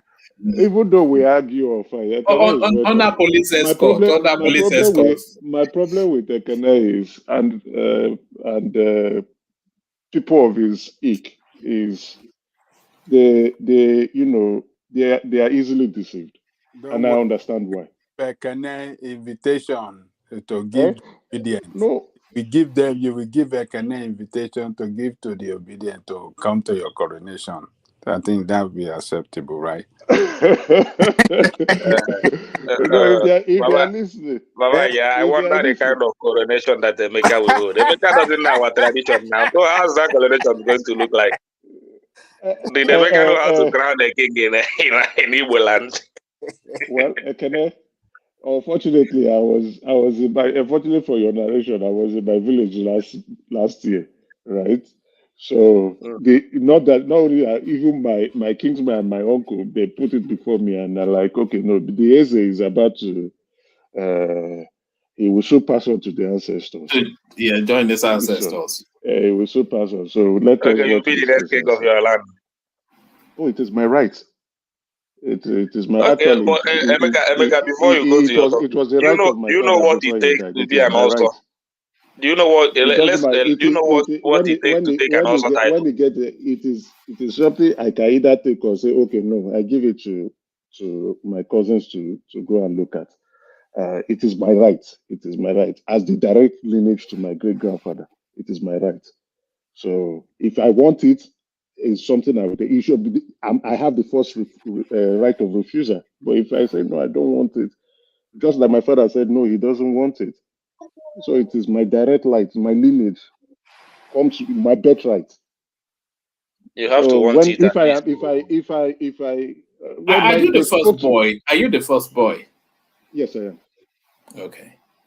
So if it's something you can say, oh no, I don't want it, I can give it to pass it on right to my cousin to look. I am the first and only son of my father, so it is my direct right, my lineage. It's Nami Geta. Okay, let's go to a serious discussion, please. All right. Do you want to start off with obedient flogging, or do you want to ease into it? How do you want No, to I want to approach it? start with serious discussion, then end up with flogging the obedient. I hope Ekene is on the side. All right. Kick it off with Sheyi Makende's big outing on Channels Television, speaking to all manners, federal. Well, Yeah. I One listened man, good to night. I Madam's. don't need that No, flogging, I don't beg. go away. Wait. The kid is coming. Wait. Don't go soon. I listened to Madam Zita's explanation. I agree with a few points she said, but I don't agree with everything. Already, technically, we have state policing in the country. If you look clearly, all states, all the 36 states, even including Abuja, it's just recently that Wike decided to, scream for Abuja's police to the FCT police command to come on board, and you saw that they brought in a commissioner of police for Abuja. All the states in the country have. We can talk about their ineffectiveness, but they all do. Then we also have federal policing, right? When I was in Nigeria last year, I visited a senior police officer in the federal police command, which is in Lagos Island, close to this Obalende. Yeah. So there's federal state police, and they have their portfolio, what they do. Then you now have some other special forces in the police too. The problem we have is we have not we have insecurities that have not been addressed, like the terrorists, like the theft of mineral resources, kidnapping, what else again? Those crimes have not been properly addressed. We don't know why, but we've discussed and analyzed and criticized the government. Probably some people who are gaining from it is not turning into a business or an industry and organized crime, if you ask me. So now we have Alake, who has, I don't know if you followed the news, I think it was yesterday or Thursday, he was monitoring not the forest guard, the the law enforcement You officers, mean the the marshals, mine marshals? The mine yes, the marshals. man marshal, he was monitoring them. We spoke about it that it's part of his budget allocation. So he kick-started that. But again, we don't want, I don't know how effective that would be, but we don't want to keep creating specialized security enforcement agencies when we do have the police. But that is good. If you want to create a task force that would address those concerns, that is very good, because if Yeah, but you carrying out do you not think that that industry space especially needs that minerals? I think they need a special because they are actually calling it from the National Defense Corps, which I think is I think they need a high specification, sort of a specialized yeah. Yeah, it does. It was something when we were discussing a bit, I proposed. I said this is something that is good. One that will report directly to the president and not to any police command, either an either any AIG Zone 2 or any command in the police formation, because you cannot trust how effective and efficient that the operation is going to look like, because we are trying to protect our resources and we want to grow that industry or that sector so that we can, benefit largely from it. Other countries or other climes where they have resources, they grow their resources and they build up a manufacturing processing plant on those resources, and they make money from it with the exports that they generate from, right? So ours cannot be different, and you have other people being organized. If you go on the internet, you see lots of publication, lots of investigation, undercover investigation, where you have foreign nationals coming in to steal our mineral resources, conniving with the locals, uh, uh, um, um, paying funds to disrupt or distort situations in that place and cater away with our resources. So we need security enforcement agencies to organize that space and see how to get out the criminals from that sector. Anywhere you go, if you don't monitor it properly, you have, even with the drug trade, you have criminals taking over the drug trade at this point in time. So my suggestion is the risk-based approach, right? Those terrorist activities, mineral theft, kidnapping, those are specific risks that should be addressed from a risk-based approach. The policing, or however they want to form a task force, either through forest task force or minerals marshals, or a special task force for terrorists to go after that. I think that is good, because if we can address those three pockets of security issues, then we now have the mini pockets of other issues that are going, that are not so the impact of them is not widespread, and it's not so huge. State policing is going to be addressing that, but if states are calling for, oh, we want our own state policing, I think it's a welcome development. But the problem there is, can they fund it? Can they manage it?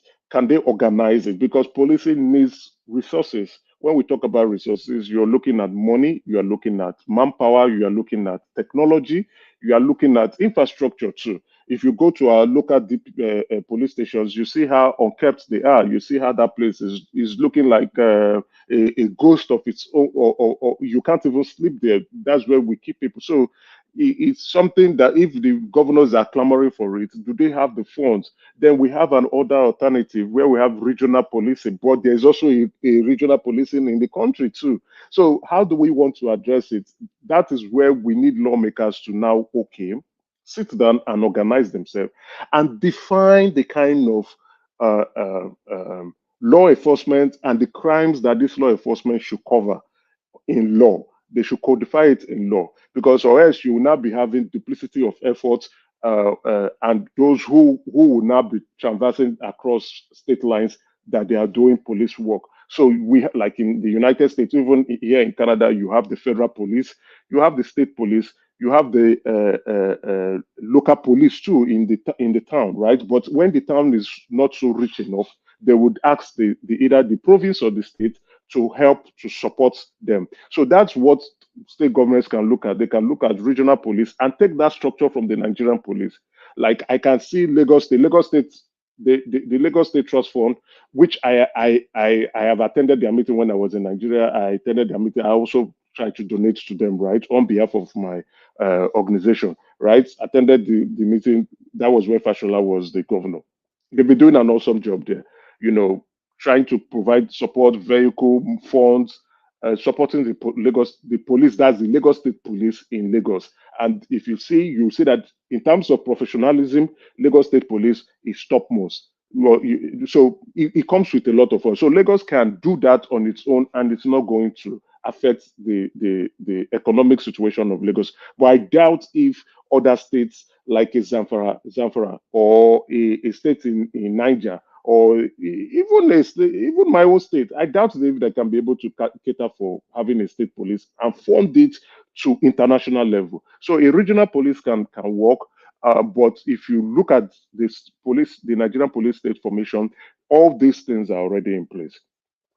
It's just that they don't have, or either the ineptitude, corruption, and the need for them to do the right thing is not there. So, but if the states say they want to do it, it's fine. Anything to stop criminality in the country is a welcome development, and nobody should frown at it. Nobody should kick against it. But the three pockets of crime that I've mentioned should have special task force that would go after it, just like in the United States, war on drugs, even in Mexico, the fight against the drug cartel is ongoing. So those terrorism, kidnapping, and the theft of our mineral resources should have special task force that will go in to address those risks specifically and curb it and completely eradicate it from the country, and from it not turning out to be something we can no longer manage again in the future. So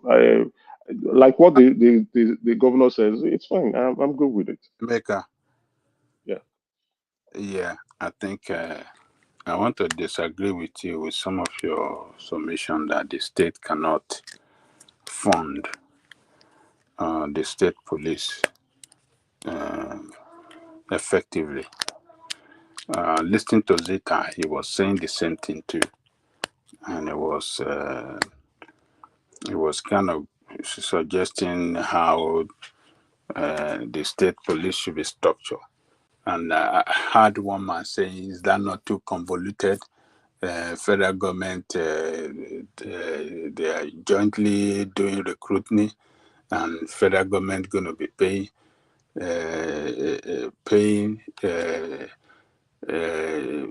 For the management of the state policing, and this and that. So, look, this, I think, what we should be clamoring for is policing at the local level, and as well clamor for the state to remove their hand, to remove their strangulation, to stop their strangulation of the local government from functioning. There is no way that the state police can work effectively if local government role, effective role, is not incorporated into this. So, into the management of the policing in the state. If it's solely given to the state to manage, the same problem that we have with this federal policing system is what we are going to be experiencing with the state. Centralization of policing system doesn't make things work. It's not going to work. It is when everything is, it's when they break it down into smaller units where local government can have their own, police department and can manage it effectively and in such a way that their peculiar security problem,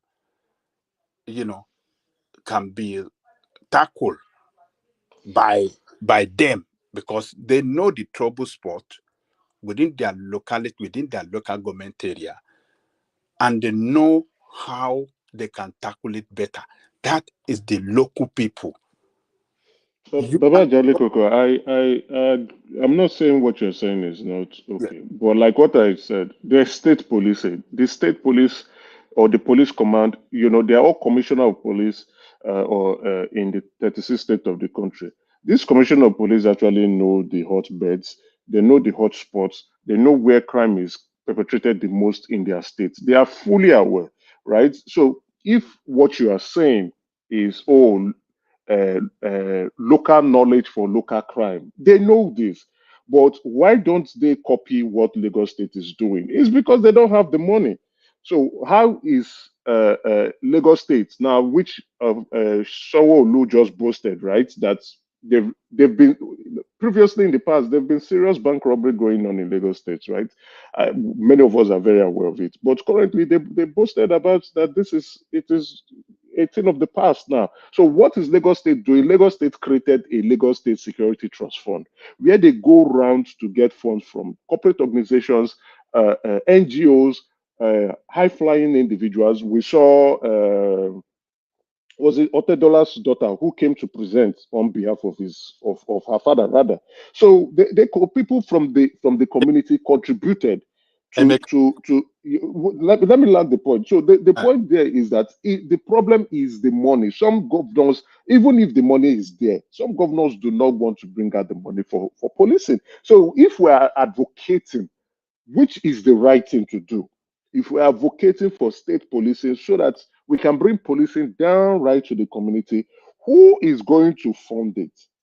Who is going to ensure that the infrastructure is for this policing is there?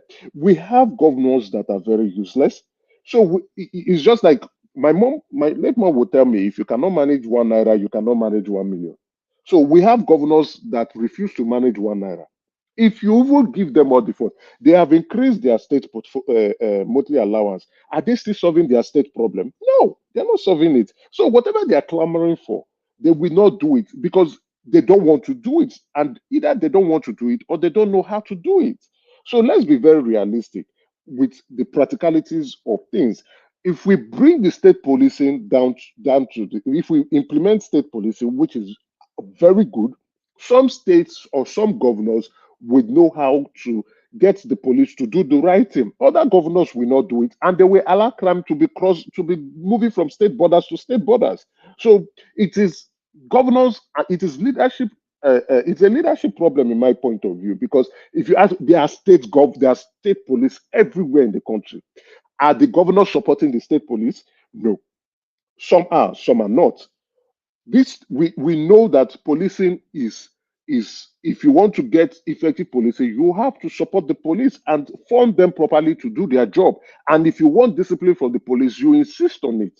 You demand for it. But we don't have that. And then now they are clamoring for state police. I hear one man say, who is going to fund? The federal government is not supposed to fund state police. If you want state police, go and develop your state police. The federal government budget is for federal government activities alone.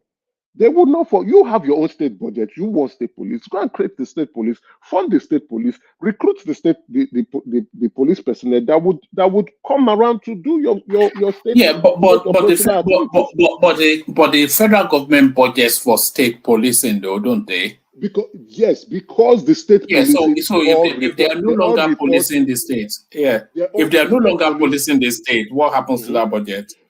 Oh no, they don't need to budget for it. Because the state, they will. In short, if you ask me, I think that's why I say it's a welcome development. But again, you see in our country, some governors are absent, even in the southeast. In the southeast alone, only one governor is trying to show that he's working, even though he's not working to my part. Only one governor is just putting a pretentious face. The remaining are not doing anything. Who is that governor? The one from my state.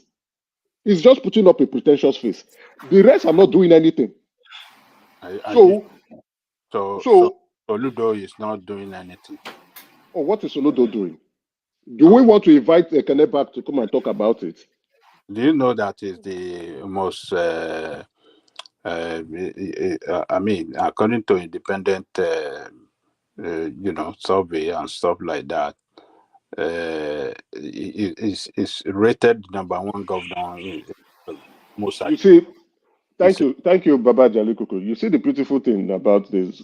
You can, as a governor or even as a leader, I can set up a committee that will give me an award. That was why when Ekene was shouting about hold on, let me land the point. Let me land the point. That's why when Ekene let me land the point so I don't forget it. When Ekene was shouting about that leadership award that they gave to a leadership newspaper award that they gave to Obi, I was asking Ekene, who are those people who are organizing the award? It's just like the Grammys when a group of people, a group of friends or a group of colleagues sit down together and or the Oscars sit down together and give themselves an award. They come out to give themselves the award and they are pushing PR on that award. So you can organize a poll. What happened during the election? They did poll people. You can pay pollsters to do anything that they want to do. It. Hold on. It was not organized by him. It was organized by some guys from US here that are even obedient. They went around and look at some. They use some parameters to measure their performance and. Baba Jali Koko, let's leave that discussion. Let's leave that discussion for another time, right? You see when you create impact, you don't struggle for recognition. Let me give you an example. When you are creating impact, right, you don't struggle for recognition. The governor of Niger State that is saying, I want to revolutionize agriculture for my state. I want my state to be known as the agricultural hub in Nigeria. And he has gone about doing it. And he's saying, the next time you call me, right? The next time you hear about me, we will be producing enough food for Nigerians that we will be exporting outside the country. That is a serious-minded governor which I have said immediately after the election, that each state governor should sit down and say, and I zeroed it to the Southeast, what do you want us to be known for in my state, right? What do we identify as? But let's be very real. You don't need all that. You don't need to go and get people to pay people to come and call you to give you an award, or when they tell you, sir, can you come to our end of year activities? You say, oh, you must give me an award before I turn up. You don't need all that. The impact will be, everybody will see the impact. We'll see it clearly. We will feel it in the GDP. We'll feel it in the sector that you are playing in. The impact will be felt. You don't need what impact is Soludo creating that we are feeling in Nigeria or Anambra, India Anambra is feeling. What is the impact? Let's be very even my governor. What is the impact he's really doing? That he went to rehabilitate a road, or he's doing this, and then trying to want to take credit, although it was really called that. Okay, no, this was done. That's the geometric power. This was done long way before. Yes, you provided them with loan when you were CEO of Diamondback. But you don't need to take credit for that. That's why I say he's putting up a pretentious face. But anyway, whatever, if he can do the roundabout fountain, that's good enough. No problem. The Lagos it is we calling our governors. You see, we have misplaced our priorities. Let me target you on that security matter we were saying the other time. You are saying they cannot have money to manage or fund the policing system, and I'm telling you, if the state can take their hand off the control of local government and let the local government function independently without their control, let them function on their own, let their allocation from the federal government go to them directly, and let them develop capacity for their own IGR in their local government, they can manage their security well without any funding, special funding rather, from anywhere. That's a good idea. That's a good idea, but not all states are the same, right? They start from somewhere, particularly on their idea, and they develop it. And every challenges, and they will have the capacity to borrow if they need to borrow to expand their economic base. to improve on anything that can develop them, economically and financially. So that is the way city or local government should be run, and not everything in totality under the state control. Everything is centralized to the state. The management of the security of every local government centralized to the state. The management of the local government itself, administratively, operationally, and every other centralized to the state. And you are expecting them. How do you want them to develop? You are not giving them the opportunity, or how do I describe it? You are not giving them anything. You are not giving them anything to for their development. You have strangulated them.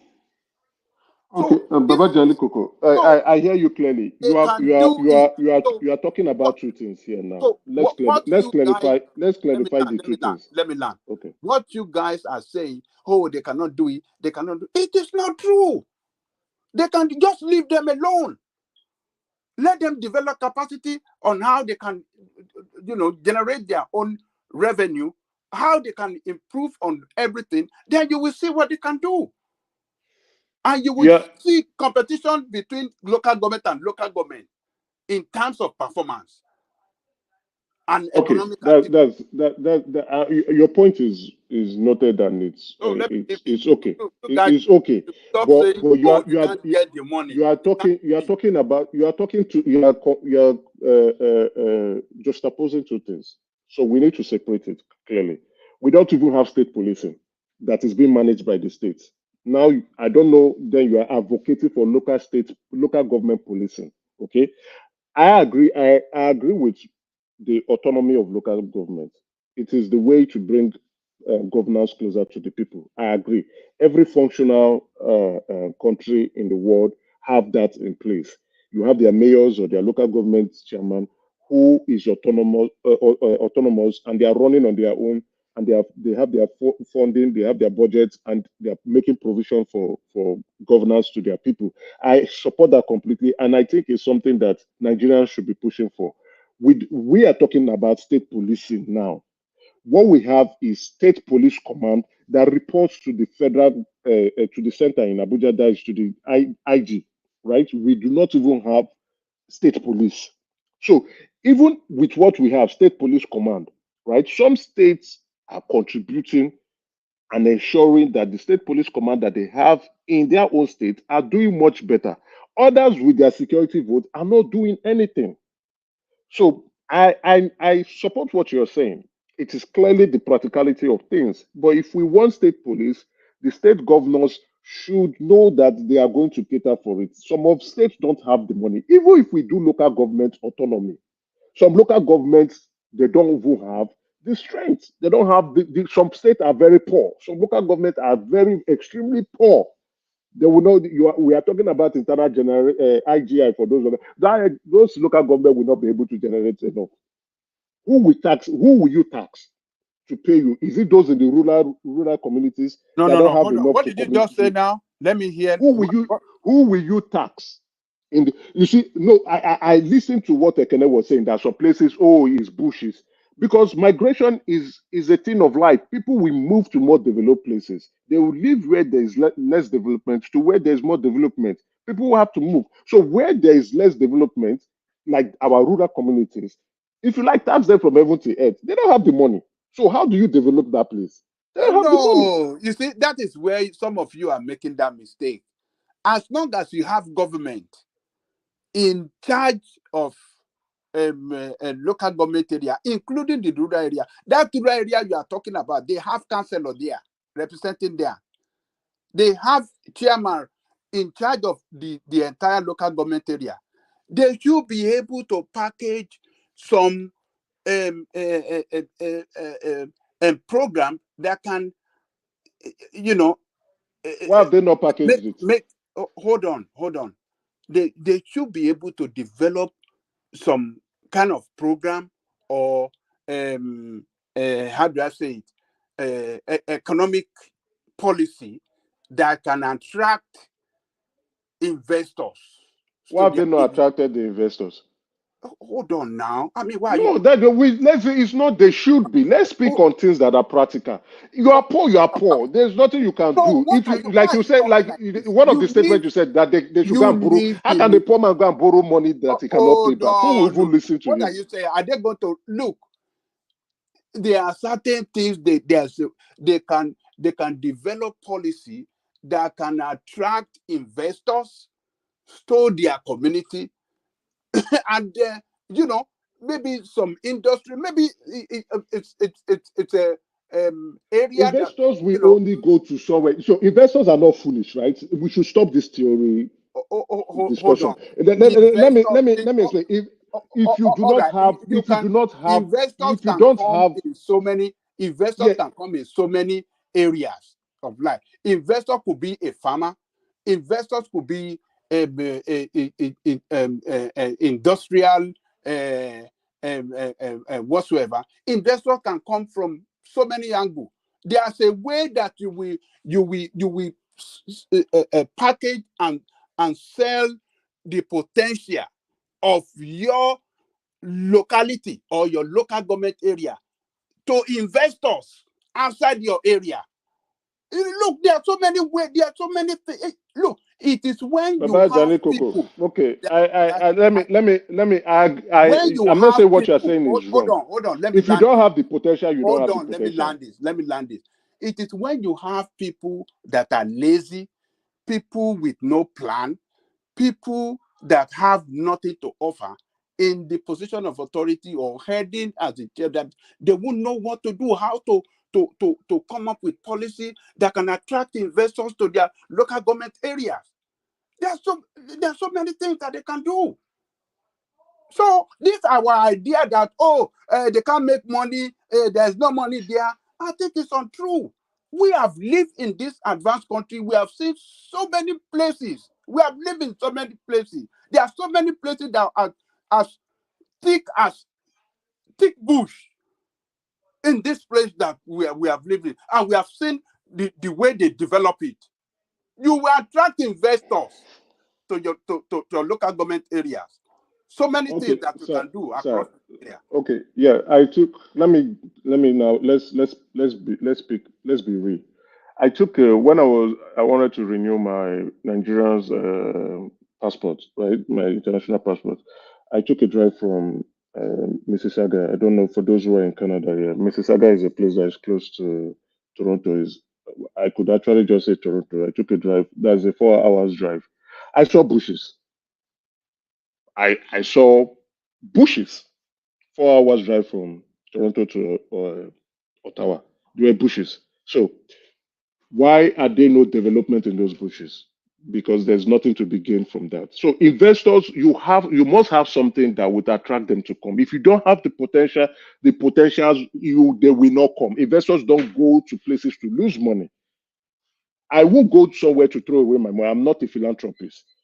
That is why you have a brigade going to go and dig borehole in the north, or coming to do malaria, kick out malaria in the north, or in places like Kano. If the local government or the village does not have the potential to attract it, they don't have it.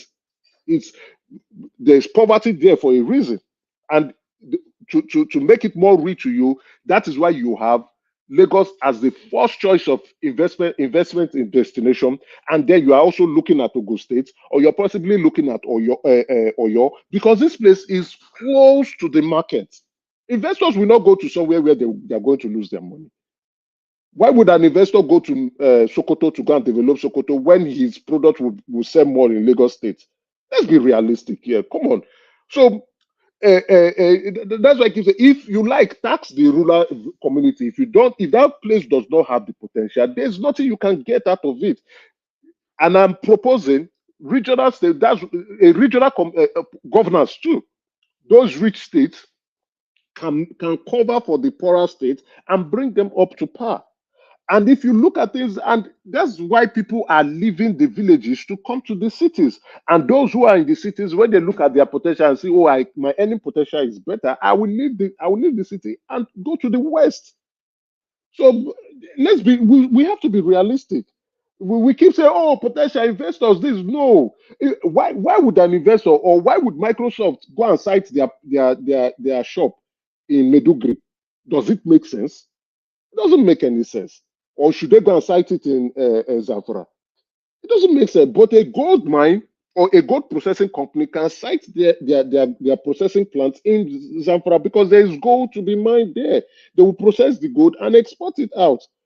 Would the farmer go Let me ask you this somewhere? question. The Niger State governor that you are referring to, that he said he want to turn that place to farming district. Where is he going to? Which area is he going to Niger use? State has been producing agricultural products way back. They've been producing way back.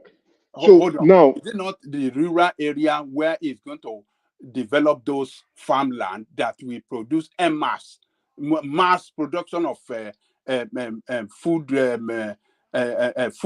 that is talking about? Is it not in the rural area? There are so many potential in those rural areas that we don't know. Even there are some rural areas that maybe some particular flowers they can grow it there that can be exported. There are so many things that we can do in that country, in our area, but you have government that have abandoned, never developed the potential in many rural areas in Nigeria. That is why it looks like rural areas are very poor, that, oh, nothing can happen there. But we have lazy people that don't know how to manage. We can let's eradicate laziness out of this. Now, if you look, why the northern part of the country is actually the place where agriculture is doing well, and they are providing food for almost, let's say, 70% of the food that we consume in the country is being exported from the north down to the south, right? Even though the land in the south is probably more fertile than that in the north, but because of urbanization, right, we are creating more cities instead of producing food. We are using our land to develop real estate properties or commercializing and urbanizing the south. So the north is now the agricultural basket of the country. But again, let's not forget, the north is close to the Sahel, and the Sahel is almost a desert now. So which means if you want to be looking at the agricultural potential of the north, you must be investing heavily in irrigation system, right? Now, if the cost for you to put up a proper irrigation system for them so that the water supply would be good to make the land more fertile, it's too expensive. Would you go and do it? You would do it. It's too expensive. What would be your ROI? What would be your internal rate of returns? What's it going to look like? You'll be running in debt. Maybe you're probably taking a loan. Then you say because you think there's potential in this dry land, there's potential in this desert land, and you want to start digging the land to do what? That's ridiculous. That's idiosyncrasy. You better and go to somewhere that you won't spend so much and you make money. Let's be practical. That's why you see a lot of people will come up here or come on the platform or go to other platform or go to other media spaces and begin to speak out of their asses. But if you give them leadership position, they will fail. That's one of the questions I wanted to ask. That what is that fake lawyer that ran away on Saturday and was making excuses. I wanted to ask him because they keep criticizing the government, but give them leadership position, they will fail. Because it's not about just talking theory. Is that fake lawyer? It's not about talking theory. It's not about talking theory. Go and practicalize it. Go and implement it. Emeka, who is that fake lawyer you are referring to? What's that his name again? I don't know. Is it Dele Abi Farotimi Abi? What's his name? That you can critique from morning to the evening, but the best way to show that you are capable enough, go and take leadership position and go and put your mouth where the action is, and let's see how you can do it. Let's be practical. He tried that supporting Obi. He tried that supporting Obi, thinking that Obi will win and they'll be able to. Somebody that came out to say he's not a labor. You see, that's why I go really hard on the obedient, because I consider them to be a bunch of frauds. They don't understand politics. They don't know what political system look like. That you need a party to actually vie for political position. How can you say you are not you want to go into politics and you don't want to be a politician? Where does that happen in the world?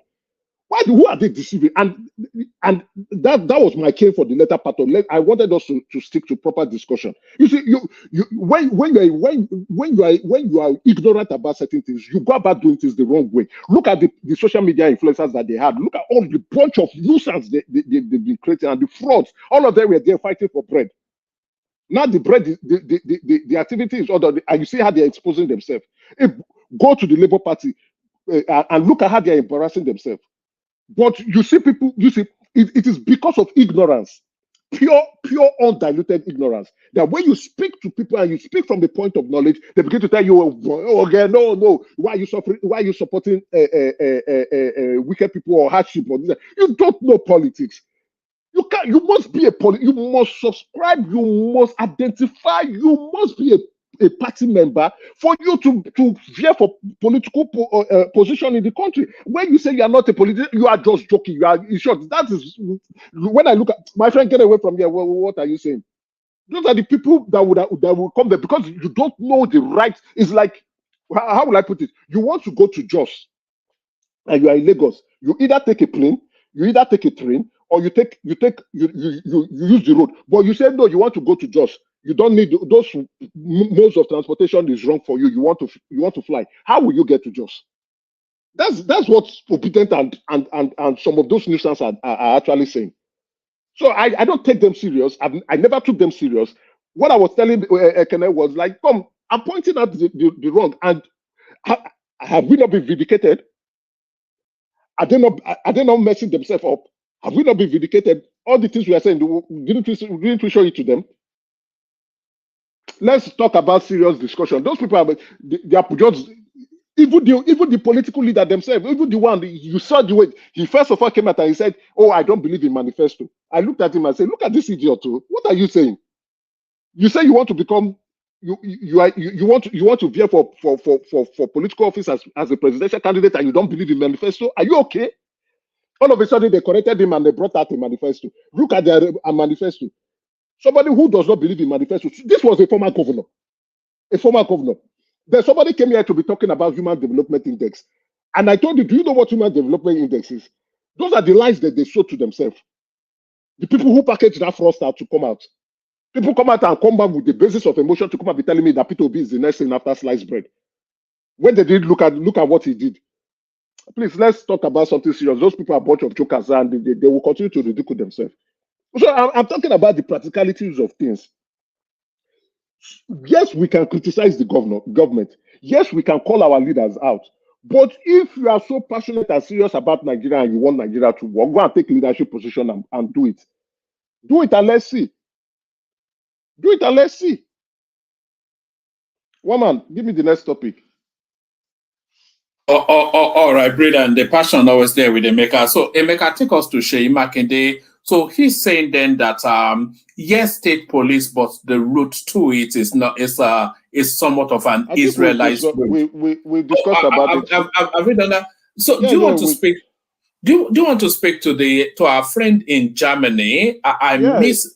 I've just sent him a DM, by the way. See if he will. That's a good one. If you can get him for tomorrow, that's fine. If you can't get him for tomorrow, then we just leave it for Dupsy session. Yeah, it's very difficult, right? Especially when you grew up in somewhere, right? You spent most of your half your age for the average lifespan in Nigeria or a typical human is between 50 to 70, right? If you spend 30 years of your life in a particular location, you almost spent half of your lifespan in that location, and you've built in the cultural norms and values and tradition within that space. So when you are now moving to a new location, it's going to be very difficult for you. So I can understand what he's saying. And then again, even when you are in the West, right, the countries in the West are usually very lonely. So because they've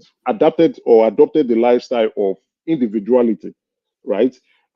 It's quite a lonely place, even in the United States, in Canada, UK, Australia, it's quite a lonely place. But in African setting, or more specifically to Nigeria, where many of us grow up or identify with, you have this society norm of communal living, even though it is not so strong as it used to be in the past. We have communal living where people support each other, people are there for one another. You can go to any place, you can make friends easily.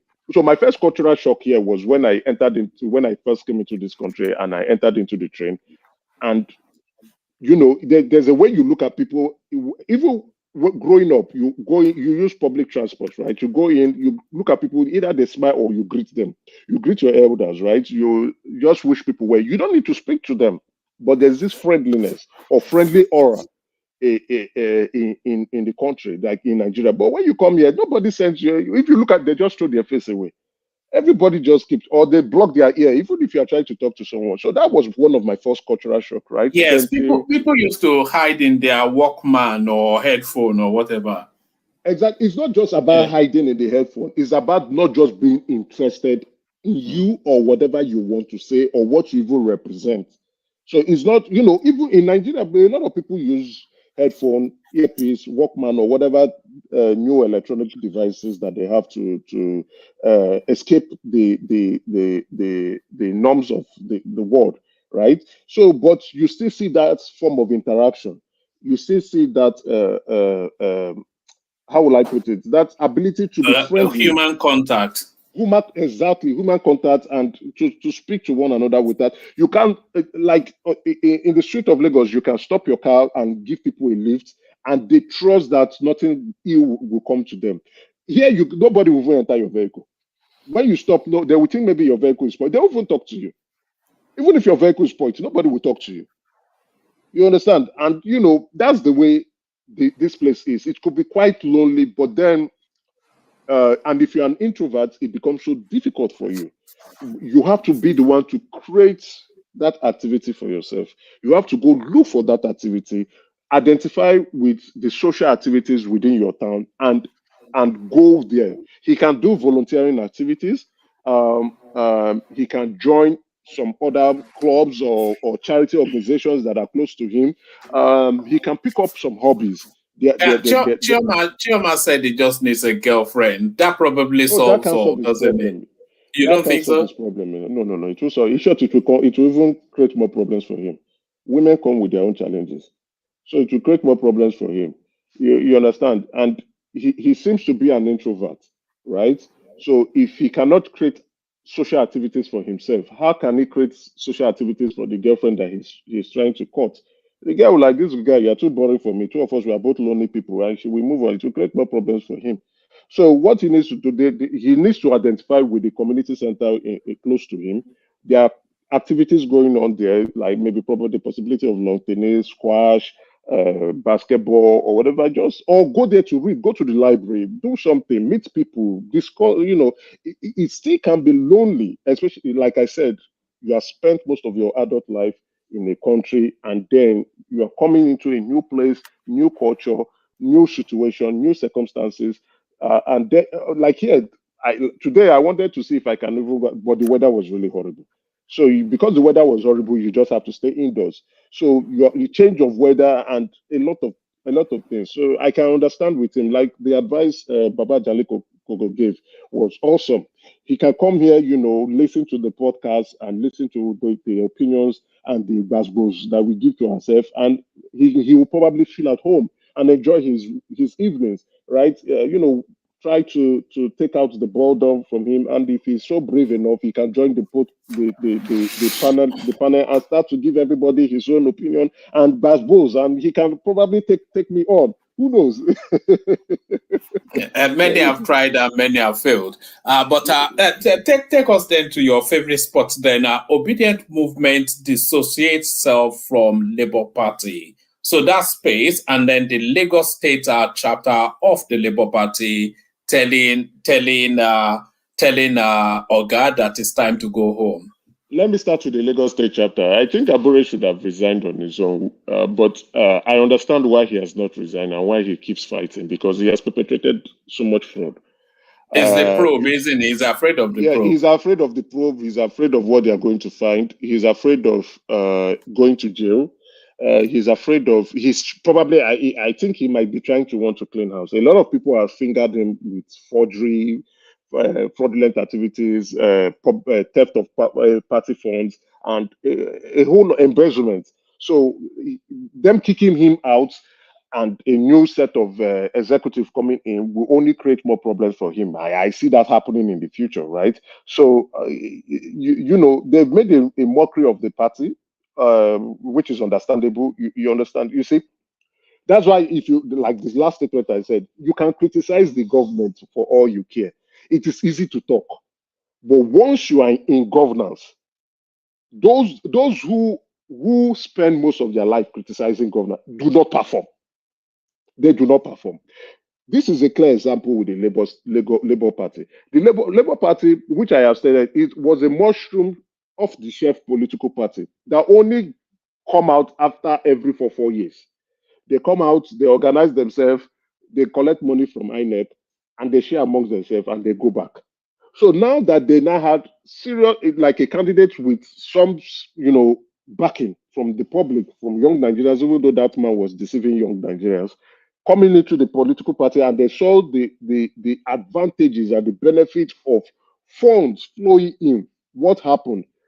These people who, you see, the rest of us with senses, we were not the ones that defined the Labour Party. No. We were not the ones that defined Obi. No. They were the ones who told us that they had good morals, that they were different from the political, that's the mainstream political parties in the country. That they were the new kid on the block, fresh off the boat, new stuff, new ideas, new innovation, new ways of thinking, new ways of doing things. But you understand? So we all looked at them and said, okay, you're welcome. No problem. Let's see. Let's go to the battleground. It's just like, I don't know if you're watching the Bosses Space, Mike Tyson and this popular YouTuber. They want to fight very soon on Netflix. You understand? So the Labour Party and Jake Paul. Jake Paul, yes, they want to fight soon. I think it's going to be an interesting one. Sorry, before you go on, you know, I dread the image of Mike Tyson being on the floor and this guy looming large over him. That would be a very sad end to one of the best careers in boxing. Can you imagine Mike Tyson on the floor and this guy standing on top of him? So Mike Tyson, I don't think he's going to lose that respect that he has. I saw his training anyway. And I was like, wow, this man is still, yes, regardless of the age. He's 57, 58 now, and that boy is 26. Yeah, he's still a bit sharp. You understand? His movement, head movement, body movement, leg movement, punch. You understand? Yes, he may not have the, you know, with boxing is about if you can take it, right? He may not have the stamina again to take it. But does he have the ability to throw a punch? Oh, I saw his trainer. Like, this man he's still deadly. You understand? He's still very deadly. Let's see how it goes. Who am I rooting for? I'm still rooting for him because he's very experienced, right? He was at one point the most deadly. They still refer to him the most deadliest man in boxing. It's on steroid. Well, who knows? Who knows? But let's see what happens because I saw, you know, his training. The way his movement was still sharp, a bit sharper than me. I'm not a professional boxer anyway. Isn't he an avid weed smoker now, Mike Tyson?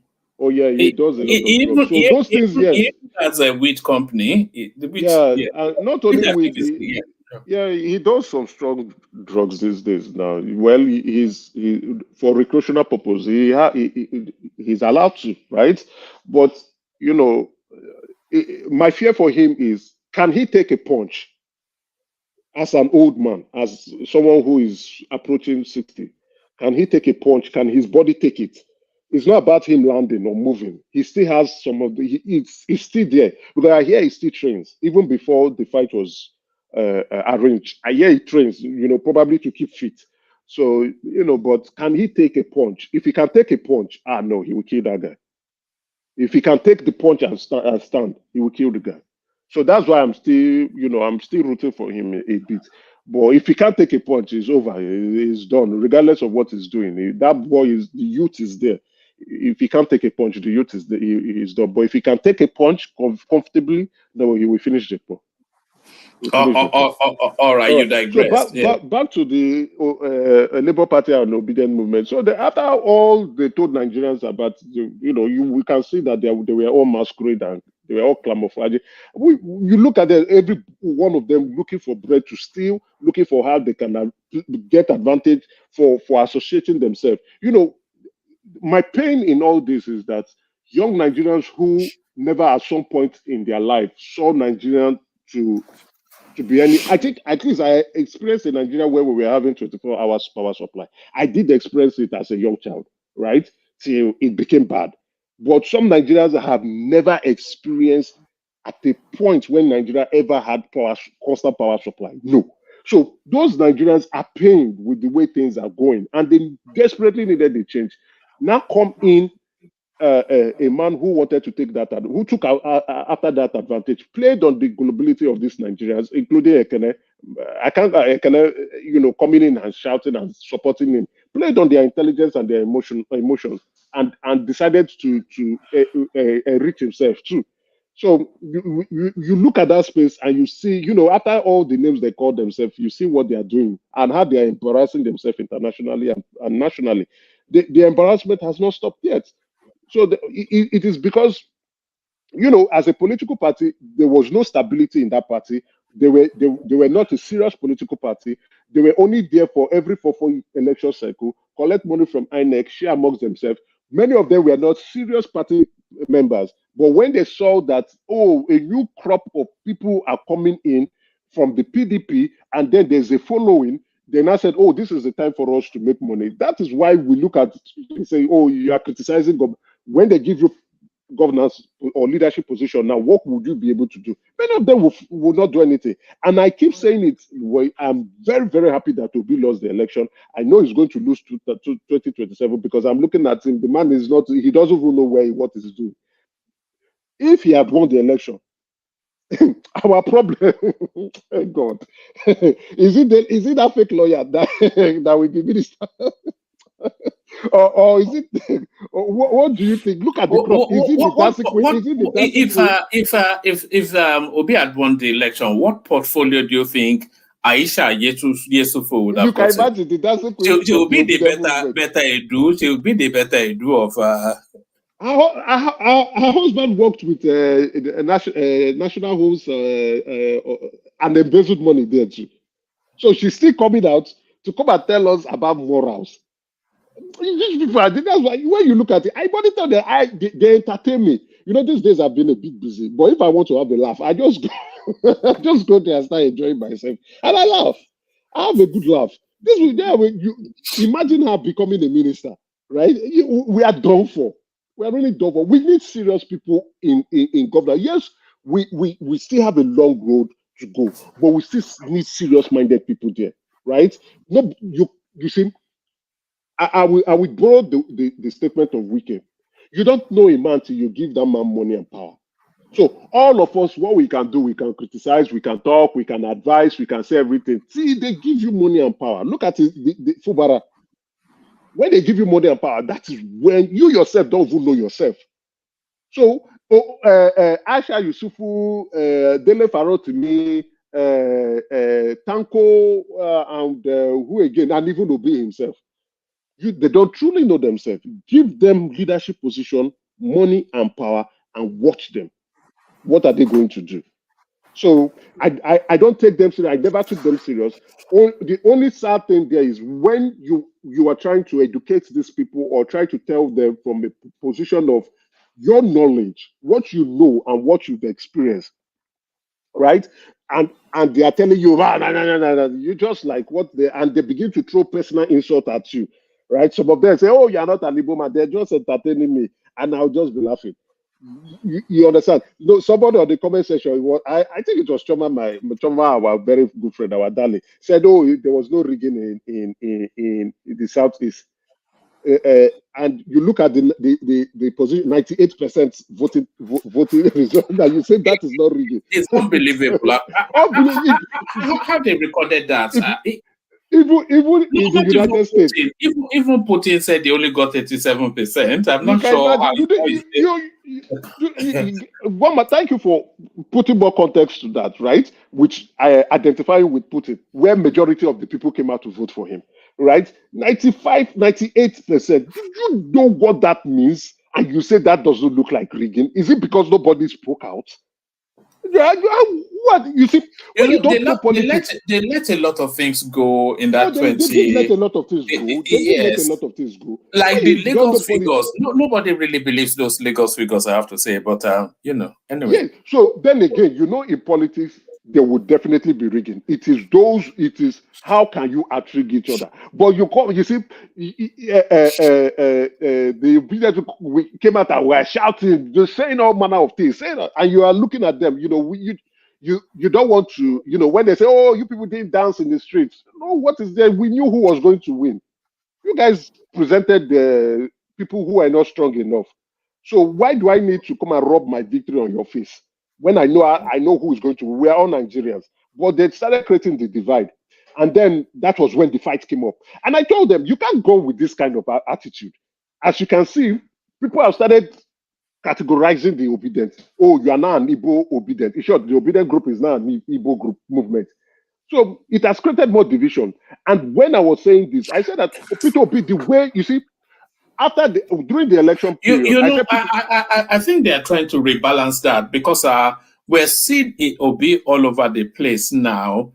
From one imam to another alaji, and then if they are able to replace Abure with a solid northern Muslim, then they'll start to take the shape of a national. I keep saying Peter Obi is putting the cart before the horse. Peter Obi is not playing good politics, right?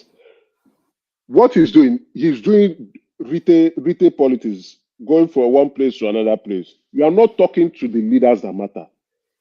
If you like, go and sit down with all the Hausa people and even do fasting with them throughout Ramadan.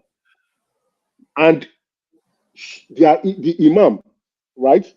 If one of the political elite, northern elites tell the imam, this is what I want you people to do, because of the respect and loyalty he has for that elite, that's what he's going to do. But if you like, go and sleep with them there. If you like, people turn to an imam and start preaching too. It doesn't work that way.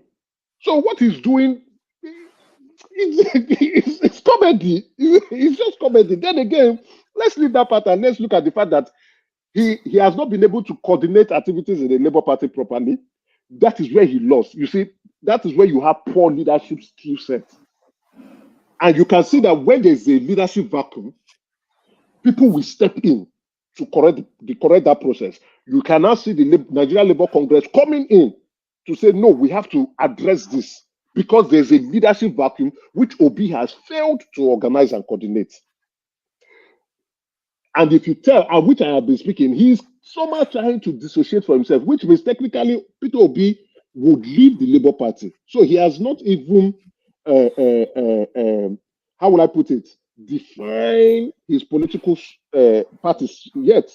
But he's going around talking to who? Who is he talking to? Talking to Nigerians, the people that might turn around and vote for who they want to vote for later on. So he's wasting his time, and I don't understand why. I don't understand why. So because he made a mistake and he's trying to reposition himself. That's fine. That's okay. But you have made that mistake. You have made that mistake. You've created problems for the Southeasterners with the way you organize your politics, the way you don't understand what the political environment of the country, your careless talk, your careless statement and comments. To be fair, I don't think Obi had anything to. Obi is a passenger in a lot of those things that is going on. No, I don't think all this. It just happened to have happened upon a very wild following. He himself is a mild-mannered gentleman. No, I'm not saying he's not. His disposition is one of who is calm. That's very okay. That's fine. I'm not against his disposition. But being calm does not mean you don't need to be a leader, right? So listen to the statement when they were trying to reconcile the money that they still had deficit in that they were unable to. And the dancing queen of the obedient movement, Asha Yusufu, went to her laptop and went to print, typed on Microsoft Word and printed it out for who? For people, a bunch of jokers. Listen to his statement. Go back and play it. He said, there was something he said, and I looked at him and I'm like, what is this man up to? He said, they said I am the leader. You are the leader of the Labour Party. They don't say they say. You are the leader. You ran as a presidential candidate and you got 6 million votes. You are the leader. You should organize your people. As a matter of fact, you should take charge of that political party because the political party rubs off on you and you likewise rub off on the political party. You don't want the party to go around messing up because it will come back to haunt you, and just like what it is that is happening to him right now. So you take, if Abure is doing something that is not right, you demand for a convention and remove him. You do that. You don't. You see. Look at what Asiwaju did when Adamu was going about doing what he said. Okay, after no problem, let's just win the election. We will see. He kicked him off instantly. You take charge of the party when there's trouble. You call them together and you reconcile. You don't have the national treasurer demanding for accountability and probity, and the chairman is refusing to do that. You say no. Let's do the right thing. Abure, what is wrong with you? If that's not working, you get the National Working Committee up and say no. Let this man do the right thing. But you look at what is happening.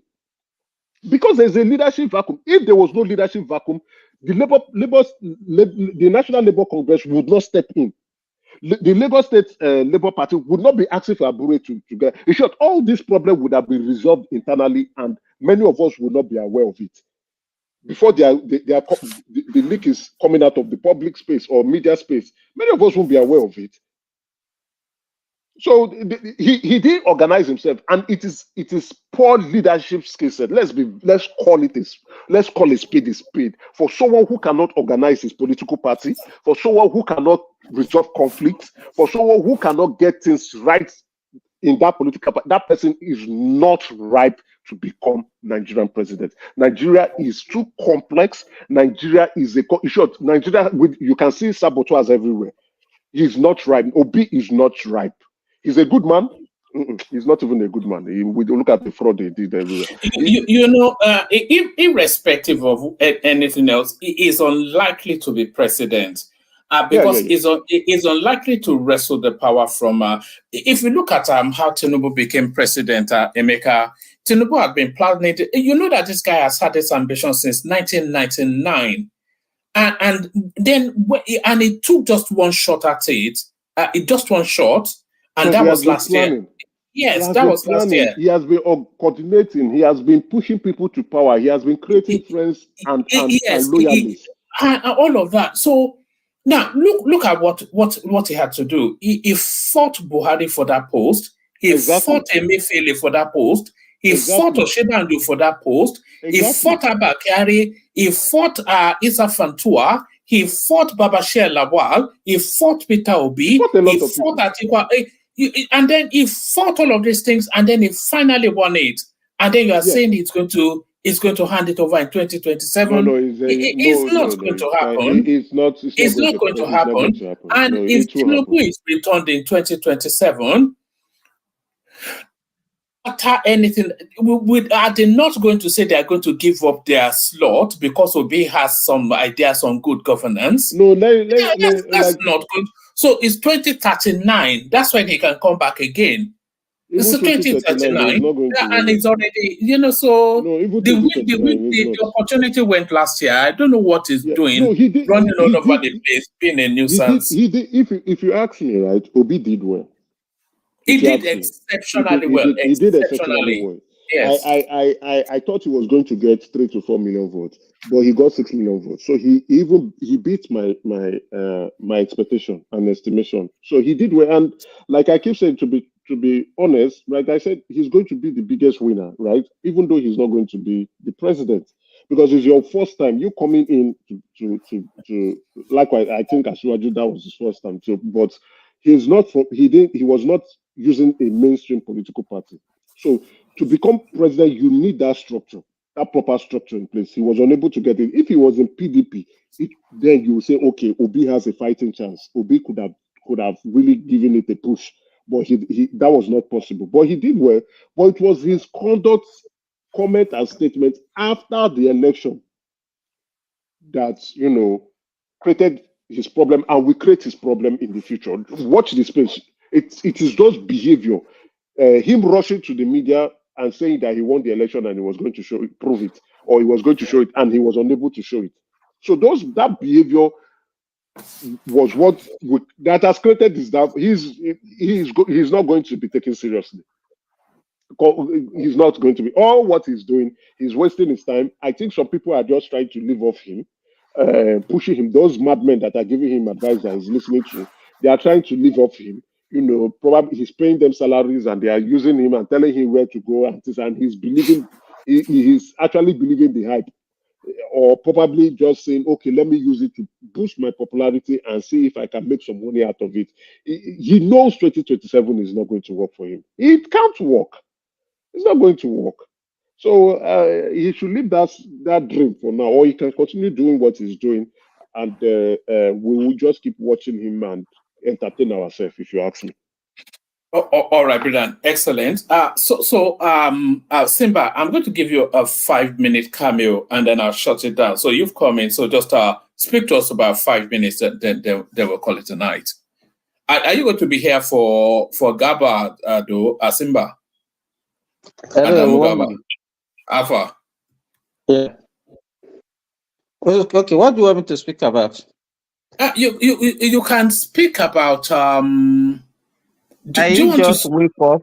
I don't even know the topic that you are talking about. I just woke up.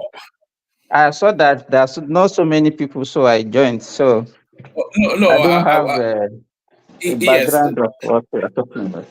All right, let me just give you this one. I will miss Nigeria and the life I was living before I left. So this is a Germany-based Nigerian who finds himself in Germany, but he finds the loneliness unbearable. He says, I have no single motivation left in me. I miss Nigeria. I miss my family. I miss my friends. I miss the life I was living before I left.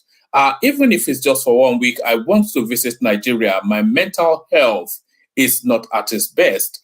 So he says, I thought it was going to be easy since I am a natural introvert, but right now I feel extremely bored and basically nothing interests me. So it's the narrative of people. I suspect that he's probably living in Nigeria for the first time, and then he finds himself in Germany, and just the coldness and it's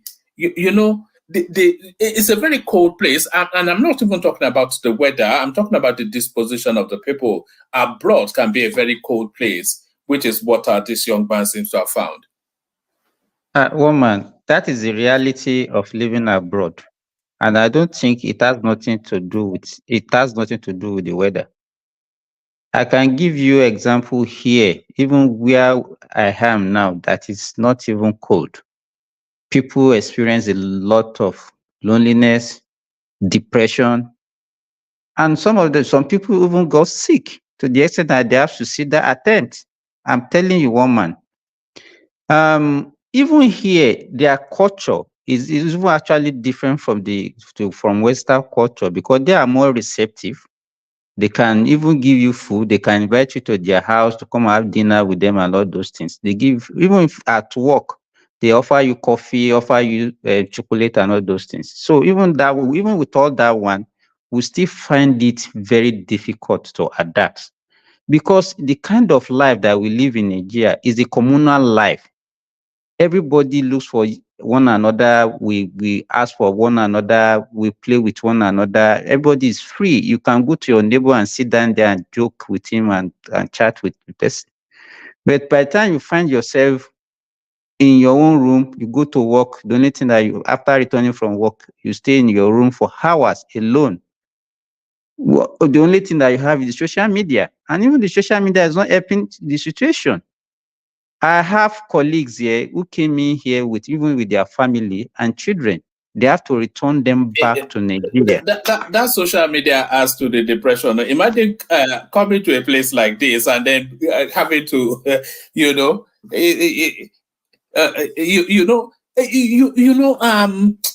Simba, you know that social media adds to people's depression. I didn't actually know that, but it's in the course of doing all these streamings that I'm starting to realize that. Do you know that what we actually do here, it actually impacts on people psychologically? I thought they only came in for the jokes and the banter, but it's not jokes and banter. One man, I've said it before, that, you know, that was the day I mentioned Ola was attacking me. You see people spending hours on the platform. People come here. What you are doing, let me tell you, your platform grants a lot of people out of their emotional problem. People come here to, you listen to after hours. No, I'm saying, no, hold on, Simba. What I'm actually saying is that it may well add to some people's emotional problems too. Because some of the politics we speak here, they are not populist politics. And it seems to cut into people in a very visceral, very, very, impactful sort of way. Do you understand? I've noticed that even mild-mannered people, they feel somewhat affronted because you are challenging the inner recesses of their core thinking, and it seems to impact them psychologically somehow. And I'm getting that feedback a lot. You are right. We are 100% right, woman. You are 100% right, because if you are challenging people's opinion, their belief and everything, it actually affects their psyche. And that is why you see some people, even if they can't tolerate any longer, they became more aggressive, started abusing people and all those things. So it's actually like rational mind, Abi. I want to go and take care of mental illness. So it's actually there is nobody that will live outside Nigeria. I don't talk about maybe other African countries, but outside Africa is very, very challenging, woman. Very, very challenging. In fact, some people, it encourages some people to do a lot of things, to go into things that they are not supposed to go into. It's a very challenging life. It's very difficult. In fact, there was one that came with 3 children with the wife. The wife became depressed. And see, this same woman that was clamoring, no, I want to come and stay with you, my husband. I wanted to come and stay with you. Stayed for 3-4 years. He became depressed, was on drug. This guy has to resign his appointment and went back to Nigeria. And immediately they arrived in Nigeria, the kind of social support, I mean, not really, I can even call it social support. It's not because it's not from government, but from our people. The way we look after ourselves, the way people will ask after you, they will not leave you alone. The woman picked up immediately, Abi. Exactly, woman. The woman picked up immediately. Because nobody will allow her to be alone. People will come, friends will come visiting. By the time they've done a few Ashrebis exactly, maybe every weekend party. Every weekend party. Every time you have somewhere to go, you understand? It's actually very healing. It's healing. Yes. Simba, how are you? Can I tell you my lifestyle here? From work to home, to church, to grocery, from home, work, grocery, church, home. I have friends. Sorry, Simba. You know that lifestyle, you just described it as a day activity. Do you know that can be 10 years of your life right there that you just described? It's going to 10 years now, one man.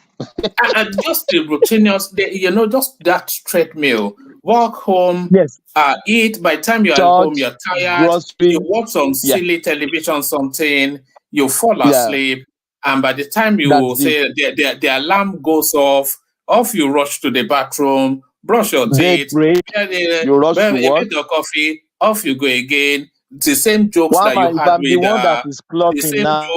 the same joke you had yesterday. You have the same call. So it's my goodness me. You One know? man, some people have life. This white, they go to pub, they go to club, they go, all those. I don't drink, I don't smoke, I don't womanize, I don't. So from work to church to home to grocery to church, sometimes go to the beach, take my bike to the beach, back home with the family. That's life. There is nothing else. It's not taboo, but back on my junior sister, cousins, kinecon. Even your neighbor even greet you.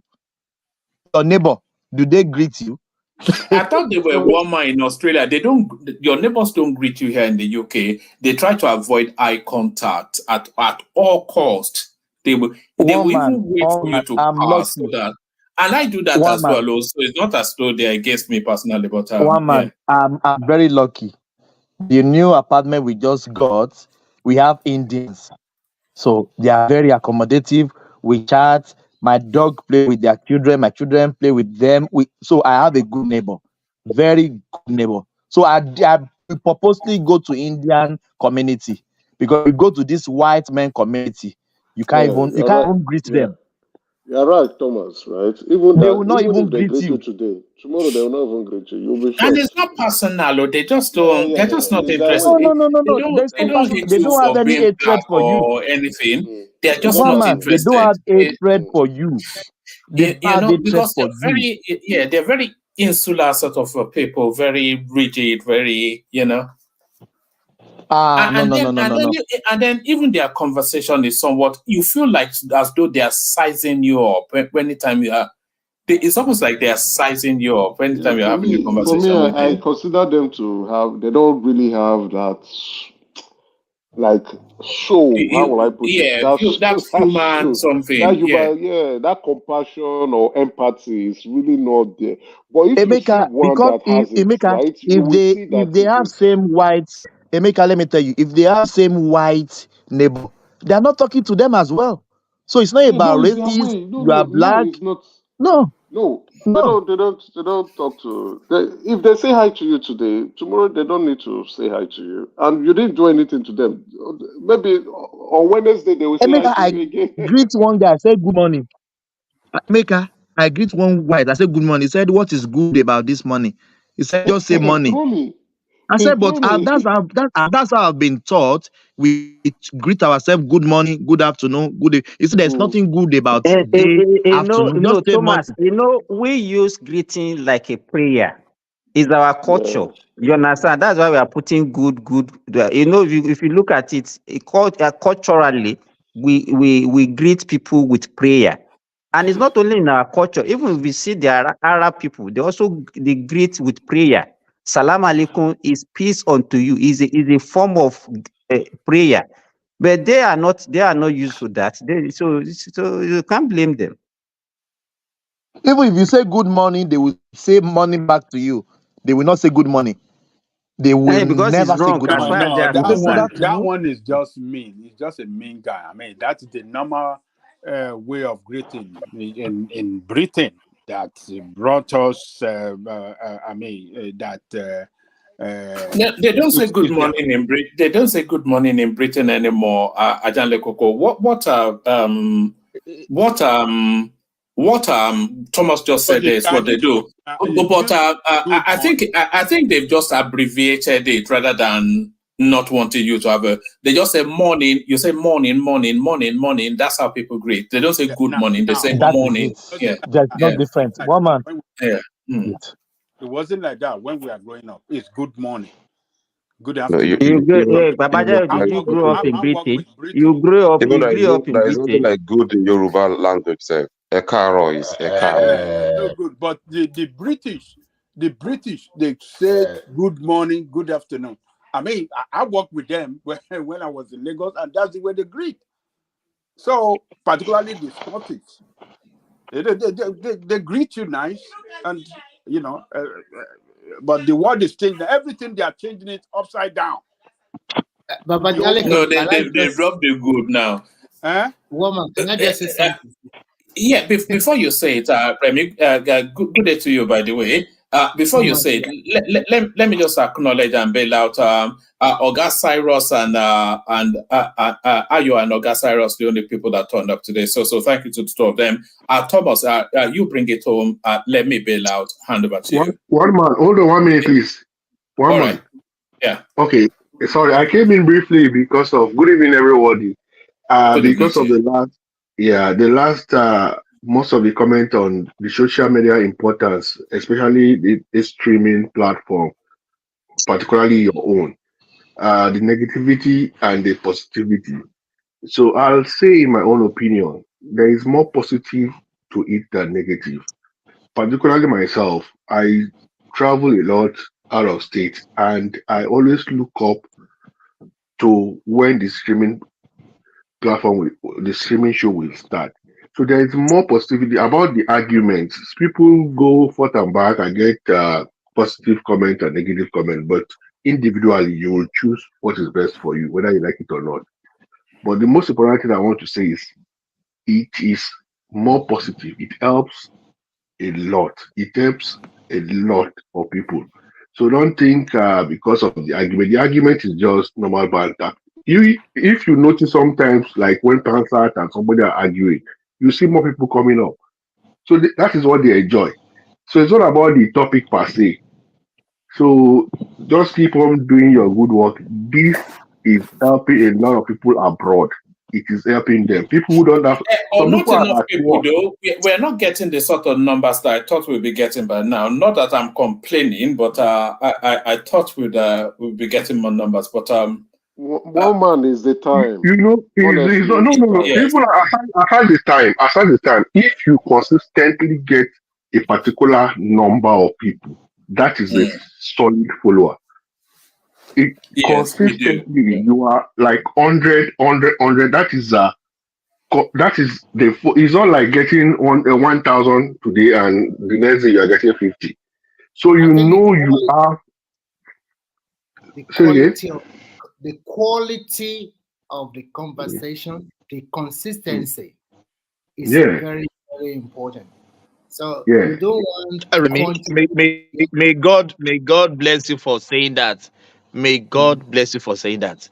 Some people can't withstand what you guys are saying here.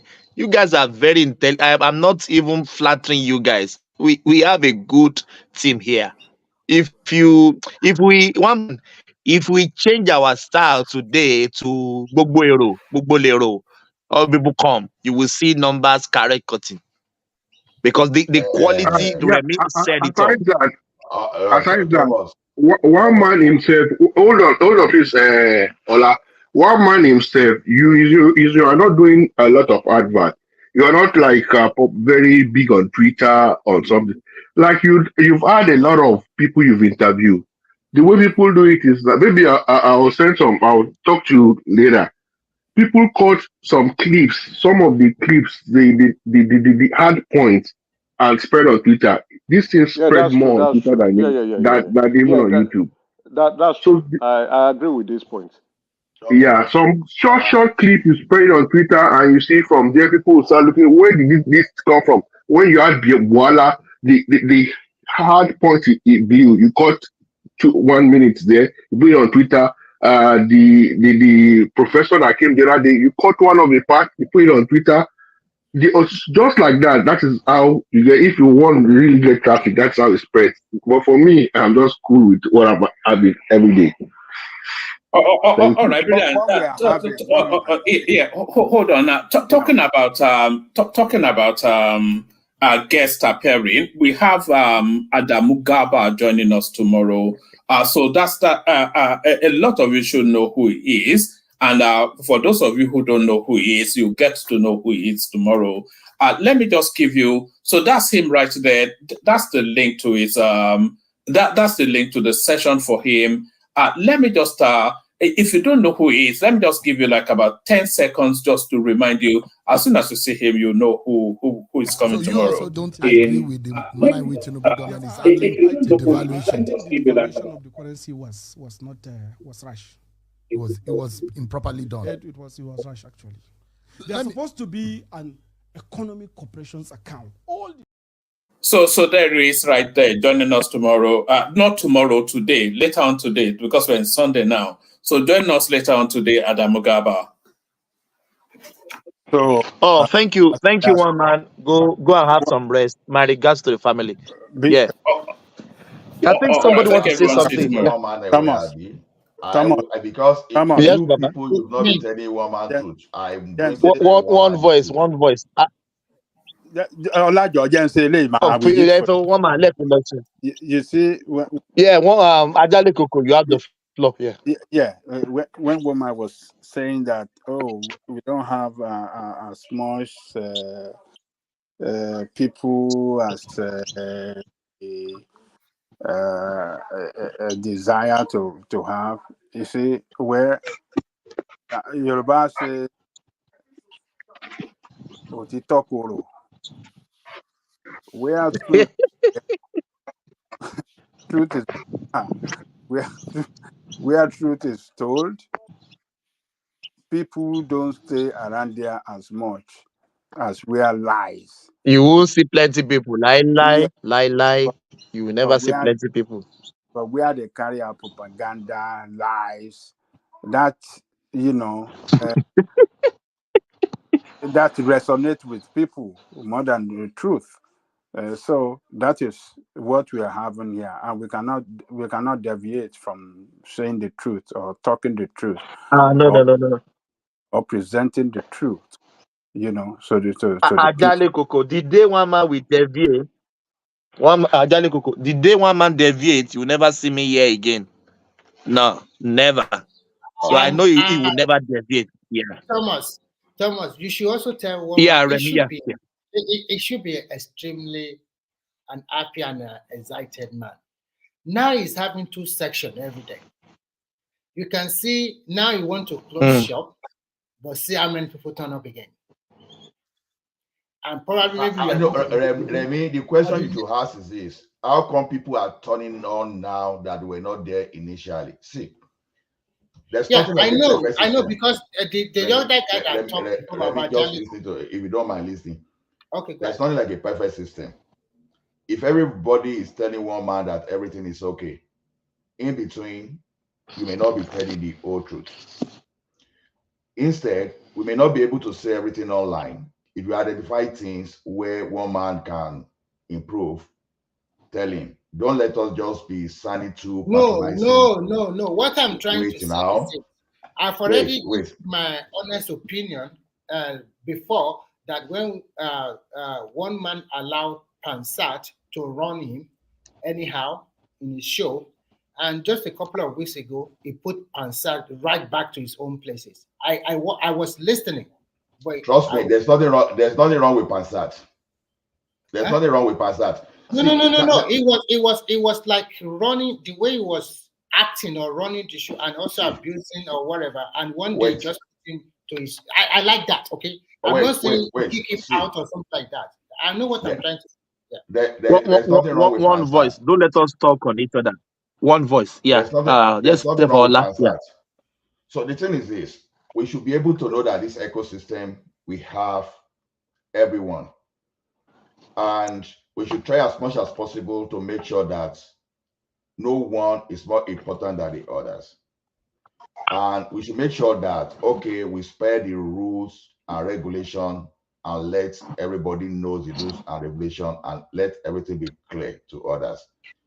Saying, praising one man is good, but saying there's no area is going to improve, that the day it deviates, we are simply not helping him. In my opinion, in my humble opinion, it's impossible not to identify area of improvement. If you continue on the same way, it's going to get boring at a particular point in time. That's the kind of, I'm expecting people to suggest some kind of innovative way for him to go forward. But say, go, everything is okay. It's not true, because if they ask some of you questions behind, you will have a feedback to give. Sorry to interject, Ola. I think people are not really praising one man that everything is rosy like that. People are not talking that way. People are just appreciating that what he's doing is good, and it's giving a lot of people to express their opinion. even when they banter or whatever, they also come together again, come to another day that, yesterday I am blah, blah, blah, we are bantering, but still today they are still here. That's what people are talking about. And if people have an area of to suggest or advise him to correct, people here are not just small boys, small kids like that will just follow whatever. I've seen sometimes, so many times, that people will also banter against one mindset that they don't believe in your opinion. That is not the right way. That is not. I think I like that. Nobody is deceiving him here, but at the same time, we must give accolade if he's doing the right job. I think that is not a big deal to do. So I think that is the right way to go. If he's doing the right thing, we should be able to say, hey, it's a big job. Thank you. Keep it up. And this is an area you should. I think Ola is trying to give us suggest some way forward, a better way forward rather. So okay, you can say it. You can just go ahead and say it. Yeah, let us listen to him. Yes. See, let me tell you. Let me tell you something. The thing is, like, my personally, I had some shout with a one man behind. Like, there are some things normally that we should not be even to be doing openly here. And I won't necessarily mention them, but I think many people are guilty of those things there, because there are some things you say that we indirectly eat some people, and in order for some people to get themselves healed, they try to move away. You understand? Because everybody is human. That's why I say that, okay, it's not everything you come and say open in the open space. And then secondly, when you have people coming online too, you should be able to balance your time with people and hear some people out, and don't make it look like some people are more important than others. That is very key. No matter who is the person, whether the person is agreeing with your opinion, sometimes you have to be very careful that these people are human and they have different opinions, and you don't shut them up. You see the way I quickly responded when people say Pansat. No, that Pansat is Pansat. Play according to the rule, and try to make sure you play according to the rule. Okay, if something is becoming too toxic, you let it in, be glad. But if you are going to give people Ola, that's the hold on, please. Let me say this. That side you are going, I don't think it implies to Passat. No, it doesn't imply to. It can't include Passat in that thing. You know how it goes is way insult people. I'm older than your father. I can be your father. No. We can't continue that here. No, we can't. No, we can't let him be saying that. Yeah, I don't know Thomas, where can you I are say coming something, please? from. I don't know. Let me Yes, just one yeah. sec. Let me Say what check. you say. Good can I say morning, something, everyone. please?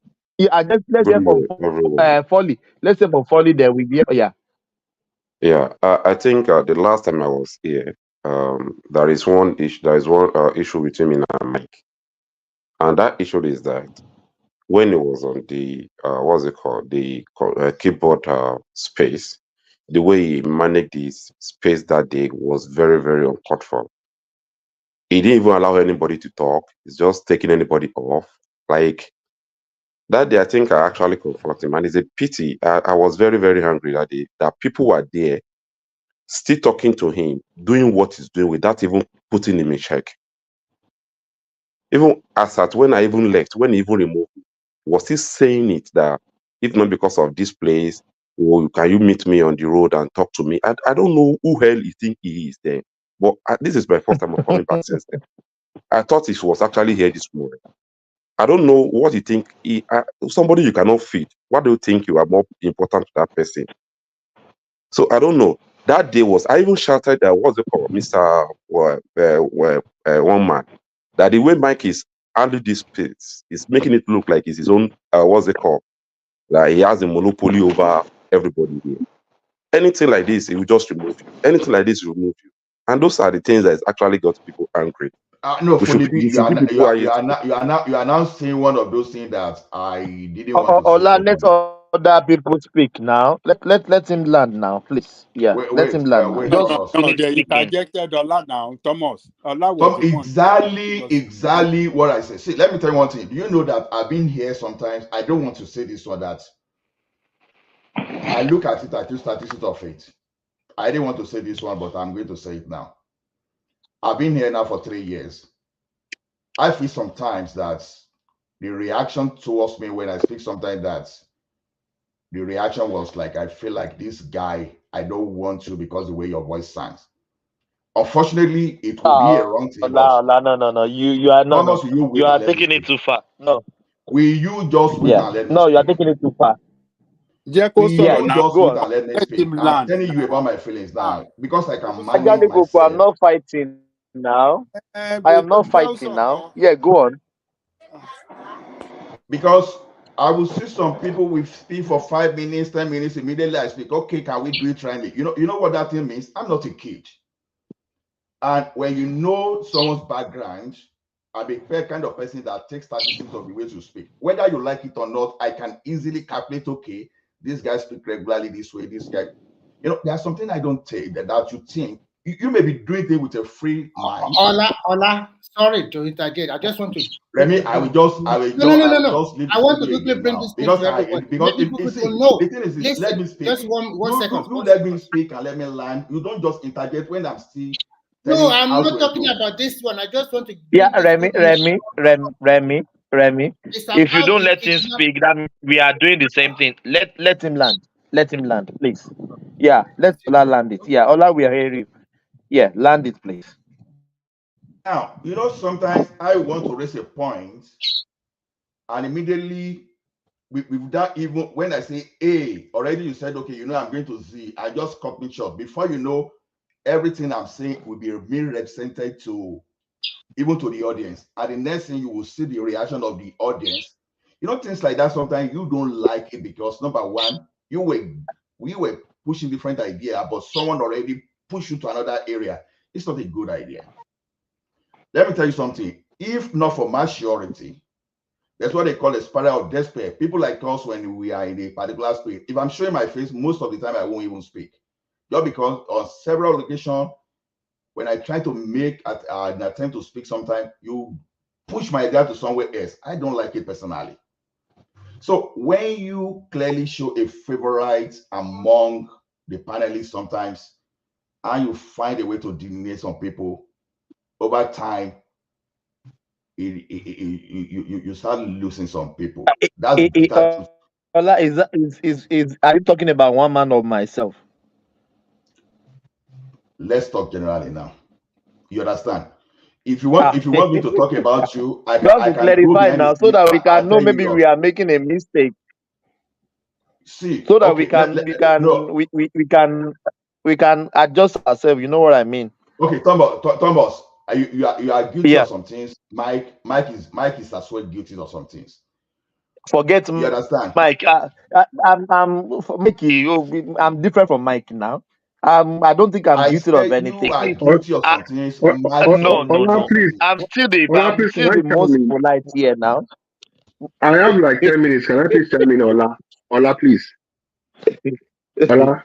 You saw what? Yeah. Can I please chime in? Can I please I chime think in? hold on. Let me Hold on, say please. this. Hold on. Remy wanted to say something. Ola didn't allow him. So let me come in What I there. just You come want to after. say is simple. The 287 students abducted in Kaduna, they have released them and they are safe and healthy. That's all. That's what I just want to say. Okay, please let me come now. Thank God. Thank God. Okay, let me come now. Thank God. I came in particularly because of this attribute to one man. See, for me, the platform is easy. Nobody is perfect. Ola, particularly, I'm talking to you. It's not. I'm not faulting whatever you are saying. You are right for the observation. It's a good observation. But you see, you came, you noticed one man has a personality. Mike has a personality. Thomas has a personality. You get it? And if you want have to talk about all three of them, you will find fault in three of them. Do you get what I'm saying? Yes, So nobody's that perfect. is why Yeah. nobody is perfect. So we have to take them as they are. Myself, I have learned a lot from here. I have seen people try to insult Adanle Kuku. Boy, keep his cool. Yes, yeah. Sometimes he have heated argument with Passat. He has a heated argument even with Mike when he is going against Mike's thought, but he keeps his cool. I'll give example of like Prince Daddy too. He keeps his cool. You see, so every what I'm saying in essence is that everybody have different personality, and I know you are hot as what do you call it now? Is it Mike? So, but you don't want to pour your own and ugliness, but you just want to stick it today. Mike is a ghetto boy now. Mike is a You ghetto know, boy. so but what I'm saying is that the Mike, my platform, brother. yeah, the platform essentially helps people abroad. We want to hang up with it to hear different perspective, and for people's deficiency, Play yeah. summer. I'm just telling you people that if you really want to help one man, you are going to tell him the truth. That's what I'm saying. I like the diplomatic way. See, I can go. See, I'm very diplomatic if I want to. If I want to go Agbero too, I can go Agbero. Don't people should not make that No, mistake. that's what I'm saying. I know you have the belief now. You are just feeling. I know. Play summer. I'm saying we have some people. You understand? I'm just saying how I feel whenever I'm trying to make a presentation and one man cut me off. After I allow some people to speak for like 10 minutes, all of a sudden, when I want to speak, is when you want to quickly wind up. That kind of thing, be very careful because you are dealing with human. Be very careful. Ola, you do have a point, but what they are trying Let me wait now. What point did I have when I did not even finish it? But you have been talking for more than okay. Go ahead. Okay. So like that point, there are some things we say here openly that sometimes we need, especially when you are the moderator. If as a floor member you talk anyhow, that's understandable. If you're a moderator, that is when you need to be more responsible. Moderators are the one that can move the platform forward. Even if you are rash before, once you become a moderator, you are now a priest. Your behavior should be totally different. You should be as little biased as possible. Absolutely. Understand? That is where I'm coming from. That You pretend to be biased. I'm a biased person. No, forget story. No. I said you didn't get me. I said the moderator should pretend to be moderate, not biased. So yes. So that's what I mean. I'm not talking. I'm talking about the moderator. Now, yeah. Because I can even give you a point, Thomas. You've improved compared to like 3-4 months ago. I will just tell you that, but I know that you still have a lot of things to do. To be honest with you, the other guy is not here now, so that I cannot speak. So I can speak of yours too. I can speak of you because you need to improve in some areas. If it means in the background, I will tell you to your face. I don't need to talk, say it openly. Everybody has his own side that you need to improve whenever you want to. But saying everything is okay, no, I won't stay here and join you and tell you that everything is okay. I know that human beings can be difficult to manage. You understand? I was not like this when I joined this place. It was this place that brought me out to be where I am. Before, I used to be cool. I used to be calm. But when I noticed that anybody with large voice, good voice that can speak, anybody that can do some kind of agbero are the one that are having their ways, I started learning. You will see that that's why I'm not even learning it perfectly, because if it had been my way, that is why he's shutting everybody down. I'm not talking. Let me talk. You understand? Because you will see that if it is my normal way, I will be able to do it perfectly like some people. But because it's not my way, because I'm learning it, that is why it is still difficult for me to actually push Lord, ti pe family meeting lórí one man. Lord, pe family meeting lórí one man. No. no, me and one man, I don't have a problem. If I need anything to communicate, One I say, but man, I just have to. one man I on see the everybody choice trying now. One man on the choice. to The dance Onoko around. That's why I'm Oguajo telling you now. that no, be honest. Be honest to one man. That's what I'm telling you. If you really want to help him, be honest to him. That's what I'm saying. All you are saying, you are just praising him, but you, within yourself, all of you know that you need to help him to do some things. That's what I'm just saying. I've said my own. I say I don't like the way one man used to cut me. Other than that, I don't have any problem. But when you give people 10 minutes, I want to speak for One you. man is not here. One man, one man is not here. Yes. It's not about Yes, my I being I am. can see that one man this thing behind it. It's not a big deal. You know I'm what just saying that I everybody should not understand what pretend. Allah is saying. From my own perspective, I've seen sometimes that the way one man also like try to court Bishop. Bishop is a quite sensitive person, and he can get very quickly angry. And that personality Before is very they always fought every day. yeah. In fact, Every blessed day. Thomas, I need to commend one man and even Bishop, because so sometimes I wonder if some things will happen and I will be thinking that will Bishop come back to this platform and he will come back. and he will come back. Hey, that shows maturity. Believe me, it shows maturity. Believe me. Maturity, yeah, no. Bishop is a mature man now. No, Simba, thank you very much. This is what I'm saying. Bishop is hot. One man, they go against each other sometimes. But everybody at the end of the day, very them. hard. This is what I'm saying. Baba Jaliko Bishop is like Baba Jaleko is number one. Baba like I like abusing Baba Jaleko. He's number one. The most calm.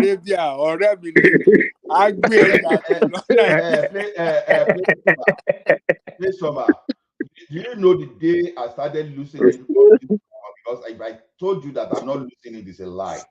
I'm telling you now. The day I started losing it was the day Mike called me an imbecile. No, that is way bad. Too bad. No. Do you understand that? Mike is a Agbero guy now. You know Mike now. Mike is very rough. It should be cautioned. When people were saying no, Mike should not be coming here, I was even standing my ground that no, because of that, we are not going to say Mike should not come here. I won't support that. But the thing is this, when things like that happened, I want the red flag for that person to be warned immediately. So the best is not to send the person away, because do you know what it means that if on street you call me that kind of name, I need to you do you know the kind of thing I can do to you? Of course, it will be brutal. I can bring out catapult immediately. You understand? So things like that, when you see things like that, the first thing you want to do, you douse it down immediately. You don't let it go. Ola, you should know one thing. Mike does not really want to be a moderator, but out of his own. It's not about moderator. It was not even moderating. Look. We must also look at his personality. This guy is a hot potato, okay? And when he talks, he won't answer immediately. You cannot just tell him something. He will continue to probe you, and sometimes does not allow you to even lay your out very well. So I understand him also. You guys, let me tell you, you need variety to make the show. Okay, all this thing that we are talking about is what is making the show to be thick. Mike, It's the only thing I don't like. Believe me, the only thing I don't like is to be too extreme, like what Ola just said. You can't be calling an adult man an imbecile. But anything besides going too extreme, to me, you have different personality, and that is life for you. That is what is making us to have different opinion. If you don't have different, everybody is talking the same thing, it will not be good. If you ask me, I think it is good for the show. The mass buzz is necessary at some point. We need it. You understand? The only thing there is that if it's too like what you and Ekene did earlier. Exactly. It doesn't mean tomorrow I cannot say, hey, Ekene, how are you doing now? What's going? It's just an interchange. You understand? It's not personal now. No, of course. It will not even be fun if you are not have different. Yeah, Emeka, let me say something. if with the banter one man has with Bishop, it keeps coming, it show a level of maturity. Tomorrow now, Ekene will talk, you can interject him, you still continue. That is the difference between, that is the beauty of it. It's not that you offered me yesterday, now today I don't want to talk to you. Don't interject me. That is childish now. So that is the different. You guys are very amazing. Thomas, Yeah, in that aspect. Thomas, Yeah. see, Yeah. Emeka that is talking, I will tell you something. You know very well. It's even good that you and I will work in the same bank, even though that is a sort of bank that you guys will say we should meet at a hotel, and your guy that said we should not come late will be there 9 o'clock and they'll be coming 12 o'clock and started sharing up. I won't go to that one today. You know, one thing the team meeting is this. Some people that will have the most brilliant ideas, when you start giving room to some people because some people are more eloquent than others, and those people, whenever they talk and you challenge them, you know what they do over time? They will keep quiet, they don't talk. And you will normally believe that things are normal because you have some people that you harassed yesterday and they still come today to speak. Ola, hold on. There's a feedback. There's a feedback somewhere. That's from Who is Simba. feed- Simba is Someone is feeding back. Yeah, let me meet Simba here. So Yeah. the thing is this, Yeah, go on. you only have opportunity of people that you harassed and came back to talk, but you cannot measure those people that decide to stay away for one reason or the other, because not everybody, some people are just anxious, before you know, because they will soon go down the spiral of despair. They will not talk. They will rather sit down and be looking at you. Everything they have, they will not talk, no matter what. Ola, there's something you said that I agree with, right? You said when you first started, you were not like, like this, like pushing your opinions really hard. But you noticed a lot of people, when they talk, say, okay, let's hear this. And you adapted your ways. You understand? And if you, which I've observed with you, you notice if maybe one man is trying to cut you short, you say, no, wait, one man, let me hear my opinion. And respectively or respectfully, one man would say, okay, go ahead. So what I would tell those people, you see, like, this is public speaking. Let's be very realistic. Some people are not cut out for it. Some are very good at it. But if you feel someone is trying to challenge your opinion and you are strong about your opinion and you know your opinion is right to you, even if it might not be right to the other person, go ahead, express yourself. Even if you want to insult the person, please feel free. Yeah, and knock the person the What goes. is it now that you are trying to make your opinion No. and somebody is cutting you Let down? me tell you something, Emeka. Let me tell you something, Emeka. Talking, pushing back down, that's not my way, to be honest with you. It's not me. When I started shouting that way, I don't like it that way. I like to present. One man did it to some extent that once one man said, I don't want to go, he started seeing people like that. Oh, I started seeing many people now getting at you. You have to be very careful, because sometimes a lead they're giving is giving some people that you closely relate to start coming against you. If you are not mentally strong, that is where the kind of that depression you talk start coming in. You know what you want to push through, but just because someone is cutting you, when they cut you, you want to go to point A already, they've already pushed you to point C. Now, one thing I don't like is this. I don't like my statement to mislead people. And that's why I don't like when I'm speaking, you've not even let me land it. I shoot my way. I don't like it personally. That's me for you. I want to be so when I start shouting, then I've lost my idea. I'm only shouting, pushing back just because I think you are not treating me the right way. So you won't get the best I'm trying to present to you once you knock me that way, because already you've triggered me. I'm out of my best already, and I'm pushing back. I'm not pushing back. I'm on the other side already. Okay, Ola. So I want to be critical of you a little bit, and I want you to also listen objectively. Sometimes when you also give your narration, sometimes you take too much long time. There were several times that you say, Remy, give me 1 minute, give me 10 seconds, and your 10 seconds will lead to 3 minutes. Sometimes I don't feel very happy about it, but I just have to take it in and just wait till my turn again. And when I was new in this platform, there are several times that Thomas will also say, Remy, stop talking, let other people talk. And that is my own SSS. And I learn it and I will keep quiet and give opportunity to others. Like Okay, no, in a nutshell, what I'm trying to say is that to manage hundreds of personality is not easy. And because it's not easy. that's correct. I understand you. Absolutely correct. Woman is human. There is tendency for him to have his golden, to have some of these guys as golden children. It's possible.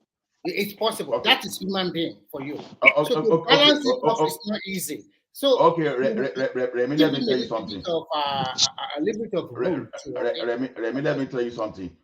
You say whenever I speak, my fagun, right? Do you know I feel the same way about you? Yeah, you yeah. I feel the same you way. Can tell me. You can tell me. I have learned from my mistake.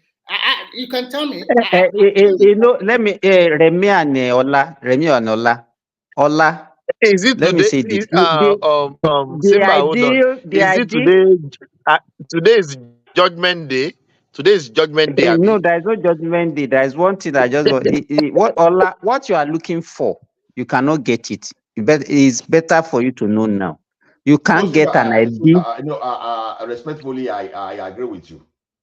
You cannot get it. So the area you learn to adapt, the better for you. You understand? And let me tell you, there's nothing personal about what you are doing on the platform.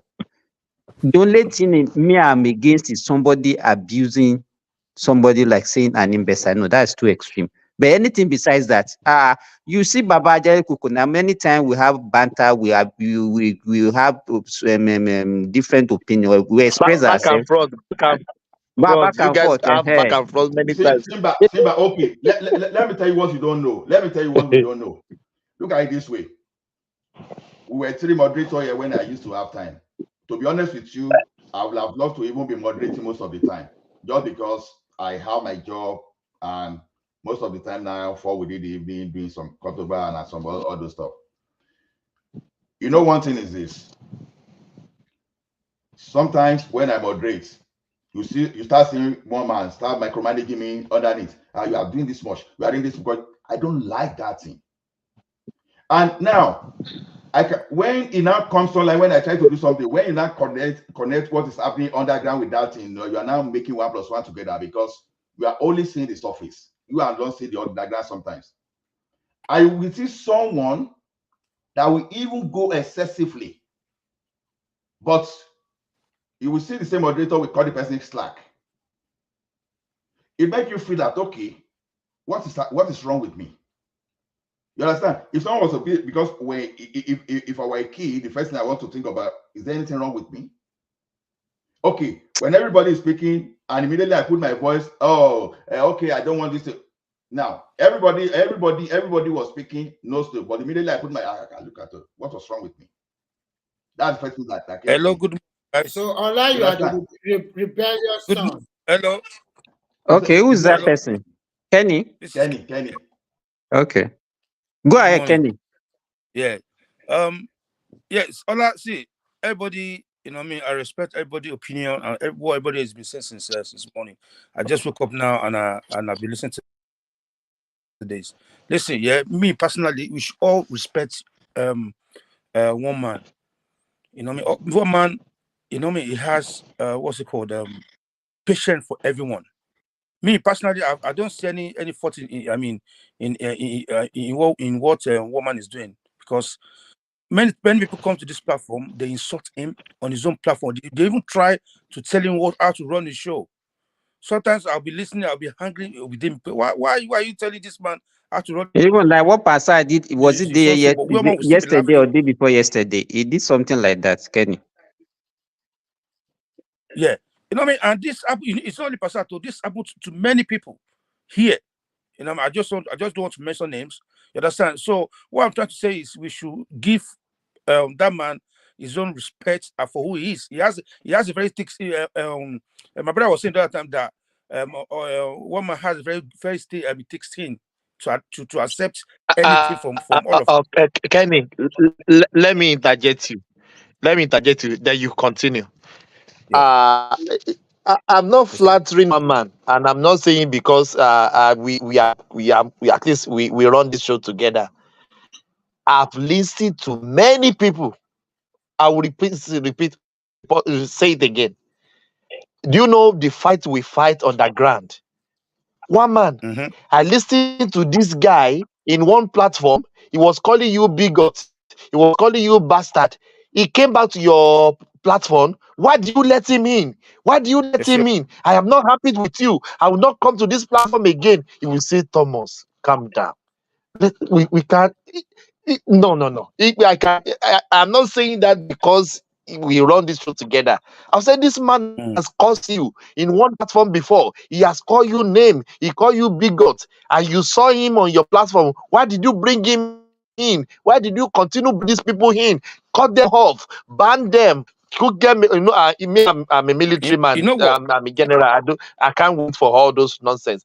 But we still let them in.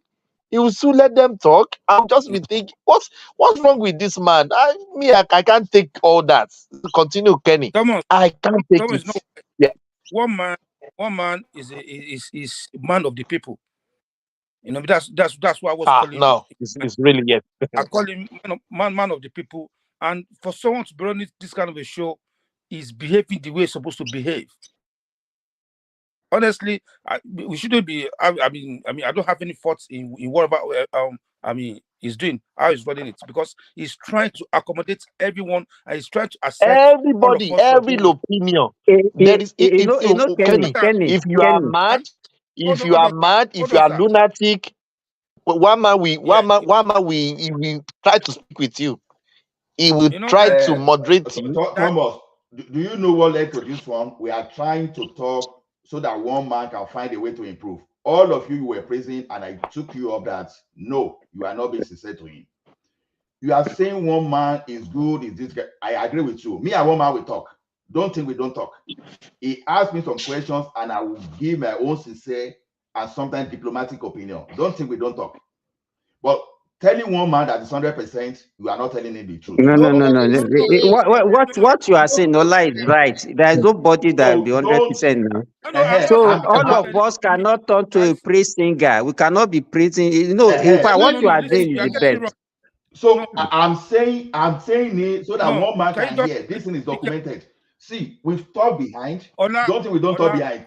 Because let Kenny land, please, if you don't mind, please. Yeah, Kenny. Yeah, Kenny.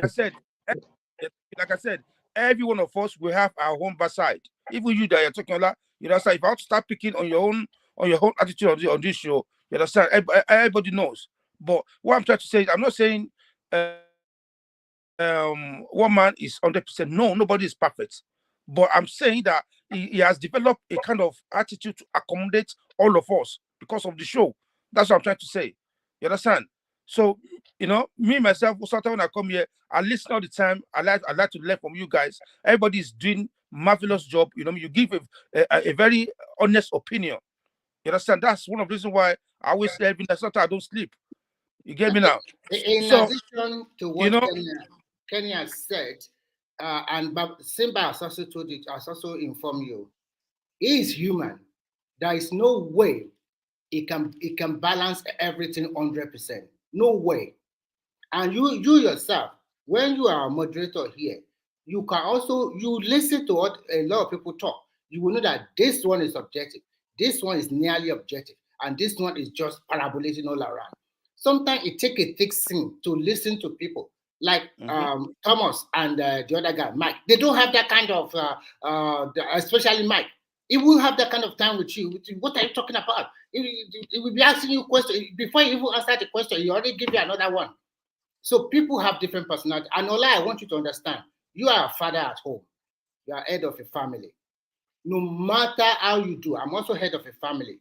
Everybody here as a father cannot tell me you love your children 100%, all of them. You have one that equally. No, don't say 100%. Equally. Equally. I want to say equally. You might not show it, but you have one that say, "Oh, you know, you show it. You unknowingly you express it, and the children will know." My father did the same thing to me, and I know. So it's but I can't blame him for that. You understand? Everybody has their own personality. Remy, you know, I've been here now for 3 years. And I've praised one man more than any of you. All this thing you are talking about, I've done all this thing more than you. But I tell you today, I'm not going to do it 100%. So don't think that this thing. Kenny is saying, okay, I have my attitude. Yeah, who says I didn't? I don't have it. I know. You know what I told you? Wait, now, wait. Ajale Koko is here, and those people can bear me witness. For good 2 years of the first 2 years here, I came in cool. That some people were even saying, "Oh, Ola is the most diplomatic person." I told the person that I said, "I'm not diplomatic, that you've not touched my body." I'm a conform, no, you conform, no. Wait now, this year, no, towards the last year, around October last year, intentionally, I just changed my system immediately to know that I follow how I change through. So when Kenny say I have my own, all those stuff. Who told you I didn't have? Of course I have. I'm not saying you. I'm not pointing at you directly. As every one of no. I think let us end this. I think we've had enough conversation of this. Let us just end it. Let me tell you. I need to go, please. Okay. One man is the one that is going to benefit in this thing at the end of the day. I just want you to get it. He's listening to us now, and I said that everything. Let me tell you. I know one man can still call me and start ask me why I'm saying that, because I will see. Let me tell you, the way I feel is this. Anything we have to help this man, we may not be able to say it openly. If you can talk to him behind the screen, just talk to him. Because he's saying the truth, that is why it's not growing. You have a point. That because of that. But you can still say the truth, and you will still invite more people to come to this place. You understand? Okay. Because I can tell you, some of you that you come here now, I know you. There's a reason you come late this hour that you don't come early. Don't tell me I'm not a kid. There are reasons that some of you don't come early, that you come at this time. And it's not because you are not available. Are you for real? How do you know? Ola? yeah. Please, Thomas, let me say a few things before I go. Hold on, my brother. Yeah, okay. I just want to say a few things before I go. Okay, it's a good feedback for one man, everything, but to me, he's doing a good job. Nobody's perfect 100%. He's fine. Everybody has personality. Thomas, you're doing good. Mike is doing good, but if you have to step it down a little bit, fine. But my message to the panel is, because I don't have an opportunity to come in all the time, to Ajanle Kuku, Mr. Foley, and all the opposition against Tinubu's government, Ekene, who is not here, is that when they want to criticize this present government, they should first think that if Atiku were president or Obi, will they be able to do what Tinubu is doing now? So before they criticize, they should always please say one thing that they know this present government is doing. That's all I want to say. Thank you. Good night, everybody. Okay. Ọlá wo Dupsy ló ti ń ta sí ẹ yẹn, ó ní òun ṣe ó ní rádaràda ní ẹ, ó lé ní rádaràda ní ẹ. Please, 1 second. What that Dupsy look? Yeah, please. I just want to chip in this. It's just my own observation. Please, I want Ola said we should support this platform in any way. I think the other way we need to support this platform is by all of us that come to this platform to speak. When you come in, can you try and super chat? You know, I've not been seeing most of them from all of you guys. You know what I mean? So please, to support this man, he uses his internet, he uses his own time, we use our own time as well. You can also support by introducing this platform to your friend. A friend of mine introduced me to this platform, so that by that one you grow the subscribers also. I've introduced this platform. I think some of you will remember the guy that I come from Ilashe. Akinwale is my cousin from Ilashe at that time. I've been introducing a lot of people to come to this platform, but in other way, let's try as a speaker on this platform and super chat. It's very, very important. That's the way I believe we can actually support this man, to improve more. You understand? So, it's not only the people that listen that are supposed to be super chats. We, as a speaker, we come in regularly. I don't want to mention people's name. We come in regularly. We should try, even if it's one now. Let's try and super chat as you're coming in place. God bless you. And also, when we have a guest on this show, let's try and show our face. That's the kind of sign of respect for the speaker that are coming in. But when Mama Big is speaker to the show, he will ask you guys, please, can you try and show your face? Why are we adding our face? Let's try and show our face. So by so doing, people will respect us more. That's my take. Thank you.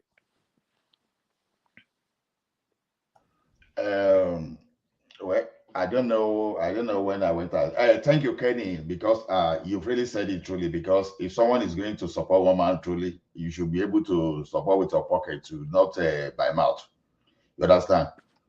See, if I'm not benefiting from this channel, you won't be seeing me here. Let's just say that fact, right?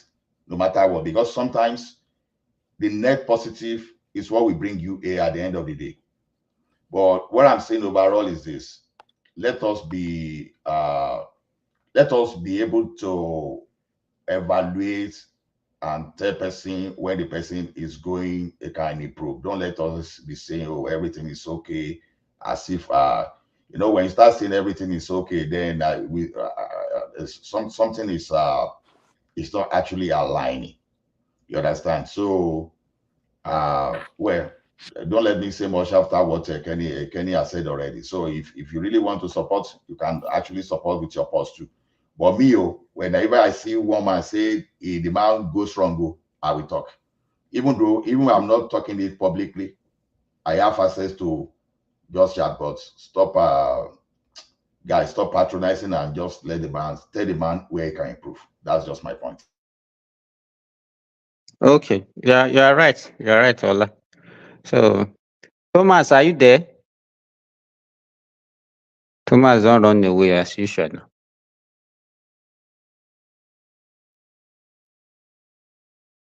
He should come and give us topic now so that people can talk now before people disappear. Thomas. Okay. What topic is on ground? I don't even know because I just wake up and the only thing I met Mika talking. I joined even that time because there were only 3 on the platform. In fact, there was a topic they are discussing about a guy who went to Germany and find himself very isolated, unmotivated. We can. I think we can talk about.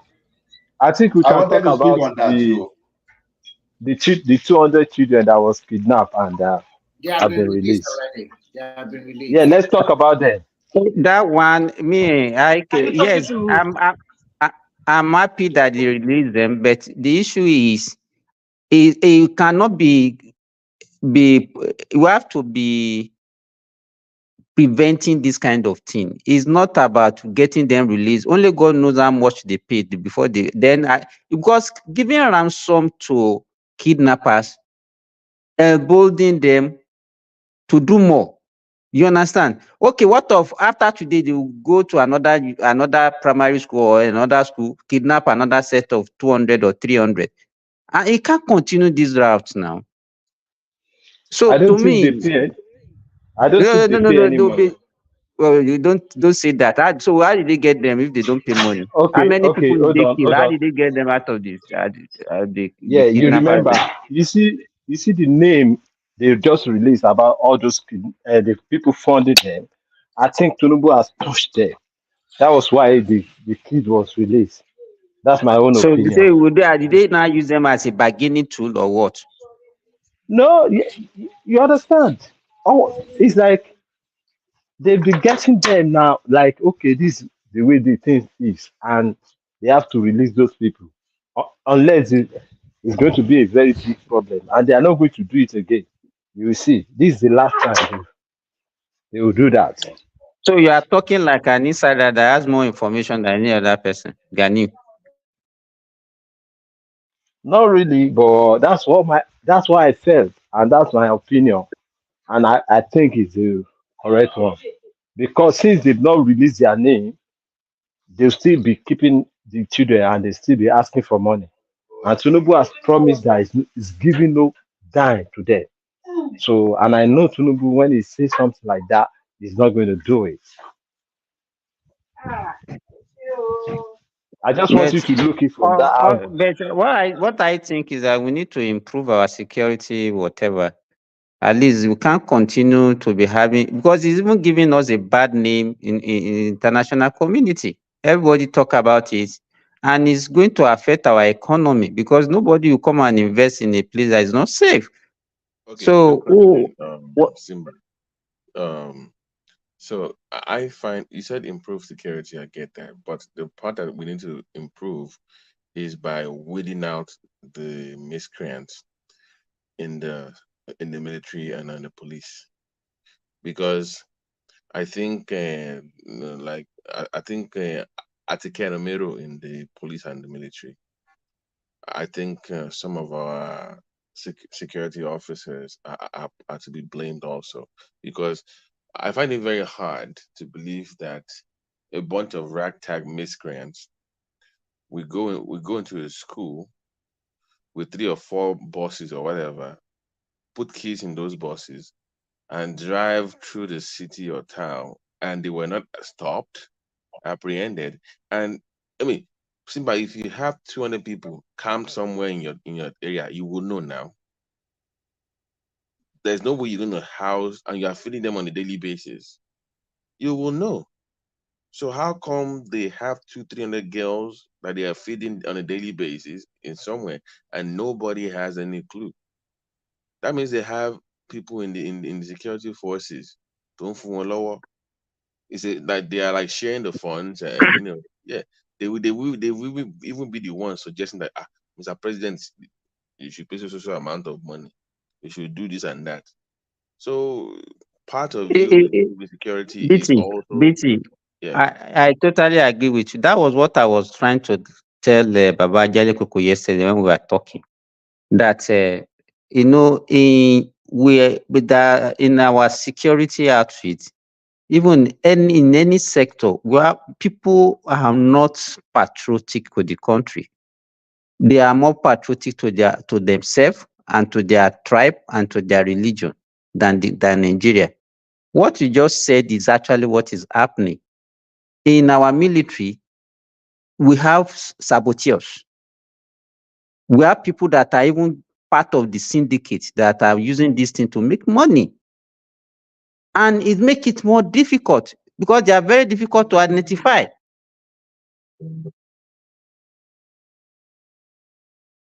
Exactly, Simba, you eat the nail.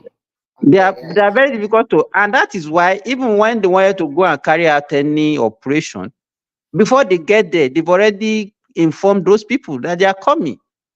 And in fact, sometimes they will go and lay ambush for them. No, even so even some of those communities are also responsible. Remember, there was a time that they kidnapped some girls, and they found that some people are even from the market in that area. They were going to the bush to go and supply them food and stuff. So even women are involved. Yeah. Babati, one of the reason why such things thrive most in the north is because they get support from the people. Yes, and I think I hope you remember this story that there was a time they kidnapped some children, some people, and the community know those kidnappers, and they went ahead and kidnapped the kidnapper wives and children too. They knew. So this kind of thing that is happening, 287 kids, who is feeding them for 14 days? How do they get where to sleep? So that means the Kaduna State government is also involved. Some of our military guys are involved. And the irony of it is that when you look at the Nigerian military setup, especially Nigerian army, our people in the south, they are not interested in joining the military. So majority of the people are from the north. I'm sorry to say this. And because of virtue of any other tribe or religion, they tend to support one another. Because how come they cannot take 200 or 300 students from Anambra or from Oyo? Why is it only in the north, especially northwest and northeast? Why can't they go to Benue or Plateau and take 300 children just like that? So there is a political undertone about it. And I like what the president said. He's not going to give CC, but I doubt that Kaduna State governor will give money. No, usually that's a political statement. Now, no government. They will not give them that kind of money. They won't give them. It's from the state government that give money at the end of the day. They will still give money, but they will not announce it. It will not be like exactly. Well, if you continue to give them money, they use this money to buy guns and they say that to continue to terrorize. No, until you. So even America that said that we don't give money to terrorists, they still give money to terrorists, but they will not say it in public. That's just the resolve the problem. Yeah, they will not say that. That thing you just said is just the issue, because I was going to support Simba the other time too. You see, these people still have motivation, because if they don't have the motivation, they won't be kidnapping the people. So what's the motivation? Because if you are not giving these people money, actually, why would still they be motivated to even try to kidnap? To do it? Somebody is giving. A lot of people are giving them money. So the other time they were even bold enough to say 40 billion, 40 trillion. They said $1 billion. I was probably, like, $1 billion. Probably someone told them that you guys are joking, and they now say, okay, you now come back to $1 billion. How did that sound to you? If you look at it, but is Tinubu willing to do the needful? Well, because I'm about to say something that people might not like. Tinubu has to do one thing, and that I think that's one of the ways we can solve this thing once and for all. You see what they say, Gumi or kill Remi, or you see all those religious nuts. They pick them up. Don't say not alone, no, including religious in the south too. But in context, because we're discussing that part of the country in regards to kidnapping, that's why I just focus on them. You pick them up, and if anybody comes out to even say they want to defend them, you pick them up too. Once you do that, and you enforce it, and you charge them to court, and you follow through, if you even make the law to inciting religious violence, you make it a crime. I mean, it should be a crime already, but I'm not sure. But a stiffer penalty for that, punishment for that, 10 years in jail.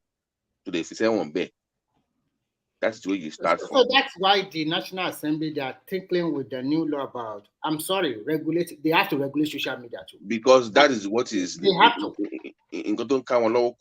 Like, if we make any move, they will say it's because look at that Gumi. He really wants to cash out again, telling I'm ready to negotiate. What are you? Why is it this thing is only anything about this thing you are ready to negotiate? You are not talking about putting these people back to farmland, do their traditional work or the work they have to do. But why?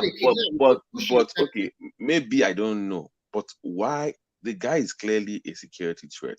Yes. So why has he not? No. But think about it, Remy. This guy goes to go and to see Obasanjo all the time. So if OBJ is comfortable with the guy around him, what does he know that we don't? That means he knows something that we don't know. Unfortunately, I might not be right, but I think Obasanjo is also playing dangerous game every time. This man you are holding off now, just go and sit down and enjoy the rest of your life. He is the architect. He is one of the architects of that country not moving forward because of the game he likes to play. If he doesn't like your face, he will try to jeopardize your chances. He did it to Buhari. He did it to Jonathan. And I'm not sure whether he's not going to do it to Tinubu. Why? For God's sake. If you truly love this country, stop all this rubbish, dangerous game you are playing. Because I was surprised. Like, why is she Gumi meeting Obasanjo in Abeokuta? If it's not meeting Gumi, he will go to the east, go and meet these people. He will go to the north. He will talk anyhow. Are you the only ex-president we have in that country? Why, for God's sake? And to be frank with you, he is the architect of all this trouble in Nigeria post 1999. Because if he has not given up Yaradua today, maybe Tinubu will not become your president. Maybe Jonathan will not become your president. 2007, he rigged that election to the core for Jonathan. It's the most terrible election in Nigeria. And when he rigged them in, he also want to be in control. You want to tell them this is what they should do. That's what they should do, in total control. And today, he still believes he has that enormous power. And he plays game. I mean, he did a lot of things very good, but there's so many evil things he has done that is not good for that country. For God's sake, how come that you just secede a small part of Nigeria just to Cameroon just like that? I don't get it sometimes. Even if you're going to lose, you still fight like you did. You still fight. You just give it them just like that. They are oil producing area just like that. I don't understand sometimes. And they will say they are respecting one stupid international law or something like that. Who America that go anywhere and take any land? The same thing Russia is doing now. Everybody is doing whatever they are because they are superpower. So sometimes, unfortunately for Nigeria, I hope that recently, because things are turning around little by little in Nigeria, although it's not yet time for blah, blah, blah, there is a lot of pessimistic and negative attitude from a lot of Nigerians. I cannot believe that the same dollar. Remy, today I was mocking one of these obedience. It's a good friend of mine. I said, $1 is now It's 1,300 now. Do you know what he said? He said, no. It's going back to 2K. I'm like, are you wishing that it goes up, or it's like they're almost wishing for it to fail? I'm like, yes. I'm like, why would you want to wish that? Like, I thought it was supposed to be a good news that either. Mm-hmm. So, what is this? Oh, whoa. How can somebody? This is my hotel reservation. I signed. How can somebody?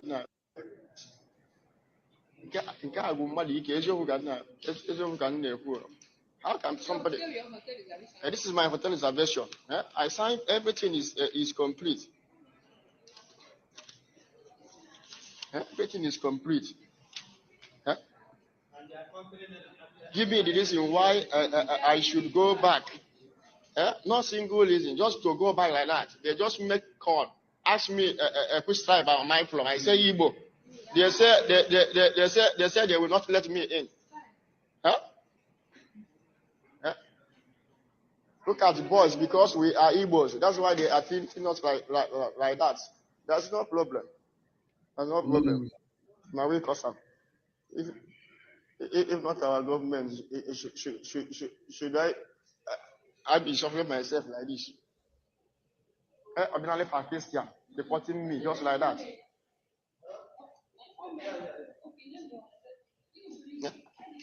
I showed them $2,000. Tell them that I limited money there, $10,000.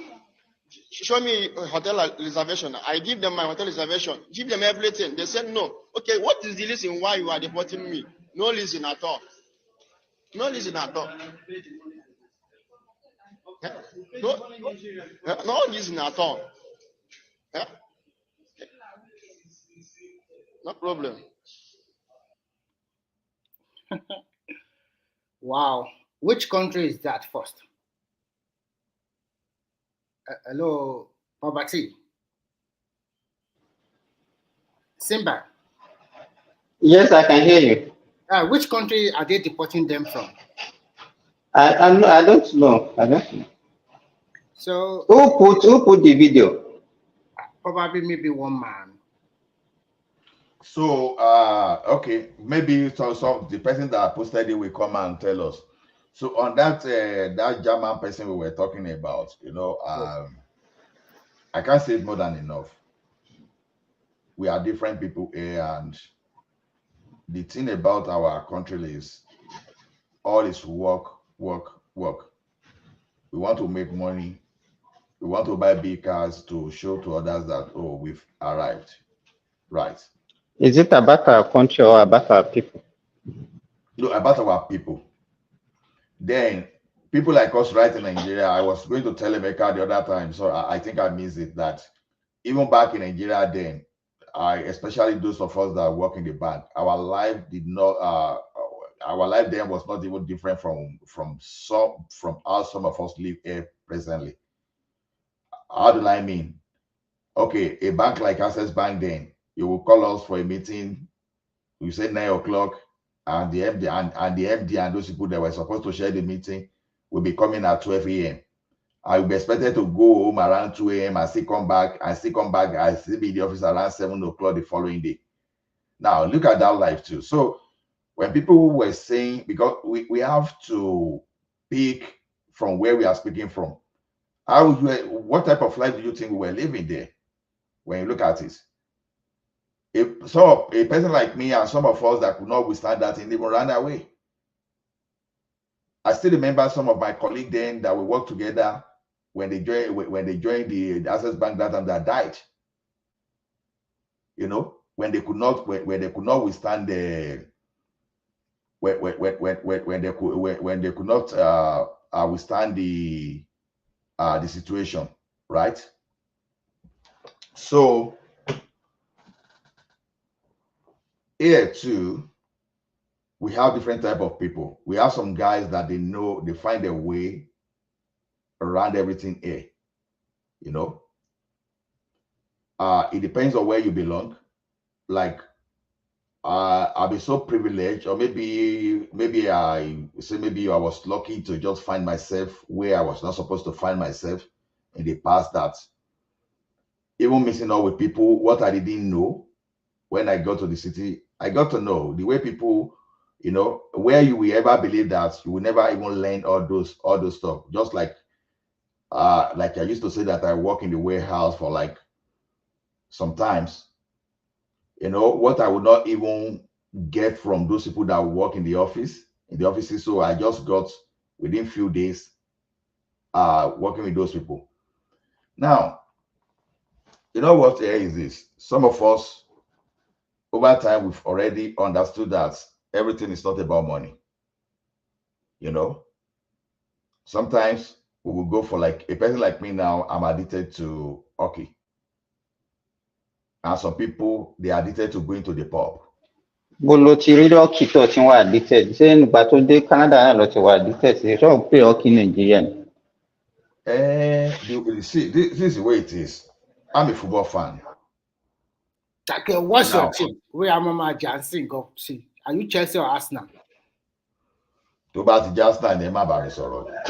Chelsea Lola, Remy, Ola is Chelsea, the Chelsea fan. Ola is a Chelsea fan. The Jagboro the regular failure ló ń pariwo Arsenal.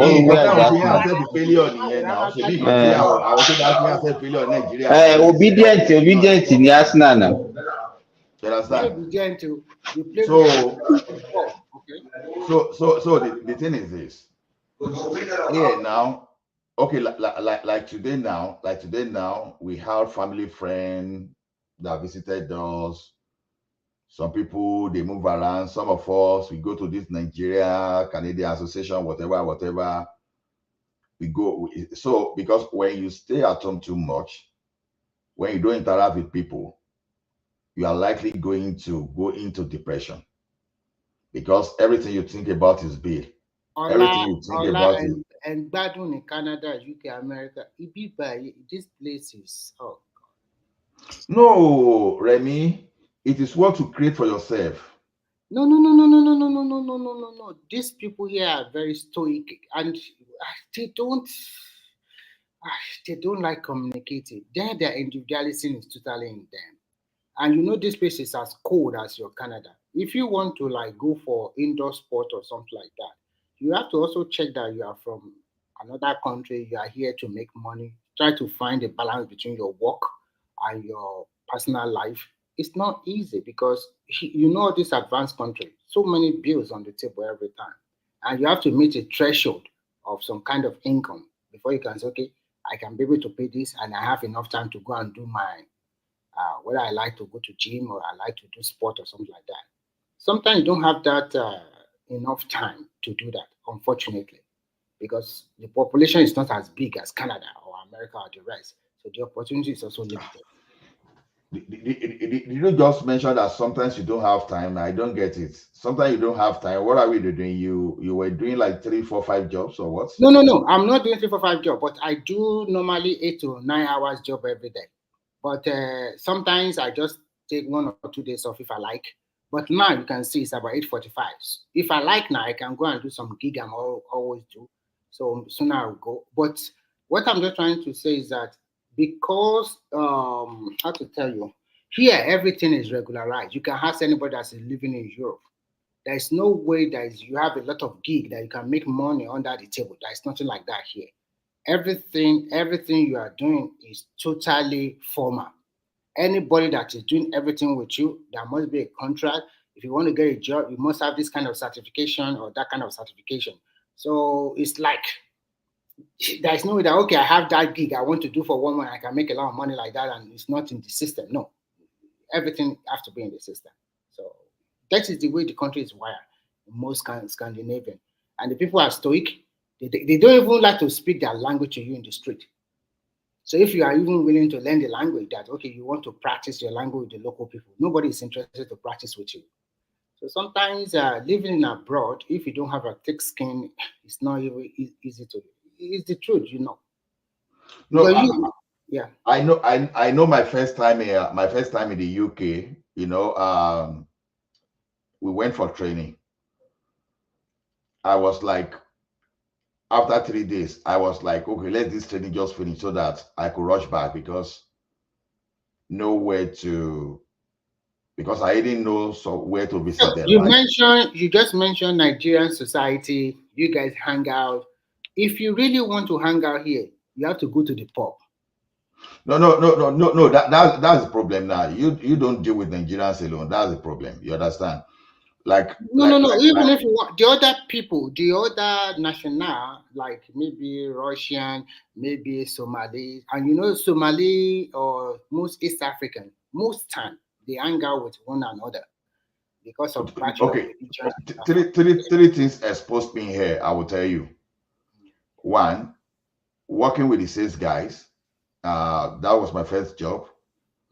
Then, like I said, I didn't know enough, because you know what is happening within the corporate world, because those you guys. know what really helped you also there? There is no language barrier, number one.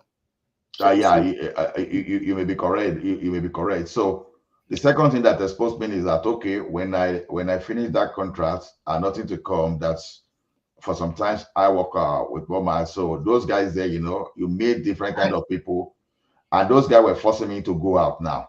Let me give you one example. I was trying to open a bank account with other bank, and they are asking you as a foreigner or immigrant, you should go and bring a Finnish that they don't speak English. They can understand, they can speak, but that is their policy.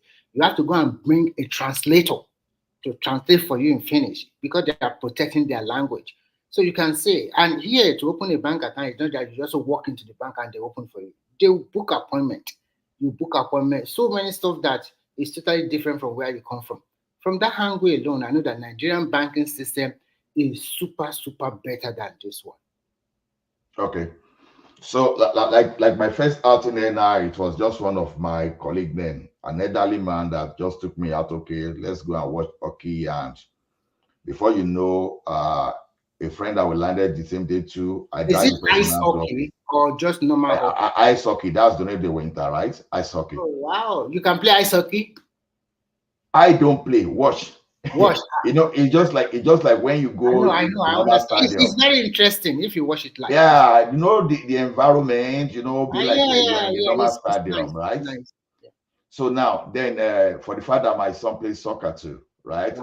Play football. So I think, go to practice, go for competitions.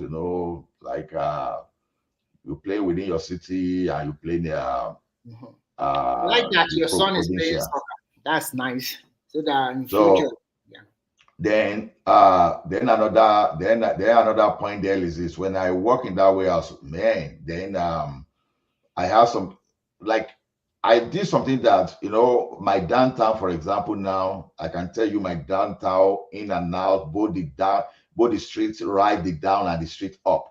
Air you know the dance, you know the downtown. You can you can walk in just on the normal stone. I know everywhere here without even using the Google Maps. So I just so and I can point for those people that if you come to me now, maybe you know how to drink. I can point to every pub you can find downtown. And so if you're a nonsense guy too, I can tell you, okay, this is where you can do your nonsense, all those stuff. Okay, these are the. So what I'm saying is this: it depends on the type of people you move out with, and to me, well, there was a time too that I like job, but over time, I don't really, I still have time to find something interesting for me to do. So over there, you like register your company as a limited, or you just an entrepreneur? No, I have a federally incorporated business. Then I have it with extra provincial registration too. So the federal registration is the one protecting my business name. Okay. So the extra provincial registration is just because of the province. If you are going to register a limited liability company, that means your income threshold should be above, is it 50 or 100,000 euro? You understand? If your income is above the threshold, you can register without doing a business. So for the first 2 years of my registration, I just filed my tax with no business done. I don't know here because I also register. I have a company as an entrepreneur for now, but for the limited liability, it's a little bit more complex, and I don't totally understand it. So I want to find time to really understand it very well, and the opportunity that abounds there. But it's not easy to get loan here. The interest on loan, what kind of business you can do here. Like I said, here is totally regulated. It's very formalized. It's not easy. Because if it's easy, a lot of Nigeria would like to do just quickly get a shop, open a business or whatever. It's not easy that way. That is Europe. No. See, it depends. Business is very easy to open. It's just for you to walk to the registry or you do it online. 2 hours. No. That one I understand. I understand you. I'm just trying to tell you that sometimes how to put it across. The way they do their own stuff is totally different from where you are in Canada, because there is more totally liberalized. Here is also liberalized, but in some way they still have a form of control. Okay. So to register a limited liability company, you can, but you have to meet a lot of threshold. So if you don't meet that, then you'll be in trouble one way or the other. But whatever, life continues, life goes on. No, some of us that register business, not that we, although back from Nigeria, though, even we're running something that naturally I would have preferred to initially to continue as an employee, but I have a nephew in Ontario. I think he's living in Ottawa. Yeah, he's also into IT. He's good. So he just became a citizen just a few months ago. I'm the one that channeled him to go to Canada through permanent residency route. So he passed the test of English. So he has been there for 5 years now. So yeah, he's doing okay, because I think you guys are into IT or anything that has to do with that kind of stuff. You have an edge over other people now. That is the situation of the world now. Pathetic. Is that? I said that you guys are lucky, okay? Lucky because how?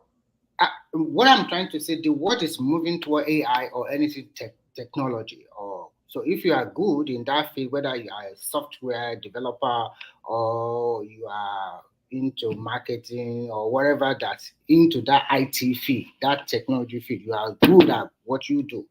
You have a lot of opportunity. That's what I'm trying to say. Even here, the people that are making 4 or 5 or 6 figure here are those people in that range. They are good about IT, maybe they are software developer, or they create a lot of program or work in the AI technology field, so they make a lot of money too. You see, one thing is this: it's not as straightforward as people make it look like. Yeah, I know it's not going to be easy. So that's why I said those that are good. If I'm not in the industry, I would just say, oh, I'm losing a lot. I'm missing a lot, right? No, I know it's a lot of work for you guys to crack your head to write Now, different. this is the way the world of IT run. Oh, it's cloud computing that is training today. You rush there. Oh, tomorrow is security. You rush there. See, let me tell you something. Oh, you see what? You said you want to tell me something. Yeah. That's what I'm saying. Canada is not United States of America. People should just get that thing right. I'm not saying those opportunities are not there in Canada, but it takes time for you to build. Right? You will surely get yours to do, but sometimes it depends on how you present your business, and marketing is very key. If you want to run business there and you don't have someone that is trying to push you out to get something secure for you, you are probably not getting you are probably not maximizing, or you are probably not getting anything, because we have some people, especially the Asians, that they already have that advantage over us. So the AI and all those stuff we are talking about, yeah, sounds good. But then, man, I don't know. Yeah. Where's Thomas? This one that everybody is going, because I know. I know my loan scene on but I just want Thomas to come. That just means it's kò sí bẹ́ẹ̀ mọ́ 1 náà kí la o'clock. fẹ́ ṣe ń sìn. Kò sí bẹ́ẹ̀ bóyá wọ́n tẹ̀ ti gbé lọ sí back end already, so we can leave easily, right? No. So any feed you have, and it depends on the information you have. Like in this category that I have now, those people that make money most are those people that are into that care industry. Like, oh, some people are using their basements to accommodate some elderly people that need to be taken care of. You know, some people are running like I've seen that you are daycare. taking a lot of people from Nigeria, Ghana, and the rest to be care workers in Canada. Care work, right? Yeah. Some people are doing like animal care too. You know, you know, the first time I heard it when I got to this place, when they were running daycare, and I thought it was human daycare, not knowing that it was animal daycare. You know, that people would take their cats. Yeah, they will take in their pets in, they will help them keep it until they come back from work, and then they will now pick it up, right? So, well, on water, people are trying. It's not even here. The problem here is that there's that kind of job here too, but that kind of job here is just you have to go to have like bachelor degree in nursing, or you go for practical nursing of 2 years to do that kind of job here. So they don't just allow like England or America or Canada, even if you don't have a bachelor degree, you are into it, you can just go and do the job. So far you get the training and then you can do it. But here, everything is certification. It's just that sometimes, well, that is their system, so nothing we can do. No, you know that certification they got to say that I'm just tired of that certification of a thing, because do you know one thing? LinkedIn is one of those platforms that I dislike most. I dislike because why is it that I dislike LinkedIn, for example, is okay, you can do software, you can do hardware. Like I said, the only thing no, let me call an audible. We don't want to talk about tech on this platform tonight. Okay. We don't want to talk about tech. Oh yeah, bring topic. You can change the topic now. You can change the topic. It's okay. We are open. We have talked about this thing. Your research mindset. Don't do it on. Come on. You know, I was talking about. You know, they have short attention span, and your brilliance or the cope with way. So just dumb down. I'm saying that Ola should dumb down himself on the platform, but it won't on here. Only I just you are flattering me, Abby. Okay. Mama, understanding. No. I'm being honest. When the consultant surgeon is flattering you, you know, say you check yourself very well. You, a senior man, I don't want to salo again. Why now? No, no. Baba T.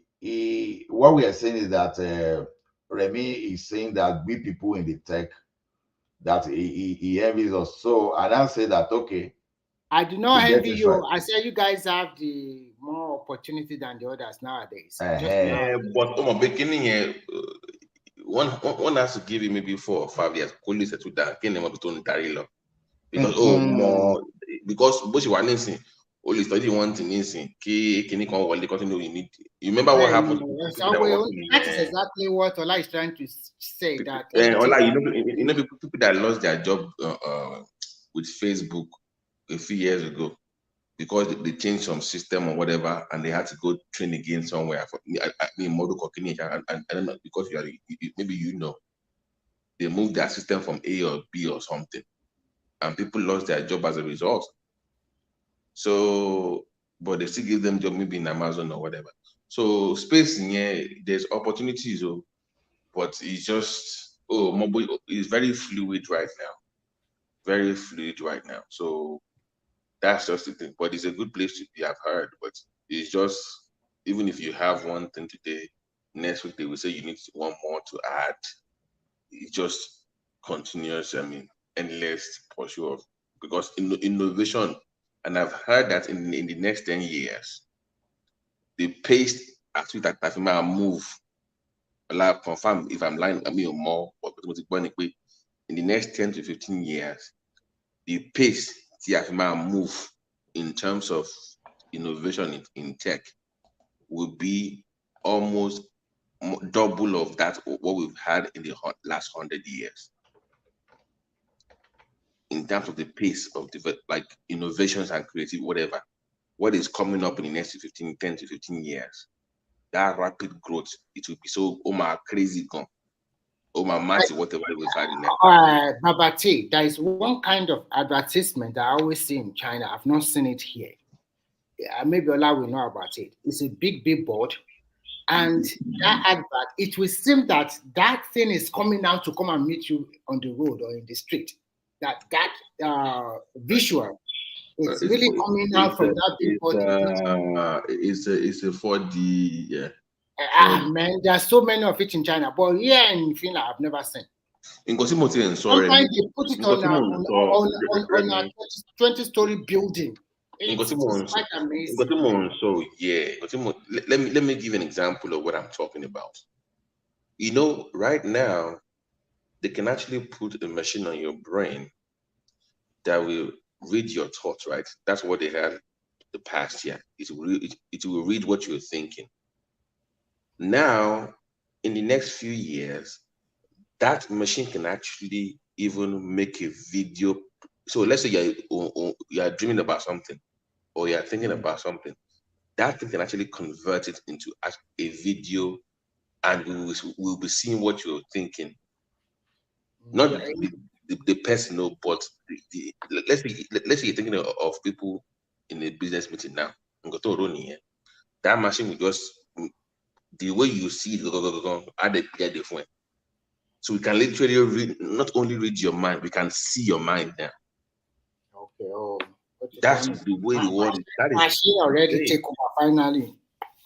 So that is insane. That is crazy. It's really insane, man. Because so we go movie Tom Cruise critical movie in the 90s.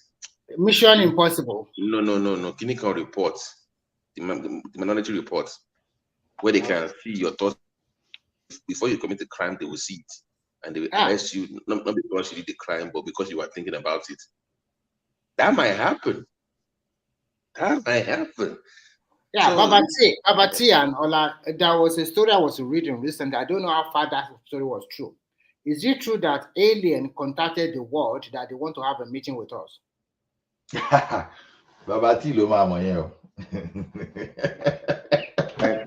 you repeat the question? I was reading a story recently that they said the alien already contacted the world, that they are going to have a meeting with us, and America, Russia, China, they are sending their spaceships. Russia already sent. I'm a big conspiracy theorist. I'm into, So don't I was reading that. I was like, is it true or just they're just fooling don't fooling around? don't let me go into my conspiracy theory. Aburo Kinini, Aburo Alex Jones, don't let me start doing that on this platform. Okay, don't do it. Come on, boring. If I want to No,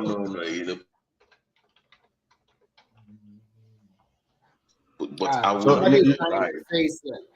Okay. You know the world of tech really, as Babati has really said, what is even making it more crazy is just because the access to knowledge. You know, back like say even up to early 2000, you know, when you had to do everything through your book and read and read and read, we have to start writing code to test your whatever code you are writing. So it became tedious. And when you try to learn how to code, sometimes by the time you spend a year and you were not even progressing, you just drop it for something else. Unlike this day now, that within 5-6 hours you can start building application. And when I say application, I mean application, useful application. So anybody I say, so and I'm not exaggerating, including Remy, including Babati, that really want to build an application this day, because of the library of knowledge and what we have, you can simply learn how to build application very fast. That's our reality.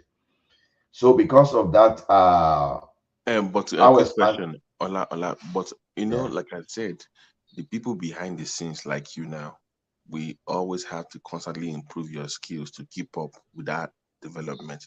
But at what point because this is the way I see it, you will learn more behind the scenes because as we grow rapidly in the tech sector, they will need you to learn more, improve your skills to keep up. But I believe that at some point, humans will not be able to manage machines anymore. Machines will take over from humans to manage each other. Because it will get to a point where they will have a mind of their own, where you cannot even, your own brain power cannot even comprehend or even manage what they know at some point. Yeah. I was the only thing it may not occur in our generation, but do I think it can get there? I think it is a possibility. Why did I say that? I once said, I don't know whether I said it on the live show or at the backstage, that even we human beings, are we so sure that we're not some kind of machine created by God? We now start and all this in the space we find ourselves.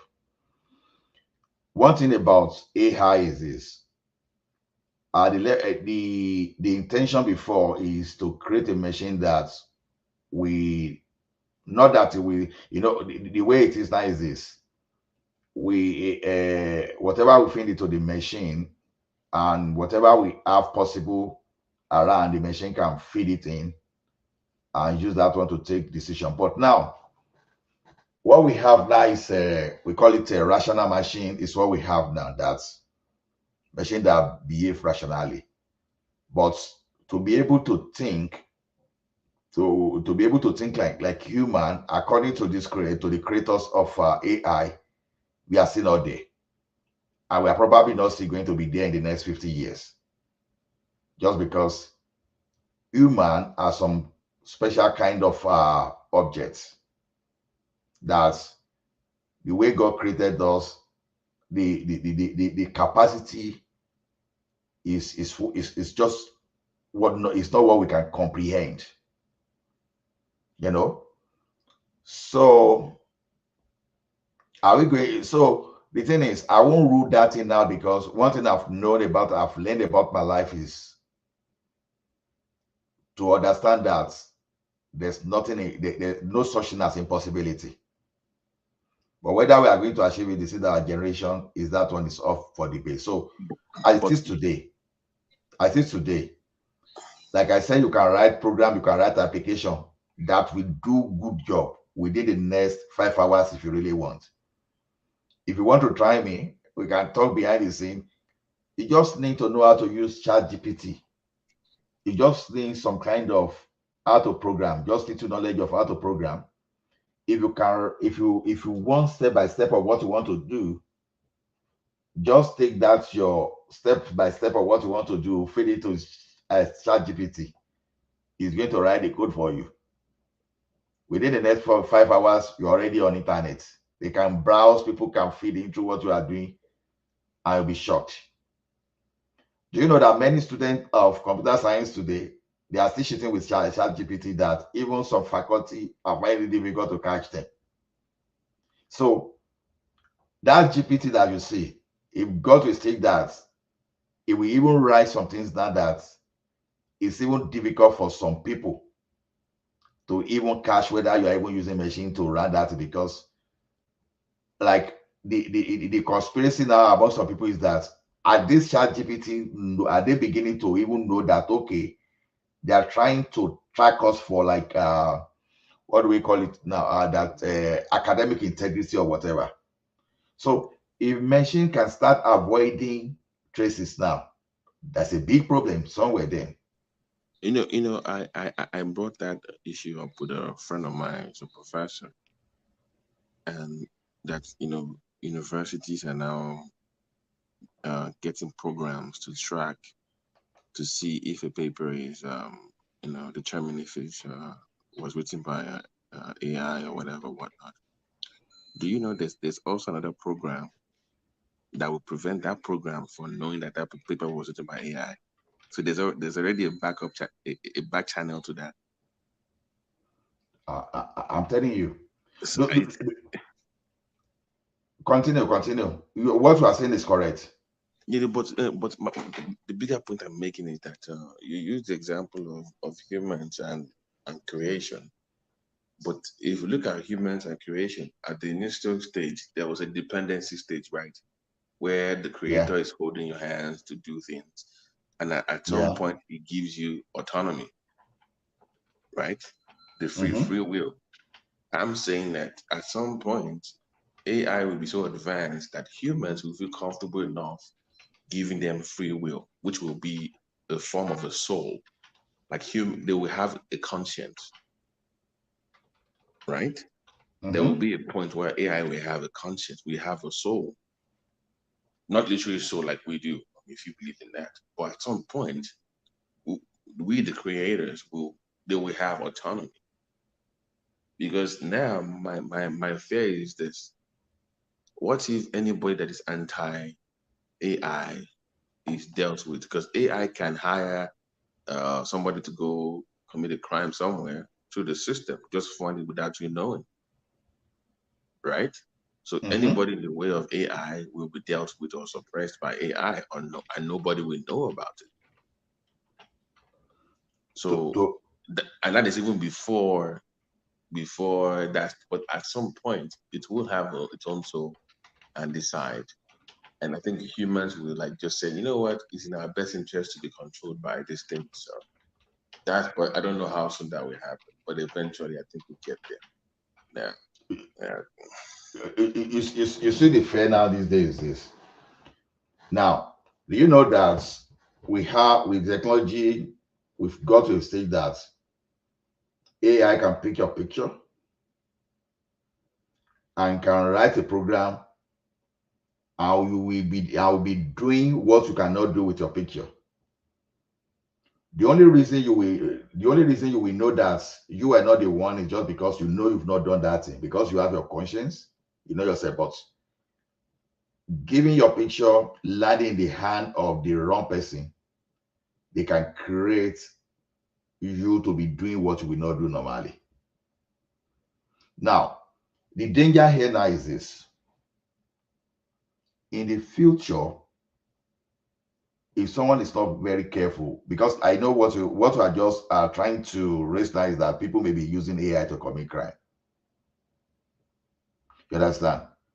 And that is part of the legal and the ethic, the ethical issues around AI as we speak today.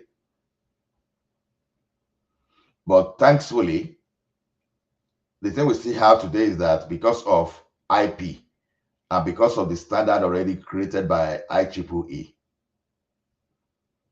if you are creating some kind of AI that will work today, because they will still be on the network, except an hacker gets into your network, that is the only way. Because if you use AI now to go and do something, to do rubbish, the only thing they can depend on today is, okay, who is the internet service provider? You want to know first. Okay, internet service provider, we want to know who is the owner of this network. Right? It's not easy, right? That's not even the issue. But what if someone gets access to Babati's network and use that thing to do something wrong? That's where the problem is. Babati will be saying, okay, I didn't develop this AI, I didn't develop this robot that did this bad thing. But who is going to believe you because you are the owner of that IP? Those are the kind of challenges that we have to overcome in the future. So some people will misuse AI very well. Just like you have some people now misusing their weapon today, right? The same way. Some people can turn AIT to weapon, or they can turn IT to some kind of illegal tools.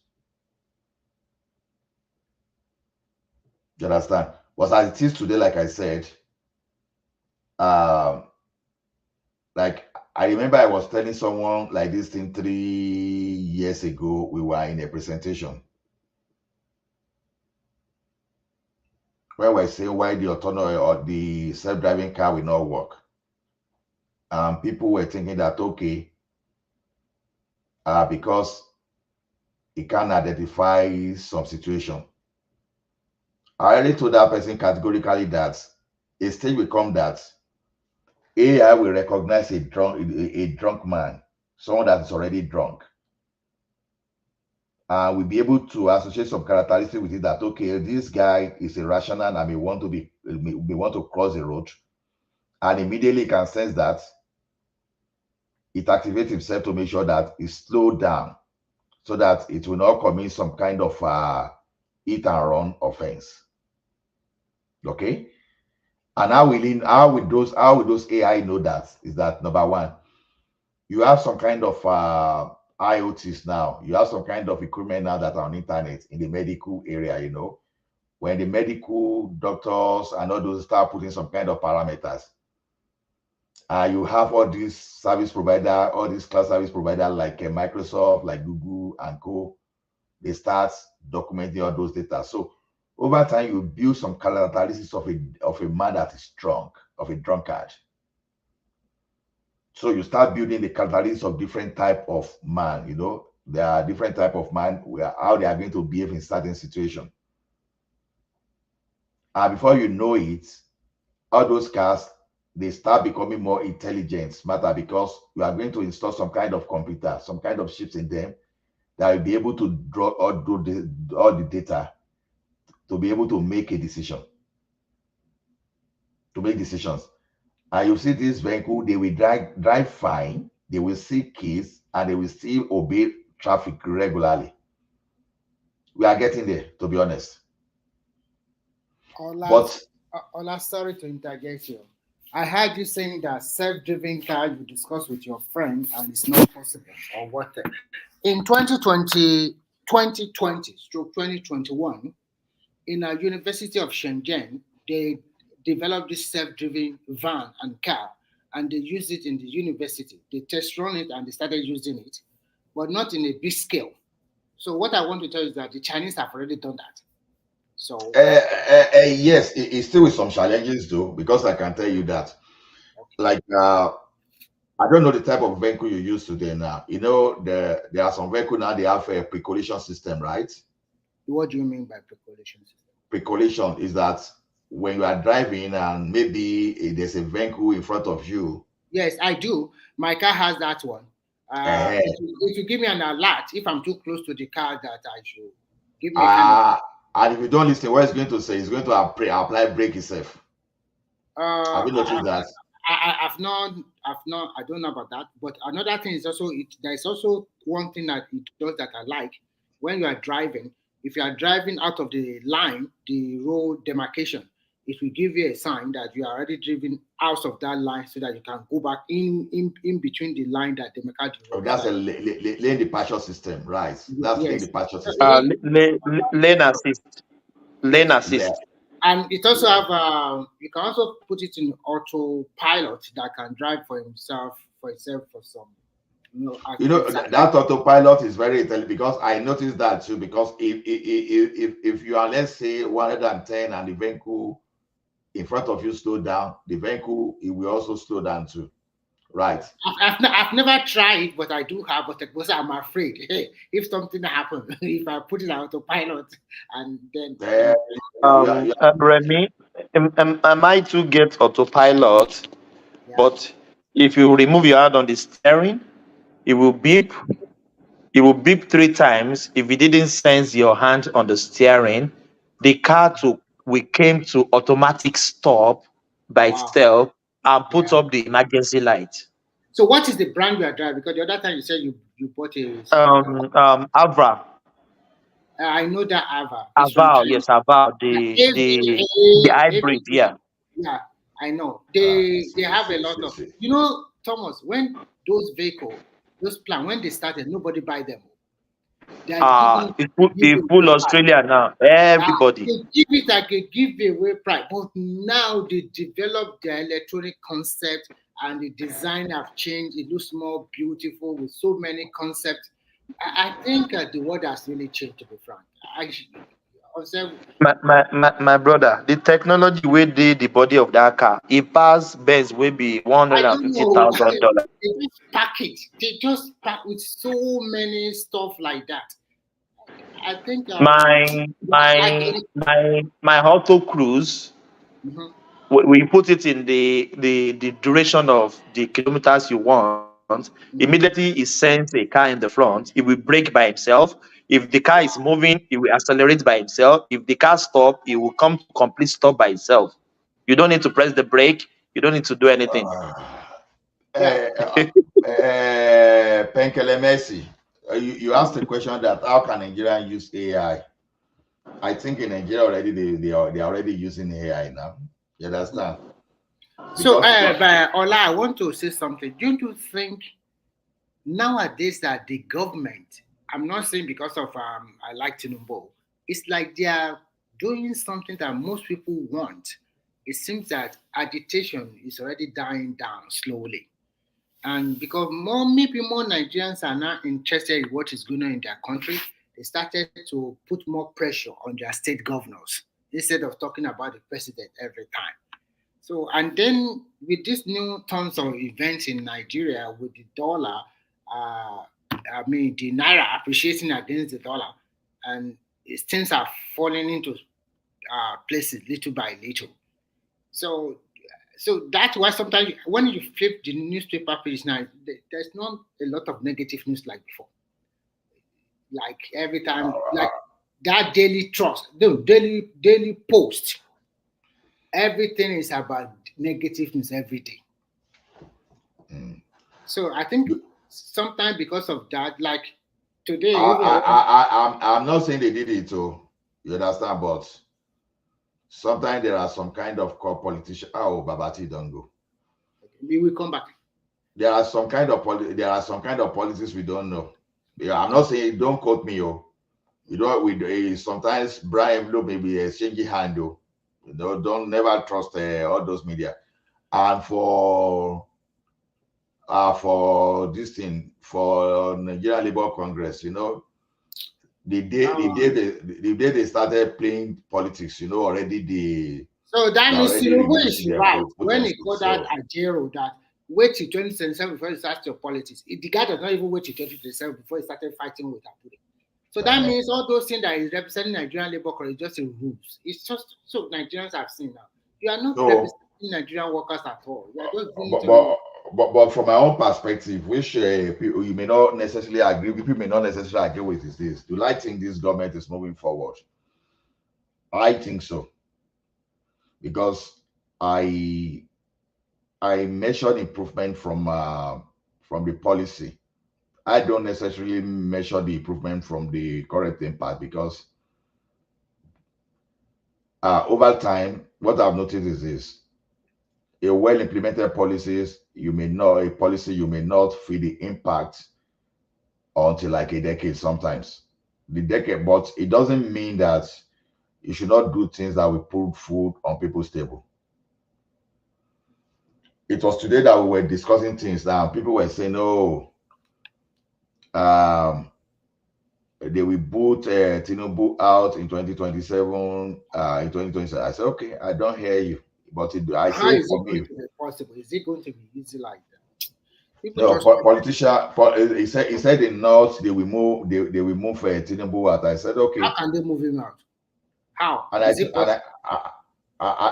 I told the guy, say, look, when you look at the way we even talk about the North, you will actually think they'll be dominating the.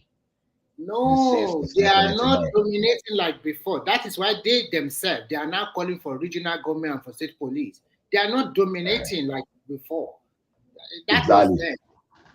But now, exactly. So the guy now, we now move to the threat by undement or political consequences. I said, okay. I said, do you know why the like of Tinubu are still moving the way they are moving and people are keeping quiet, that they are not talking too much? Because they understand that Tinubu is a politician. Yes. So it's not like someone like Jonathan that just though Jonathan is a politician, but no, it's not a total politician like that. We have level. We have level of we have category. Yes. We have class of politicians. So now I reminded the person that, look, there was a time that this Erufai that seemed to support Tinubu initially, as early as 2015. He didn't support him now. It was antagonizing him.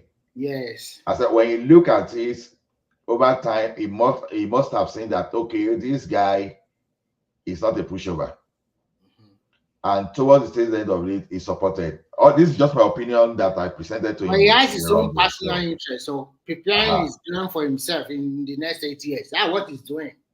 But they checkmated him. Chetima, all those Northeast politicians, they are the ones that checkmated that guy. And I heard the guy I say, what does that tell you? That this guy is just a politician. And politician, when you are call politicians too, one thing that we common people are missing is this: it doesn't matter where you are from, whether you are from the east, whether you are from the north. Once you belong in the caucus and you are not really giving them a headache, they can still look away from you and let you do whatever you. The worst enemy you can have is to fight with the government of the day. How are you going to survive? And then when you look at Tinubu, you will see that it's not going after Malami and go. And I told the guy, I said, if I were in the shoes of Tinubu today, I would likely do the same thing. Because running after those people, I'm not going to win. Don't let me deceive myself. Okay, Malami, you stole 5 billion. Just give 3 billion back quickly, and then you move on with your life. At least but I said, because but you know what they are doing, to the CBN, what they are doing to the first subsidy. You just need consistency, running for like 3-4 years before you know, people will the culture will have changed, so that anybody that wants to subsidize dollar tomorrow, we have a very good task. Let's assume that in the next 3 years, Lagos was able to build their green and orange light. Nobody will drive again now. That means they already covered most entirely of the state, and they complete all the phases. Let's say in the next 4 years. So why I drive my car when I can take subway? It's more cheaper and more convenient. Remy, you know, say when I did Lagos, I was a night crawler, so I don't go drive for that. No. What I mean is that at least I'm only pulling you. I know what you are talking about. Subway, yeah. That red line. If we start working, they need to have an interval of 5 for 10 minutes because this is the highly most populated area. Okay, they will enjoy it very well. Those people, they will even be thanking their stars. Okay, because man, it's a game changer. I know. Because I remember those days too that, many people working in the bank then because of the stress and you don't want to stay till 9 o'clock like some of us that will wake up 5:30, we get to the office just like taxis. I'll be sleeping in our car till 8 o'clock and sometimes we'll have to wait till like 9 p.m. in the night because of traffic to leave. Yeah. What type of life? You understand? I have a brother. I also work in the bank for like 25 or 26 years. Sometimes I just ask myself, how do you have a rest? We were not really, we were just... Even Saturday or Sunday, sometimes we go to work, he will tell me, because he became an internal auditor. That is the highest position before the bank went bankrupt. He will go to the bank and say, okay, the IT guys are coming, he needs to be there. Daily operation of the bank, some people don't know, they have to call him, do this, do that. So many stuff he has to do, like sometimes go to Lagos, sometimes go to Abuja. This is too much for a guy, and every day close very late at night because they have to balance their account, they have to do this. I just said, that's a lie. When I was telling my the other time that there's no state in Nigeria that I've never been to, you would think that I was joking. He does not have time to even like social.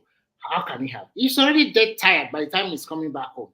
And you expect that kind of man to wake him up, even sometimes on Sunday, just want to continue to sleep. So it's not easy. It's just like me today. You give me a bank job, and you give me another job out of the remuneration. By Thomas Babati is back. Oh, please add him. Have you seen Akwa Ibom governor? What he said last week? He said he's going to support Tinubu. He's not going to fight. It's PDP. PDP, but we are Gani. Before you even continue, before you go to Akwa Ibom, Peter tó lọ fún wọn ráìsì jẹ kí lórí sọ̀rọ̀ yẹn. Orí yẹn ti ìyẹn ọmọ kan tó ṣe Peter Obi ò fi ṣe problem. Let me tell you the truth. Ṣé mọ̀ pé àwọn APC gangan wọ́n fẹ́ kí Peter Obi máa ṣe nǹkan tó ń ṣe yẹn lọ because wọ́n mọ nǹkan tó fẹ́ jáde north wọ́n ṣàfẹ́ jẹ́ kó di southeast yẹn mú so wọ́n gbogbo strategy ni.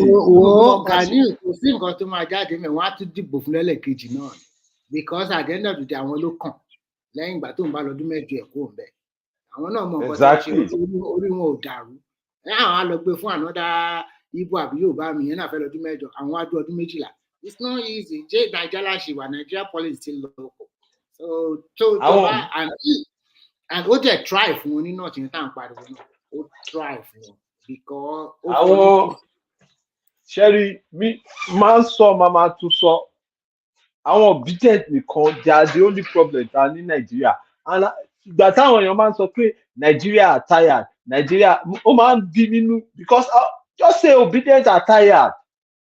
I want you to southeast ní gbogbo wọn and can check any one of them as àwọn kankan nu àwọn southwest tó mọ kankan tó jẹ́ pé follower lásán ni wọ́n pé wọ́n kàn tẹ̀lé gọgọ ni those are the people but pé gbogbo àwọn tó kù yẹn southeast people ni wọ́n gbogbo àwọn tó pààyàn Niger náà pààyàn ní Delta state yẹn àwọn the same person yìí náà ni.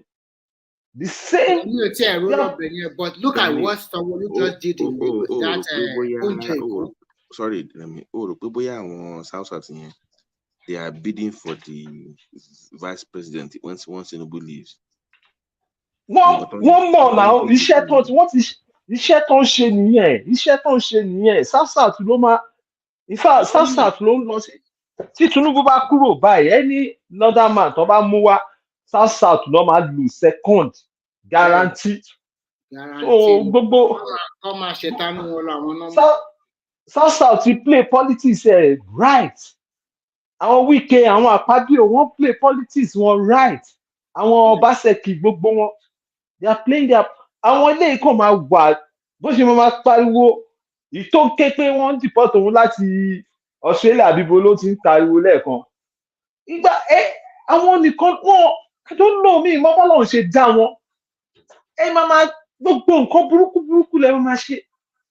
jẹ́ kí n pẹ́ lẹ́rìn kan Yorùbá ni màá fi sọ wọ́n mú ìkan lára wọn ní ilẹ̀ Thailand ó wá ń sọ̀rọ̀ pé ó ṣàbẹ̀rẹ̀ sí bú Nàìjíríà òun ètí bóun ṣe bọ̀bọ̀ immigration officer ẹ̀kọ́ sọ pé má bú Nàìjíríà mọ́ tribe yín ó dẹ̀ dárúkọ wọn ó dárúkọ ní èdè wọn ní IB ó dárúkọ ẹ̀yin lẹ́ ń ba Nàìjíríà àwọn ọmọ yín náà tẹ̀ ń gbé oríṣiríṣi nǹkan káàkiri kó má bú Nàìjíríà mọ́ iṣẹ́ ọwọ́ ẹ̀ ni ó ń tò ìṣòwò àti ká already àwọn tí mú ẹni òun ń ṣe police officer jẹ́ pé kò mọ nǹkan tó ń ṣe òun mú ẹ lọ́wọ́ òun mú ẹ níbi tó lé ní òjẹ̀ lè yọbọ́ ẹni ẹwọ́ wò ní.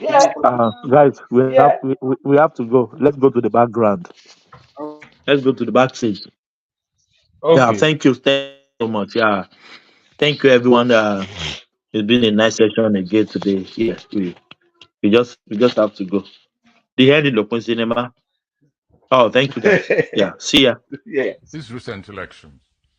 It's unfortunate that because the two things happened. First of all, one party took over the labor movement, which is one of my favorite movements also. And then it became a regional party, more than, whereas it was a marvelous breach into the established two camps.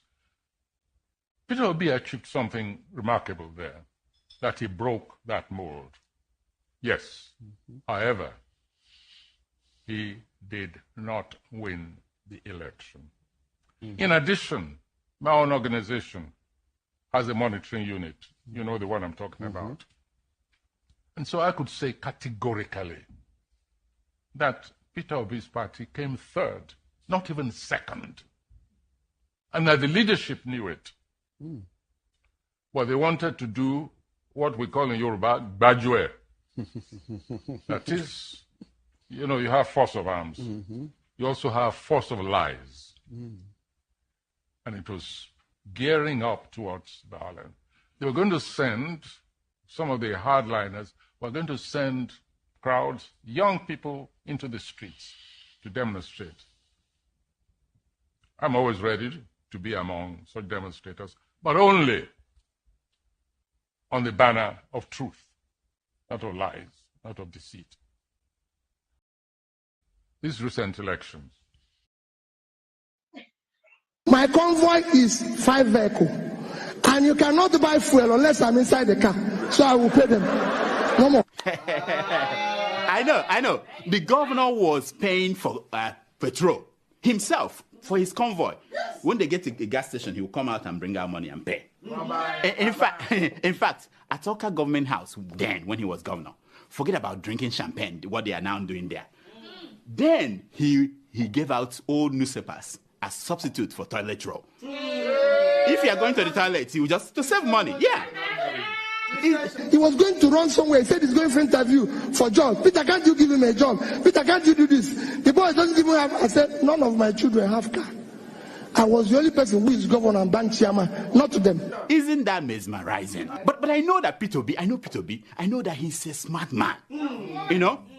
But the governor, that Obi, did he say anything about that 200 million from security vote that he was caught? His convoy was trying to smuggle out of the country. Did he say anything about that? No, he didn't. No, but he talked about that 72 billion he left behind for his handpicked successor.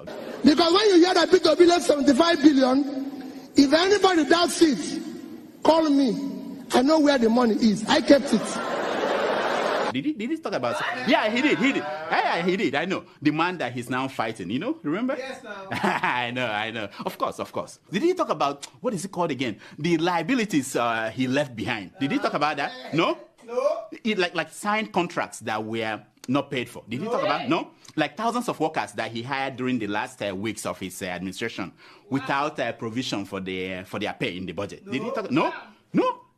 But definitely he must have talked about the millions and millions he was dashing out to schools, churches, town hall, traditional. Yeah. At the end of the administration, he was just giving out money without appropriation.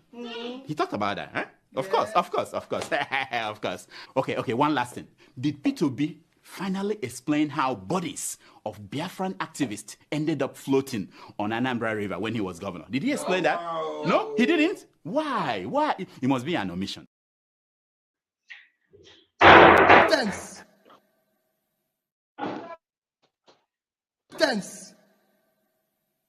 It must be by capacity and commitment. This is a job that requires physical and mental energy. And we must get it right. And that is what we're asking. The church must be at the forefront. Our children cannot continue like this. There's no offense. They're committed by being Nigerians. Nigerians are the best you can get in the world. And we have the energy to change this world. All we lack is that we have criminals who have hijacked this country, stealing everything away, and we are keeping quiet. Please, the church, wake up. Take back your country. God bless you.